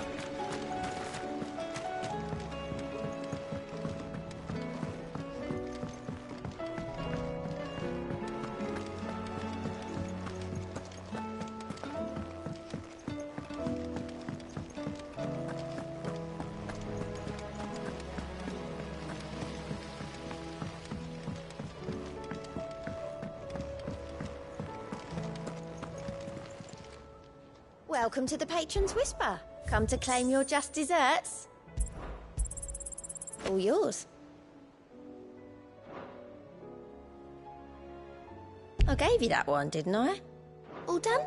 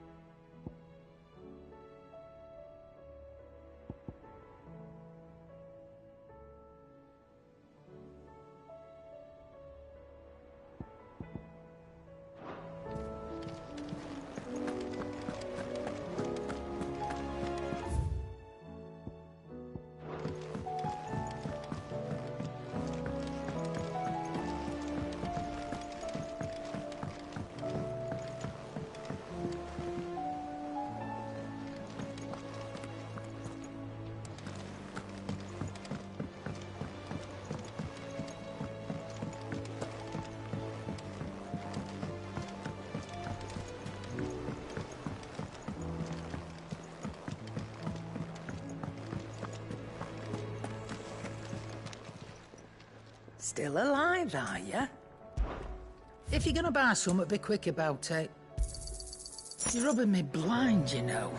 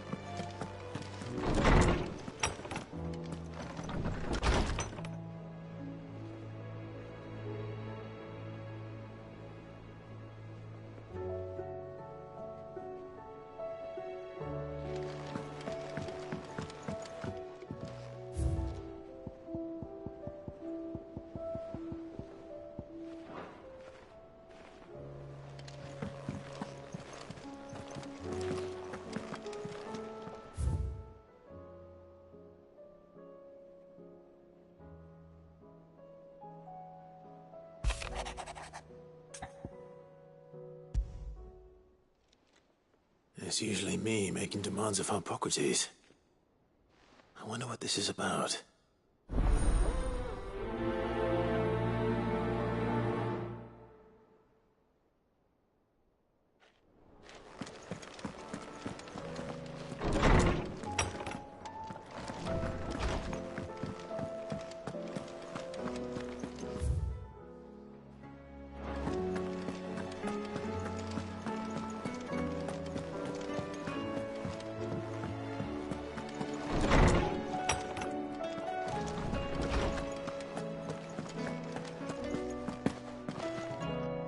Lawsman Hippocrates.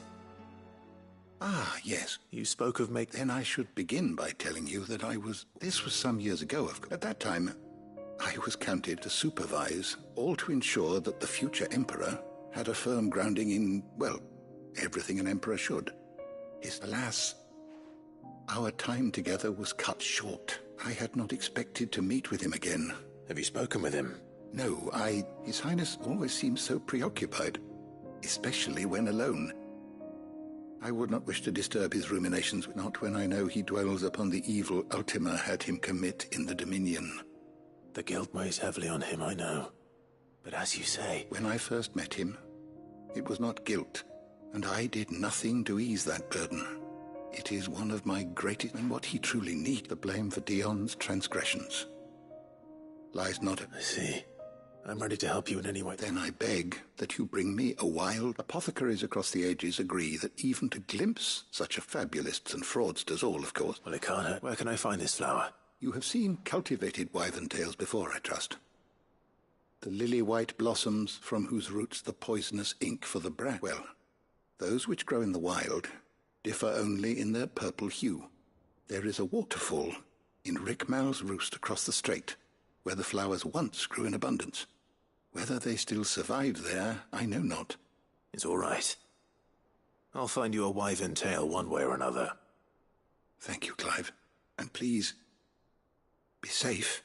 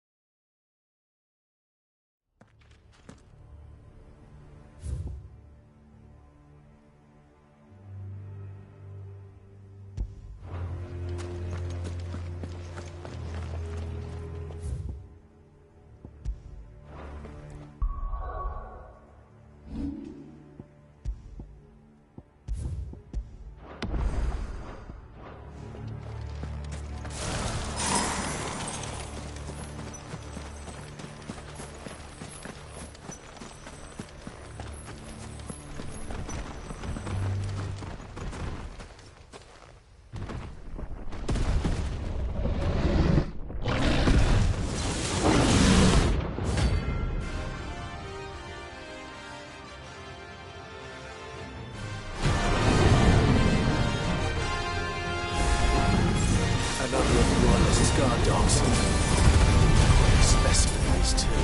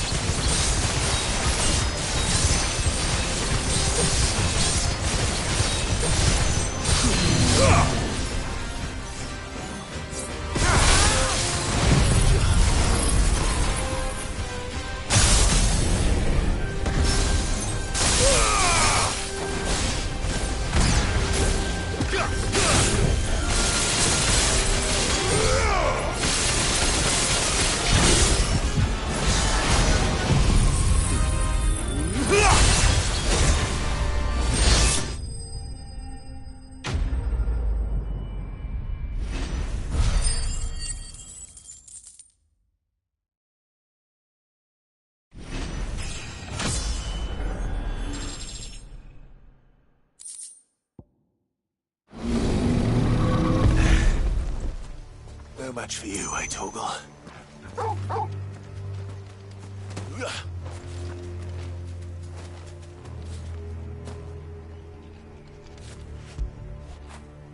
You all right, boy?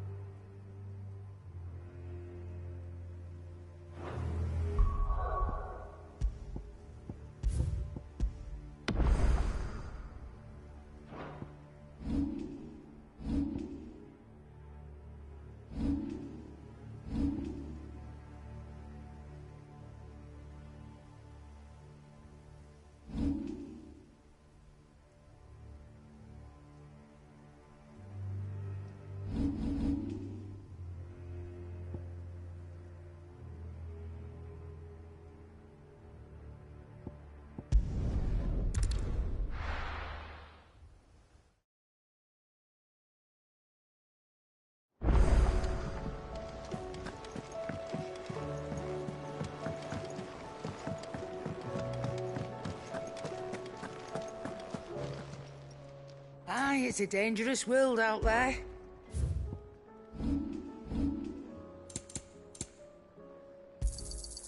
You're rubbing me blind, you know. You'll not find a better price than that. You're rubbing me blind, you know. Finished, are you?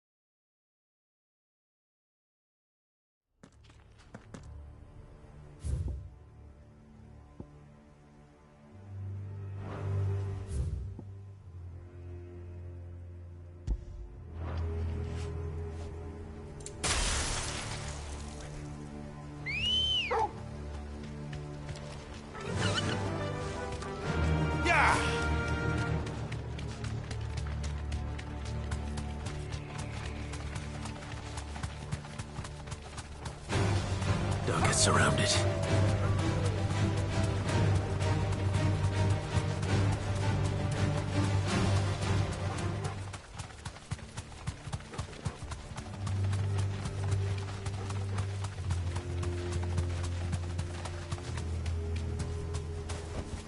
Straight home now.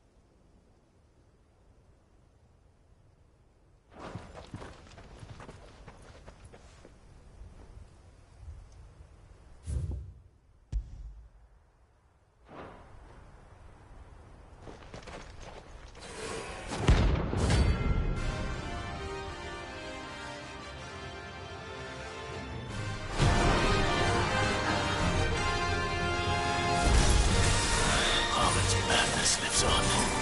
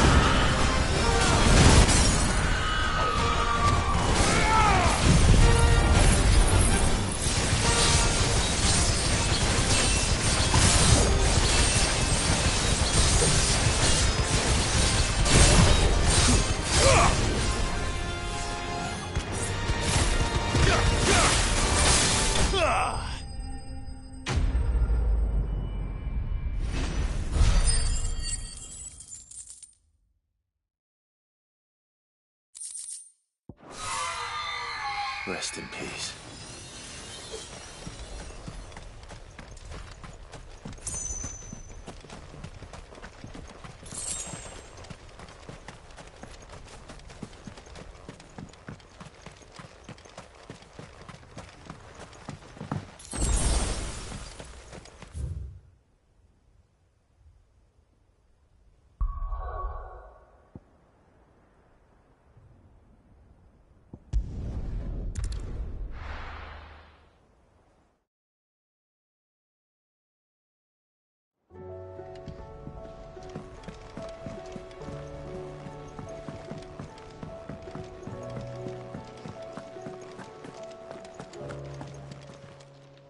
Clive.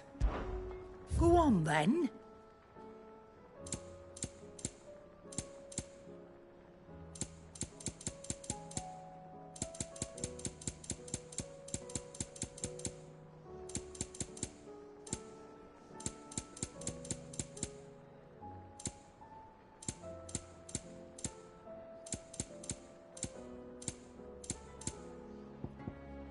Finished, are you?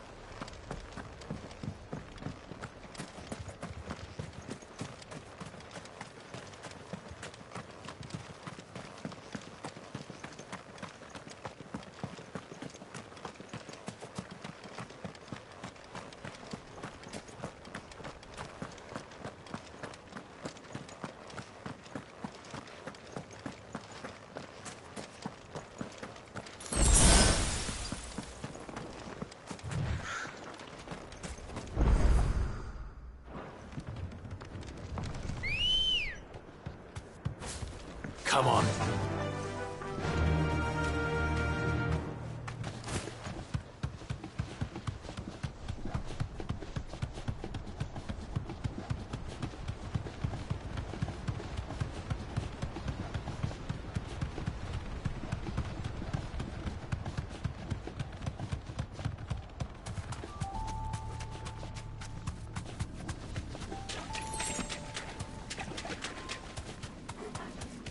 Caution, brother.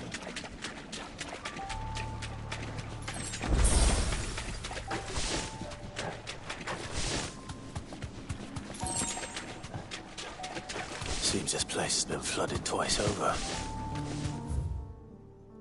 Purple flowers blooming next to a waterfall. Shouldn't be too hard to find. No mistakes.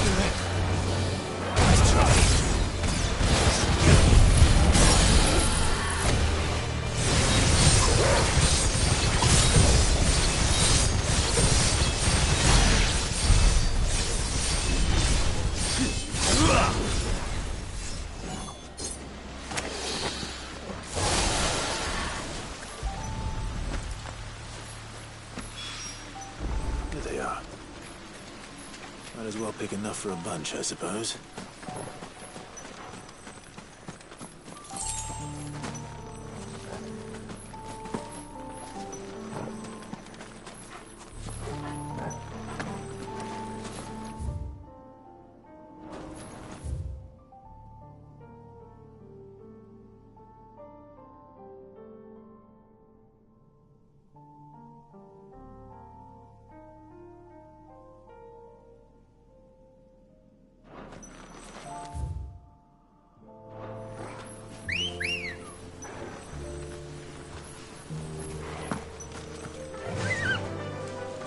Fly, Ambrosia.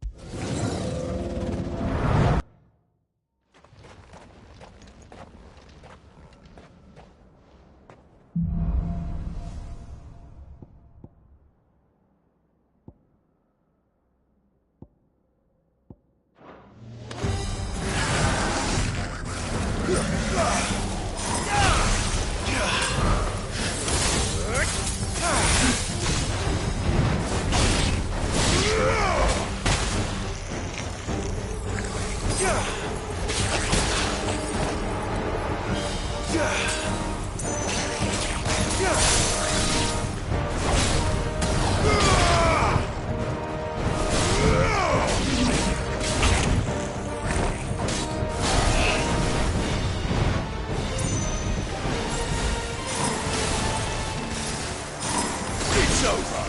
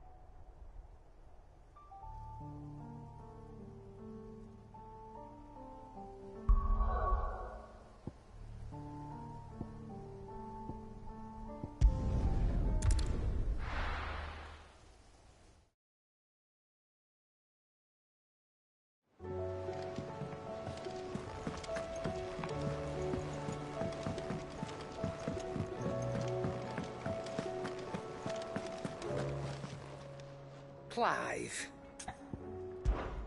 Coin purse weighing you down?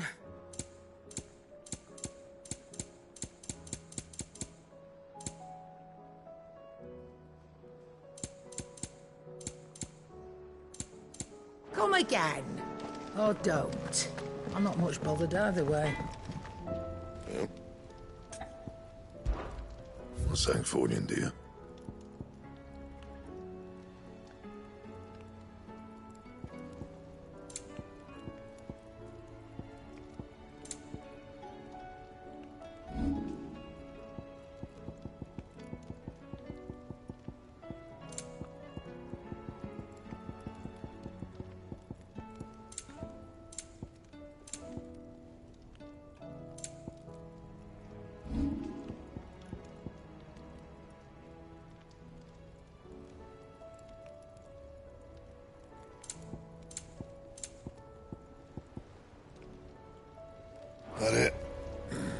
fine.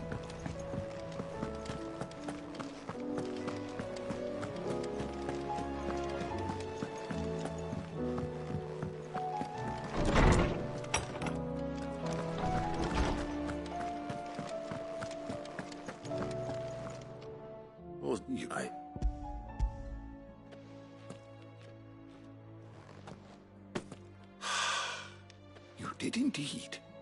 My dear boy, thank you. You wanted to make Dion a gift of one, did you not? Shall I invite him to join us? Oh, I don't... It's no trouble. I'll go and fetch him.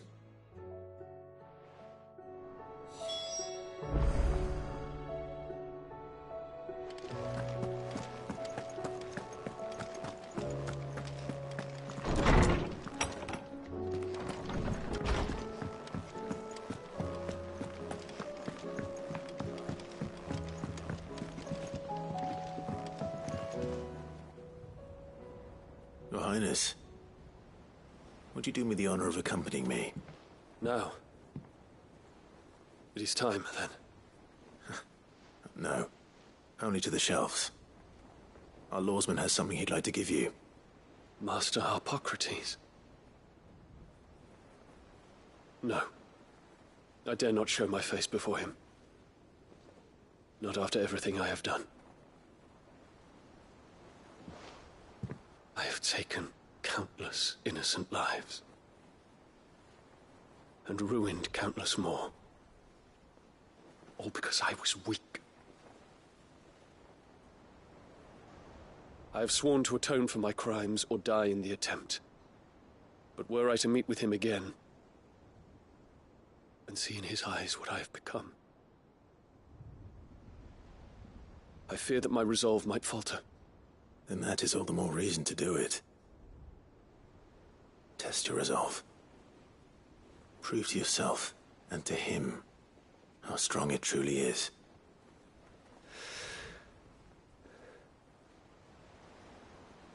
You are right. I must, at the very least, offer him my gratitude. Very well, then. Take me to him. Follow me.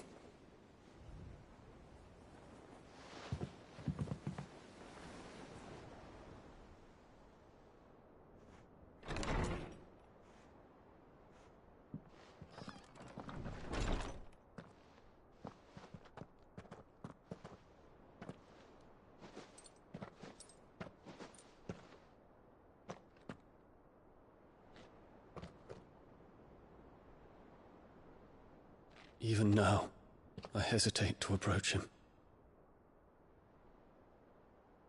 What must he think of me? You'd be surprised.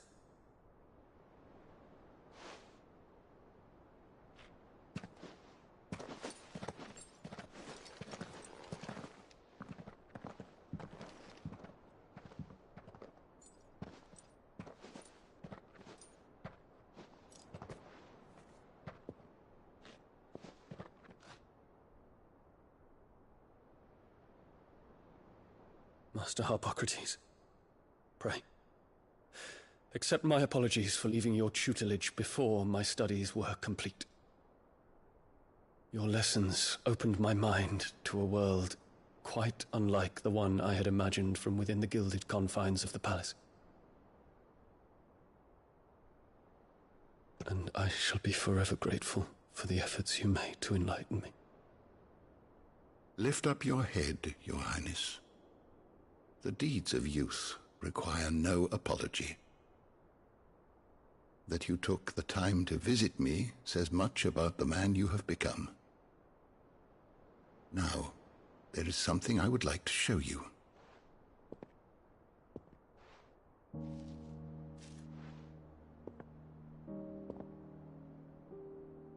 Is that a wyvern tail? The color is unfamiliar to me.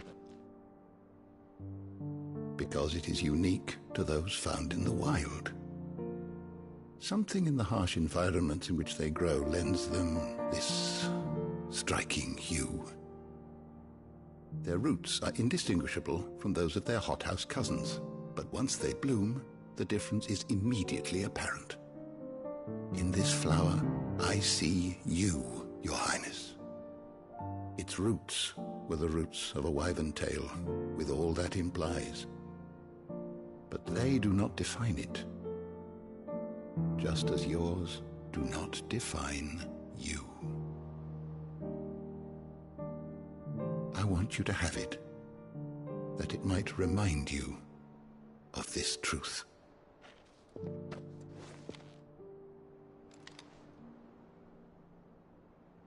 Master Harpocrates, I would ask of you a service. Keep your gift until I have fulfilled my duty to the realm, for only then shall I be deserving of it.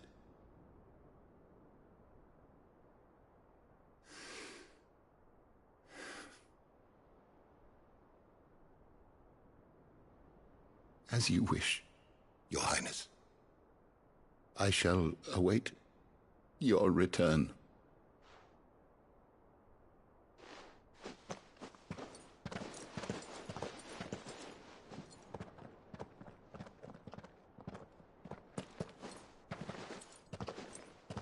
Our roots do not define us.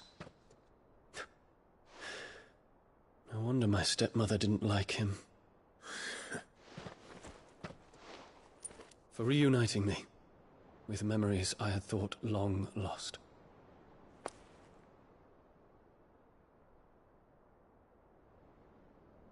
I shall not forget this.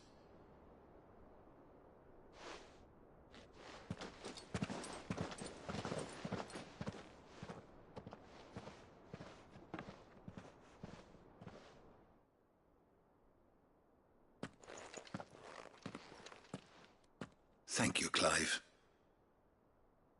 Were it not for you, I fear I might never have found the right moment to speak with him. Not to mention the wyvern tales. I shall plant their seeds, that I might not disappoint His Highness upon his return. I hope the soil in the hideaway is to their liking. Why, these flowers bloomed in the bleak, black wastes of Waloed. I'm sure Nigel's yard will suit them to a T.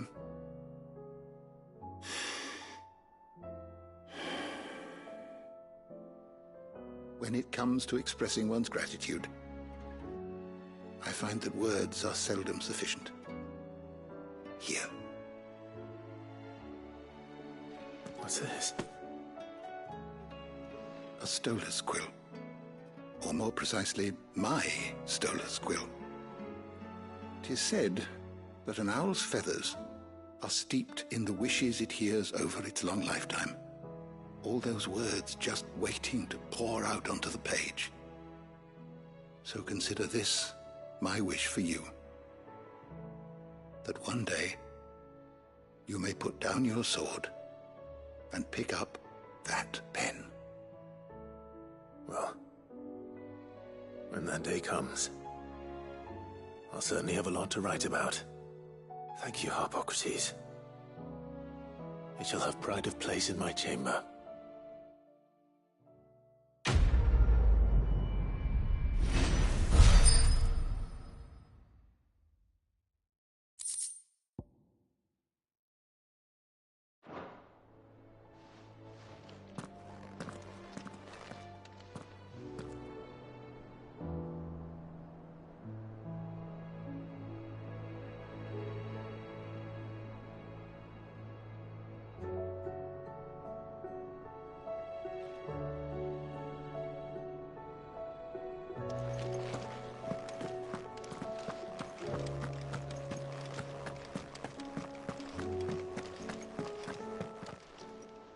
I was wondering when next you'd visit.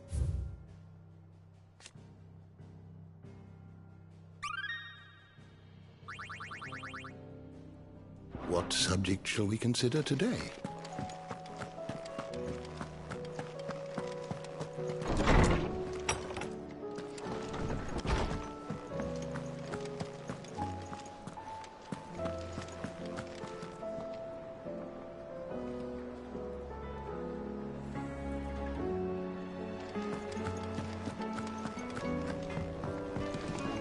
Curse the skies.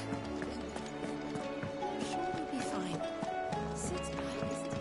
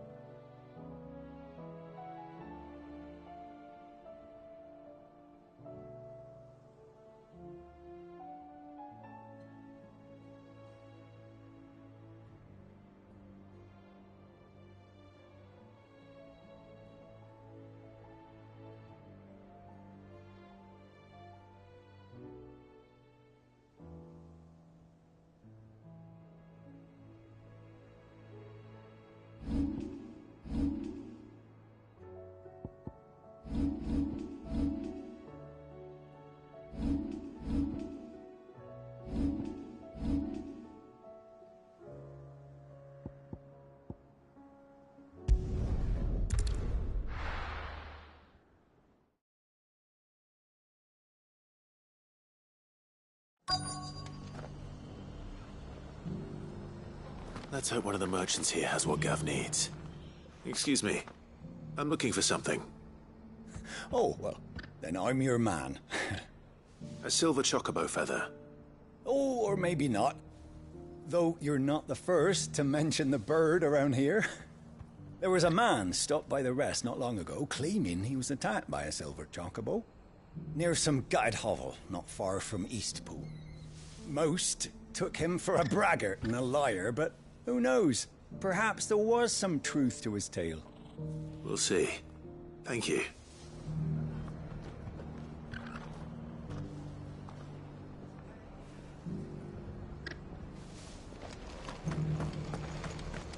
We've got a few rooms going.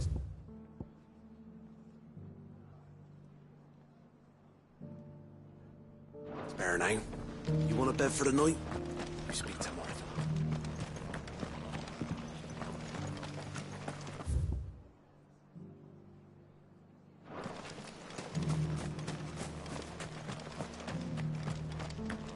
doesn't still hurt, does it?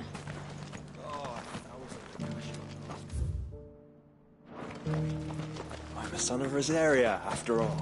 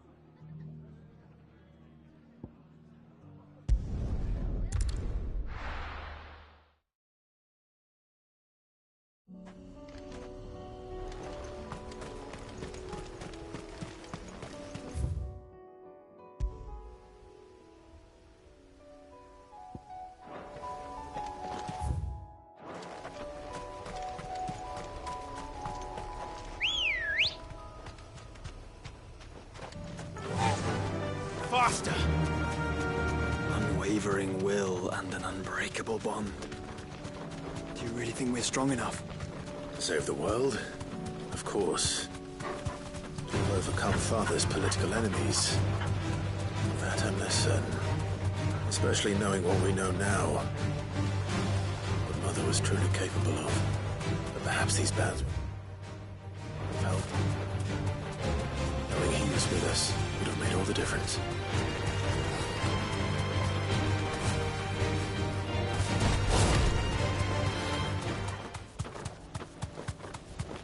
It's just back there.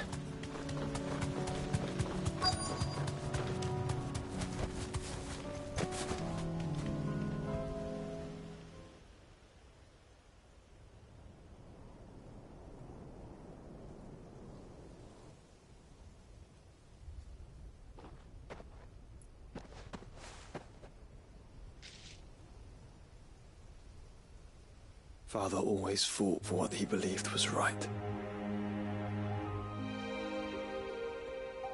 It wasn't until that night at Phoenix Gate that I realized I had never fought for anything. I always had someone else to do the fighting for me.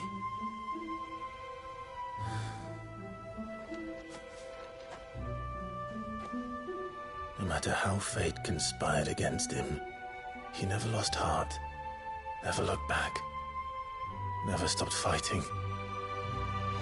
To me, he was the greatest of men. And I've been trying to live up to his ideals ever since.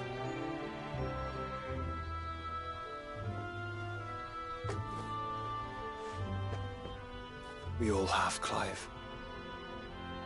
We all have. And we'll keep trying. Because that's what he would have wanted. What he would have done himself. Even if it meant standing against the very gods in the heavens. I shall be borrowing this, Father, if I may. That you might watch over us as we follow in your footsteps.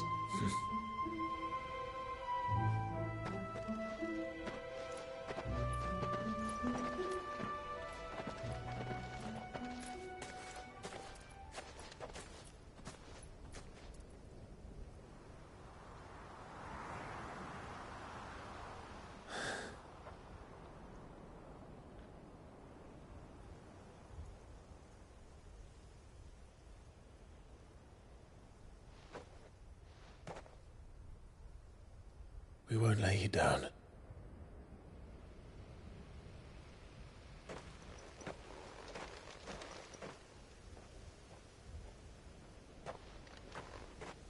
Onward, then? Onward. To the end.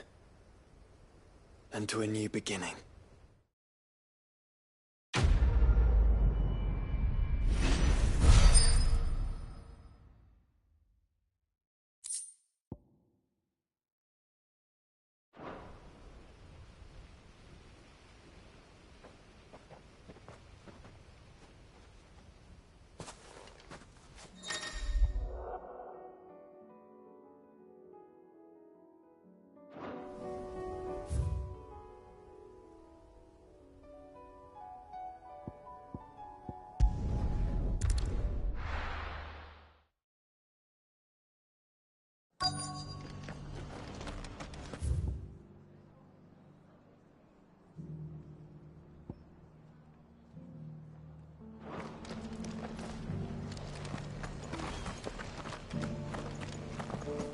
Look, Daddy.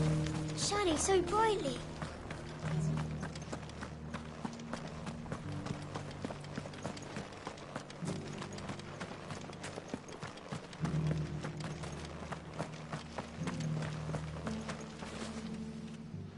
Can I help you with summit?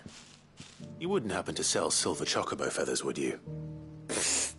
I deal in fruit, not fancies. But if it's fancies you're after, I suggest you try Rhiannon's ride. Was a silver chocobo seen there? Oh, yes. If you believe the ravings of a madman. It wouldn't be the first time.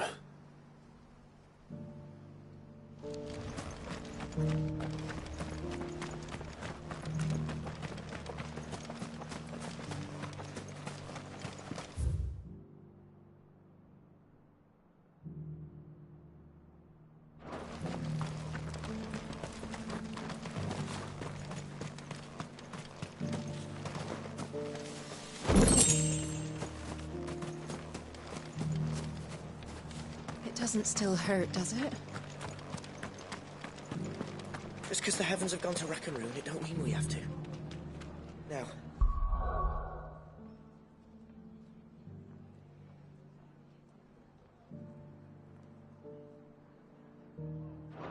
Let's get this stall set out.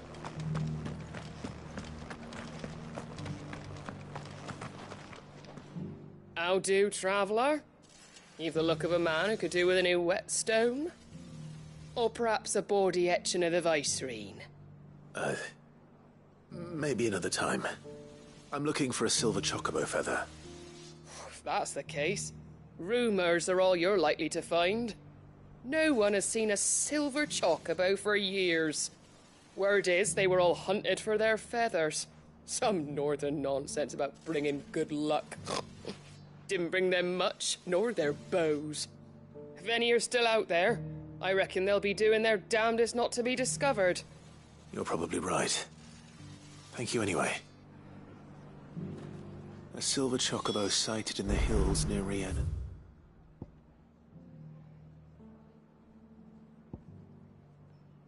That's right.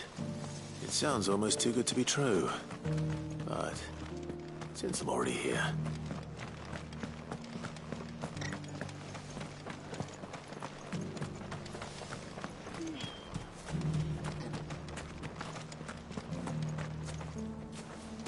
I'll build a barricade so sturdy, even abandoned.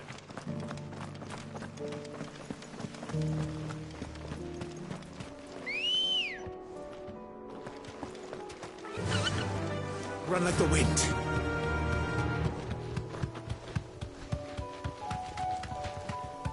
Can hardly make out what brewing.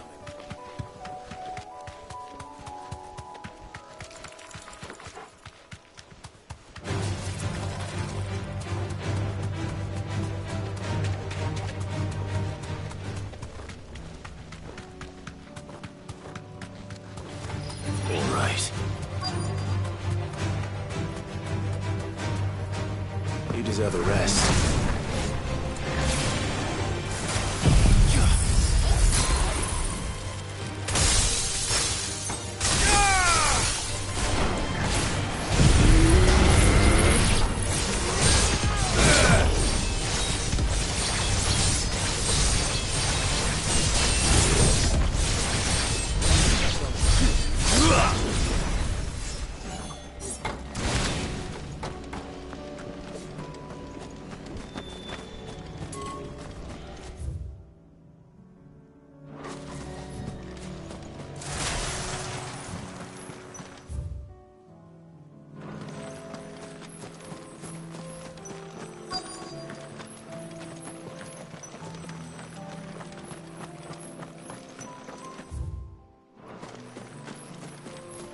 tracks.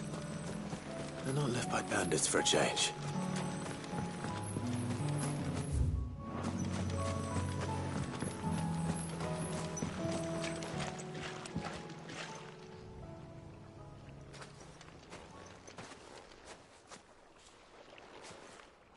More tracks.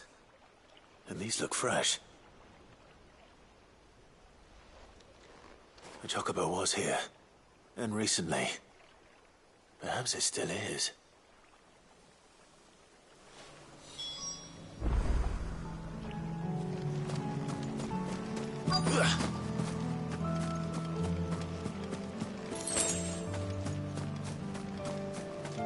I don't hear anything.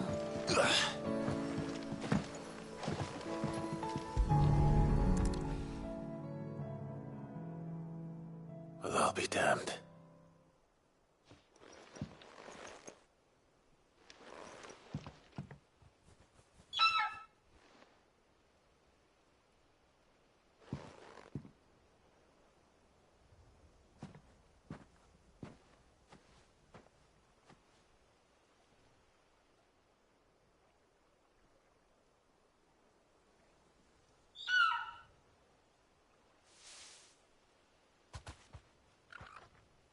It's all right.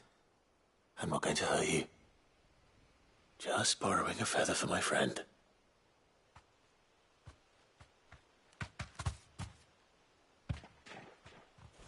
Thank you. Let's get this back to Gav before they change their minds.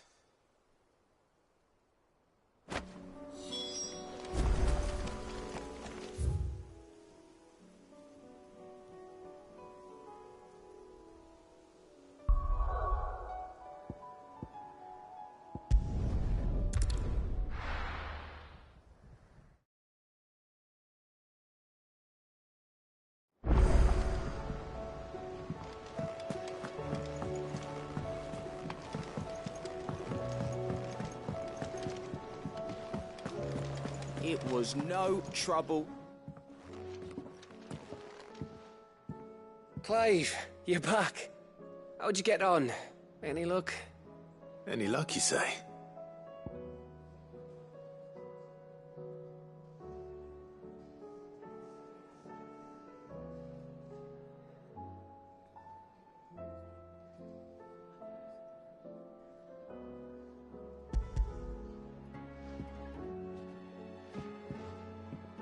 Crystal's crack. Is this what I think it is? Where in the hell did you find it? It's a long story.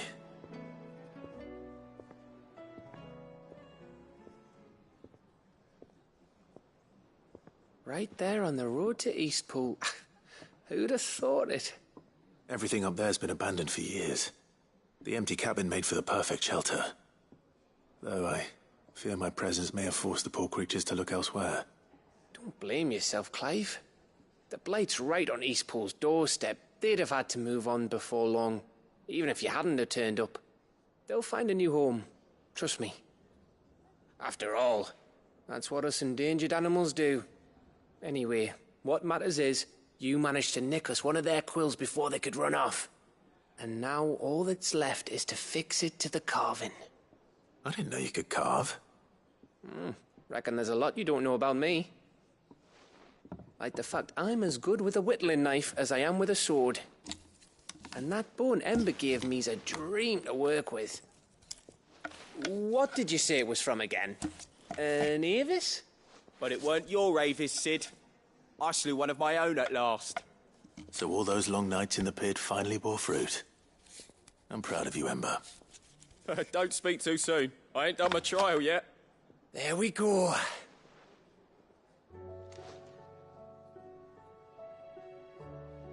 What do you think? I think if you ever hang up your scouting cap, you'll be able to make an honest living. Oh, will I? I should go and see if Ed is awake. Give it my best. You can give it to yourself. Come on.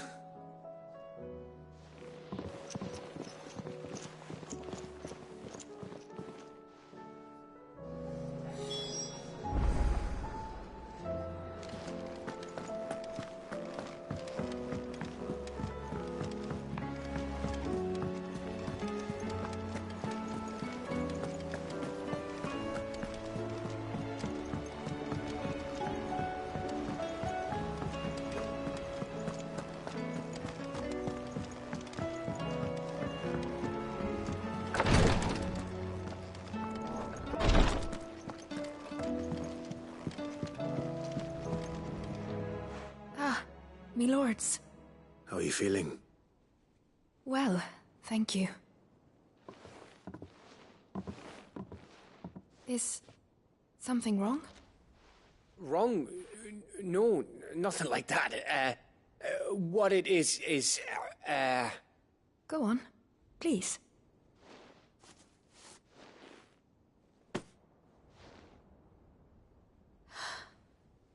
It's beautiful. Did you make it?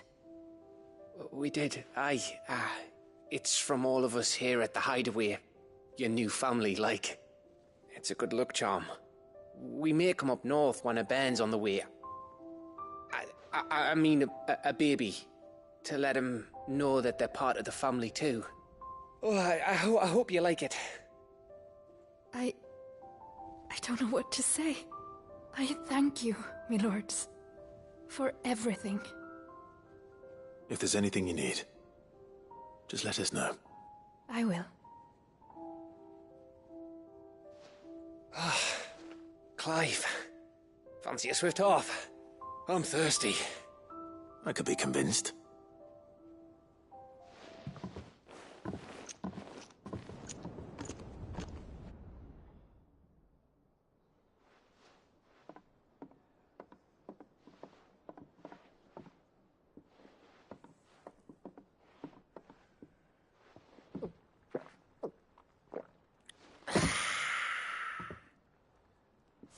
Don't you think you've had enough? No, we're celebrating. I'm gonna be a father.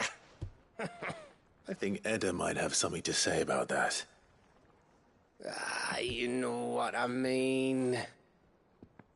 Bit of light in these dark times.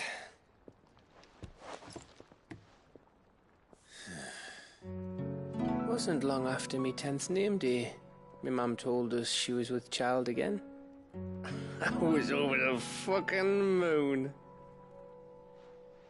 I was looking forward to having a little one to lord it over. What with me being the runt of the litter. Thought I'd finally have a chance to prove to the world that I could be a big brother. Imperials came the day she went into labour. Had myself a baby sister. And then I didn't. My whole family gone in a blink, while I hid in the cellar like the spineless little arsehole I was. Great brother I turned out to be.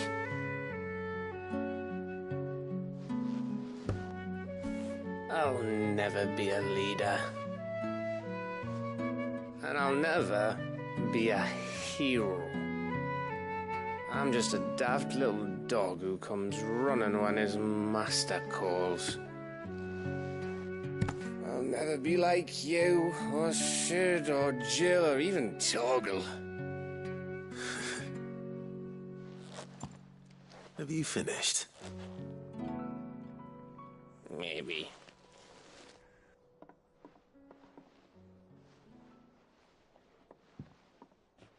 Do you know why you're our best scout?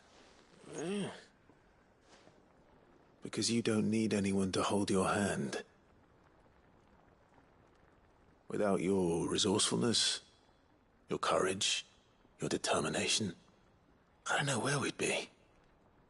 Maybe hanging off a cliff like, That was only the once. Exactly. You learned from it. And here you are after Founder knows how many missions, stronger for everyone.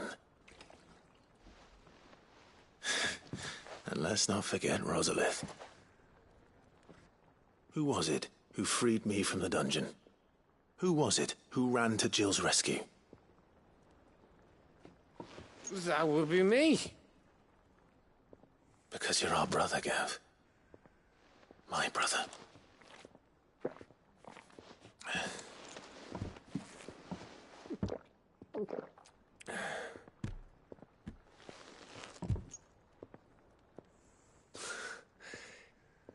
Your brother.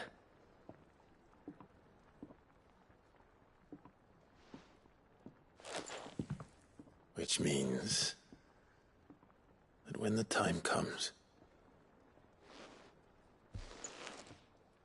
I get your room. And your sword.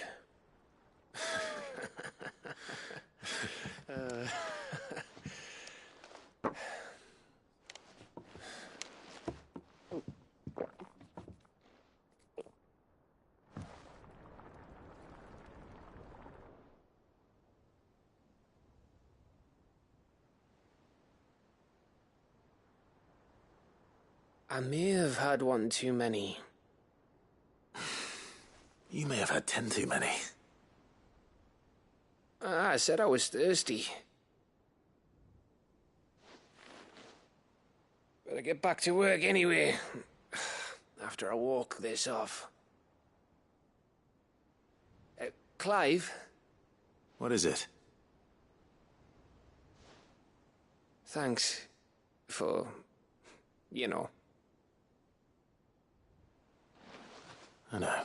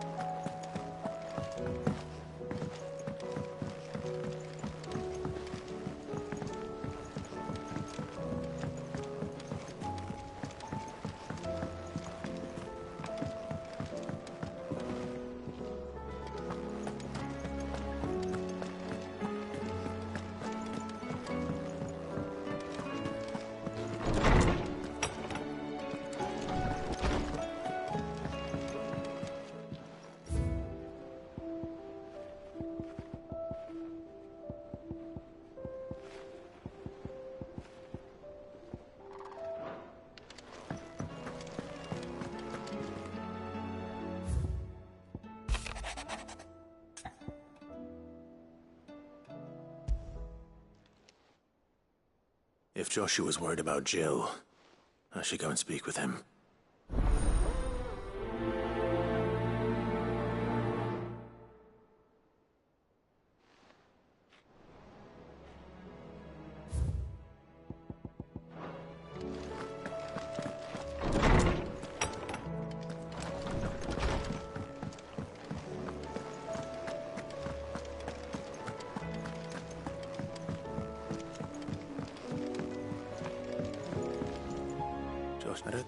And to let her know that we still need her, now more than ever.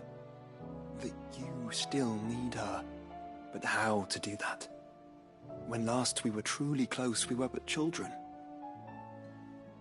Of course. And Jill and I broke from the procession to ride up Man's Hill. To see the snow daisies, I remember.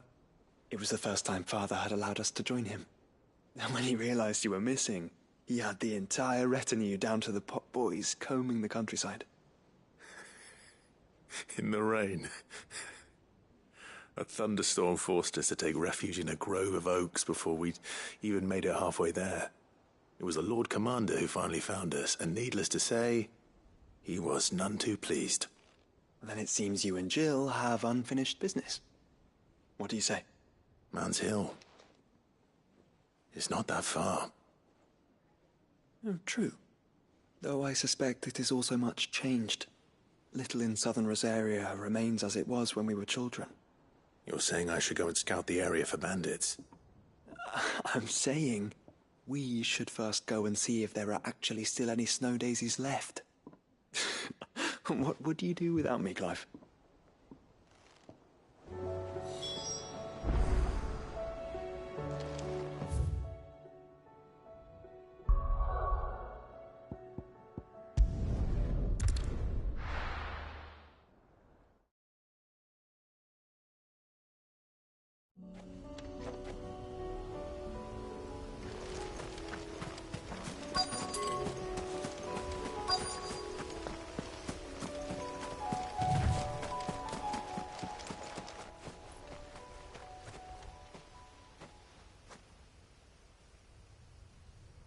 This is the place, but...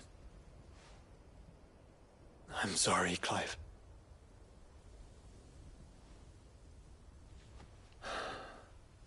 There's nowhere been spared. What do we do now? We keep looking. Man's Hill cannot be the only place where snow daisies grow. Perhaps, but... it's the only place I know of. Knew of.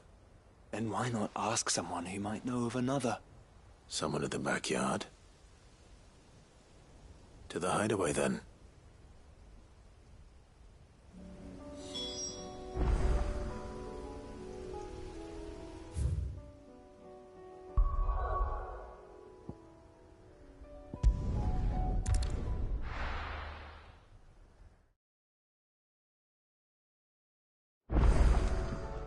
Let's hope one of the gardeners knows where to find snow daisies.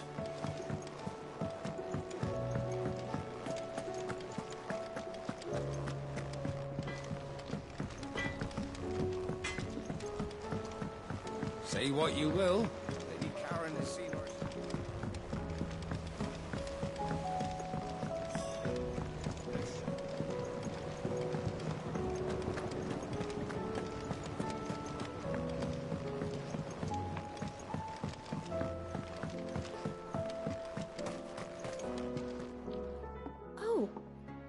What brings... I need your advice. Joshua and I are looking for a place where snow daisies grow.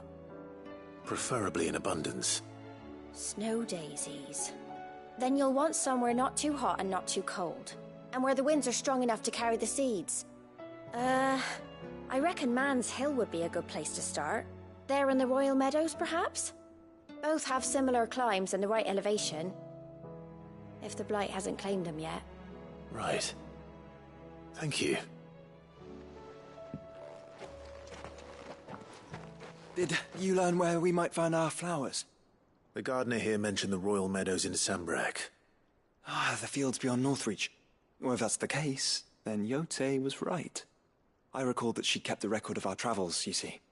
So I asked her if she'd perhaps noted anywhere that snow daisies grew, and she mentioned Oilerfeist Bay.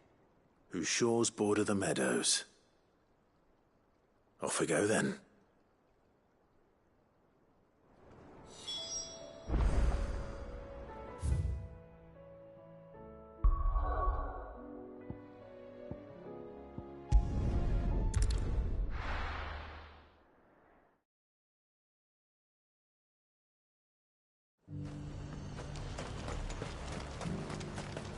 Got any more of those special elixirs?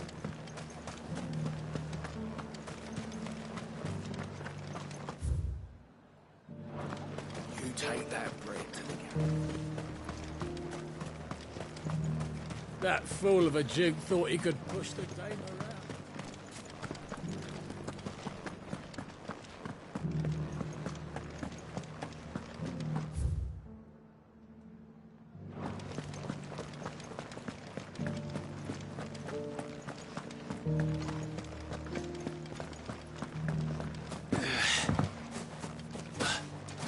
Haven't seen any of those beastly blue-eyed...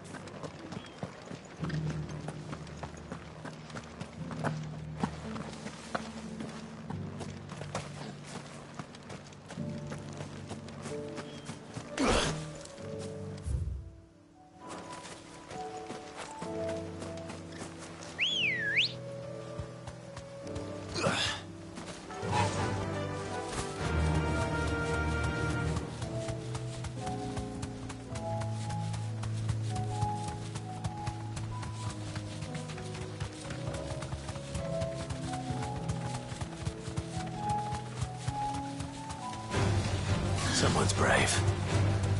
The meadows are vast. Where do we even start? Yote mentioned the coastline. We can start there.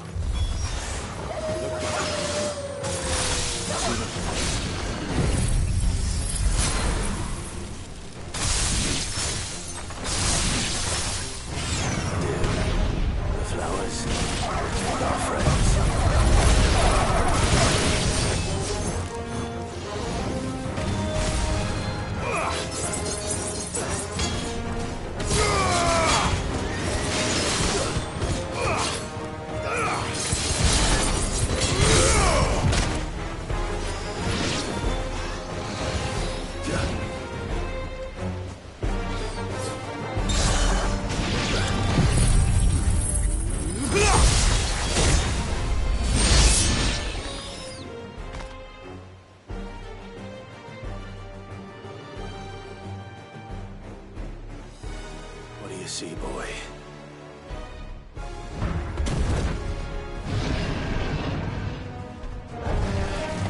Let's hope this is the last one. Only one way to find out.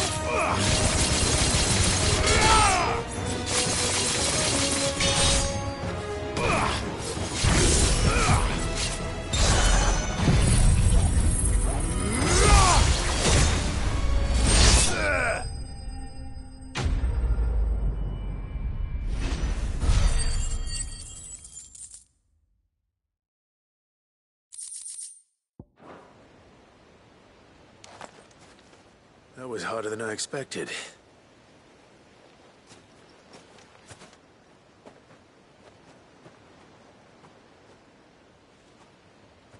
But found her. It was worth it. They're beautiful.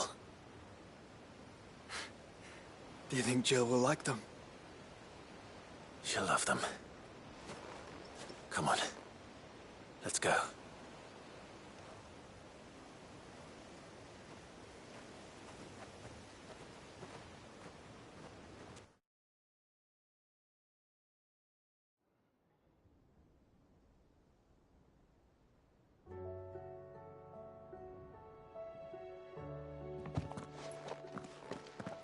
It appears my work is done. The rest, as they say, is up to you. Well, you and the skies. We wouldn't want another thunderstorm now, would we?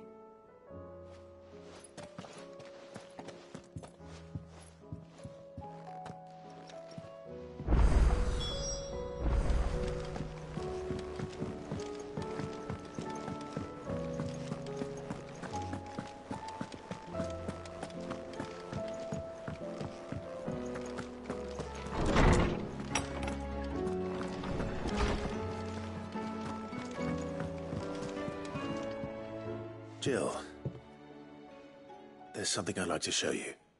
There is? And where might this something be? It's, not here. Now, I know this is sudden, but how would you fancy a trip to Oriflamme?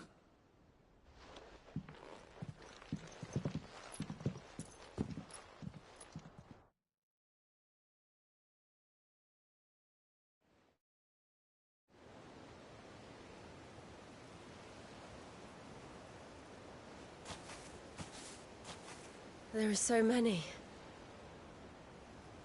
This is what you wanted to show me. Yeah, I don't know what to say. You don't need to say anything. The smile on your face is enough. We've been worried about you. Joshua and I. Do you remember when I took you to Man's Hill? Or tried to? How could I forget? You saw me crying and thought a change of scenery might lift my spirits. In the end, it earned me a nasty cough and a stern scolding from your mother.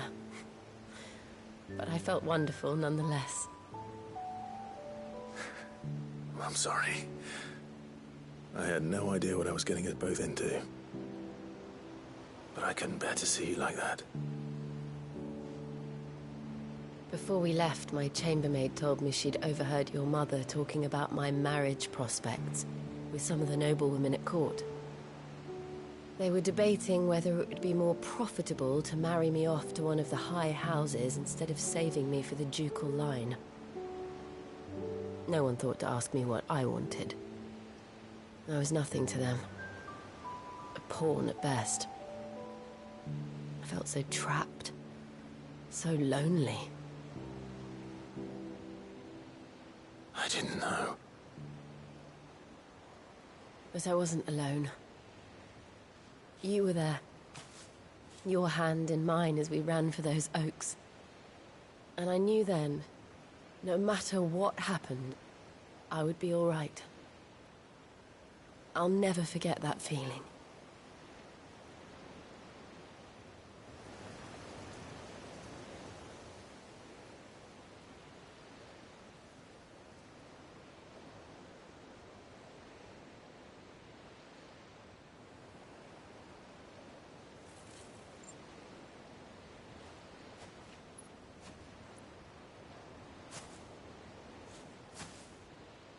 Before we broke camp, the morning after the storm, do you know what I did? No? What? I slipped away from my governess to climb the tor. And from there I saw a sea of petals, all reaching for the sun. And I realized that no matter how terrible the night, dawn would always come.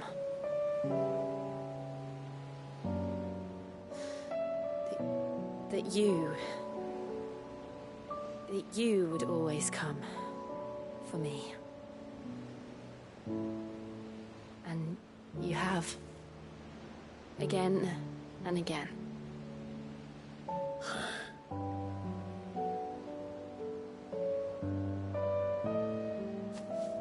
Where do you see us?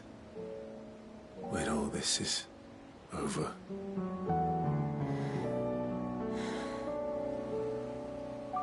I don't know.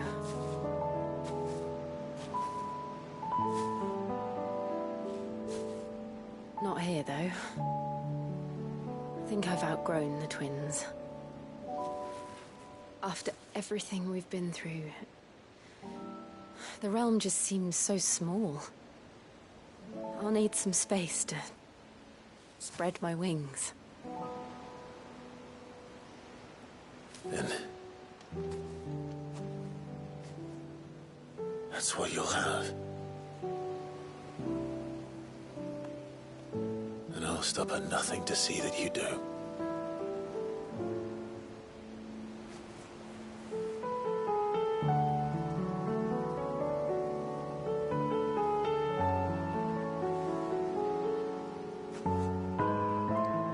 I never was much good at garlands, but it'll have to do. I'll treasure it forever. Thank you, Clive. For this, the flowers, for everything. It's exactly what I needed. You Oh, my treasure.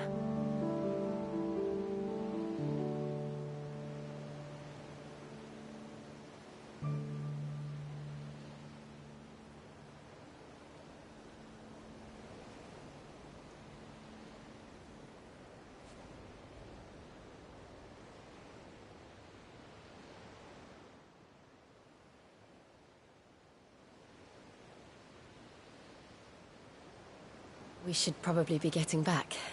I expect the others are wondering where we are. You're right. There's still much to do. And we'll do it together.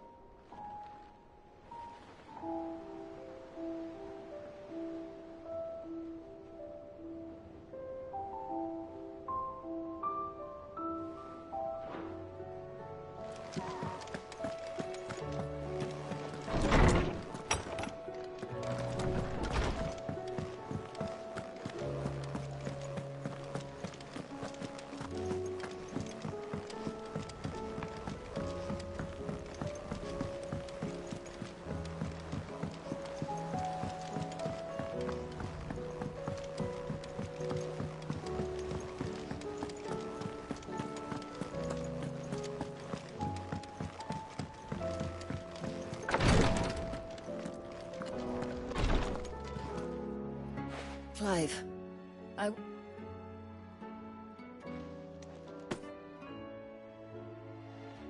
What's this? seeing Something. and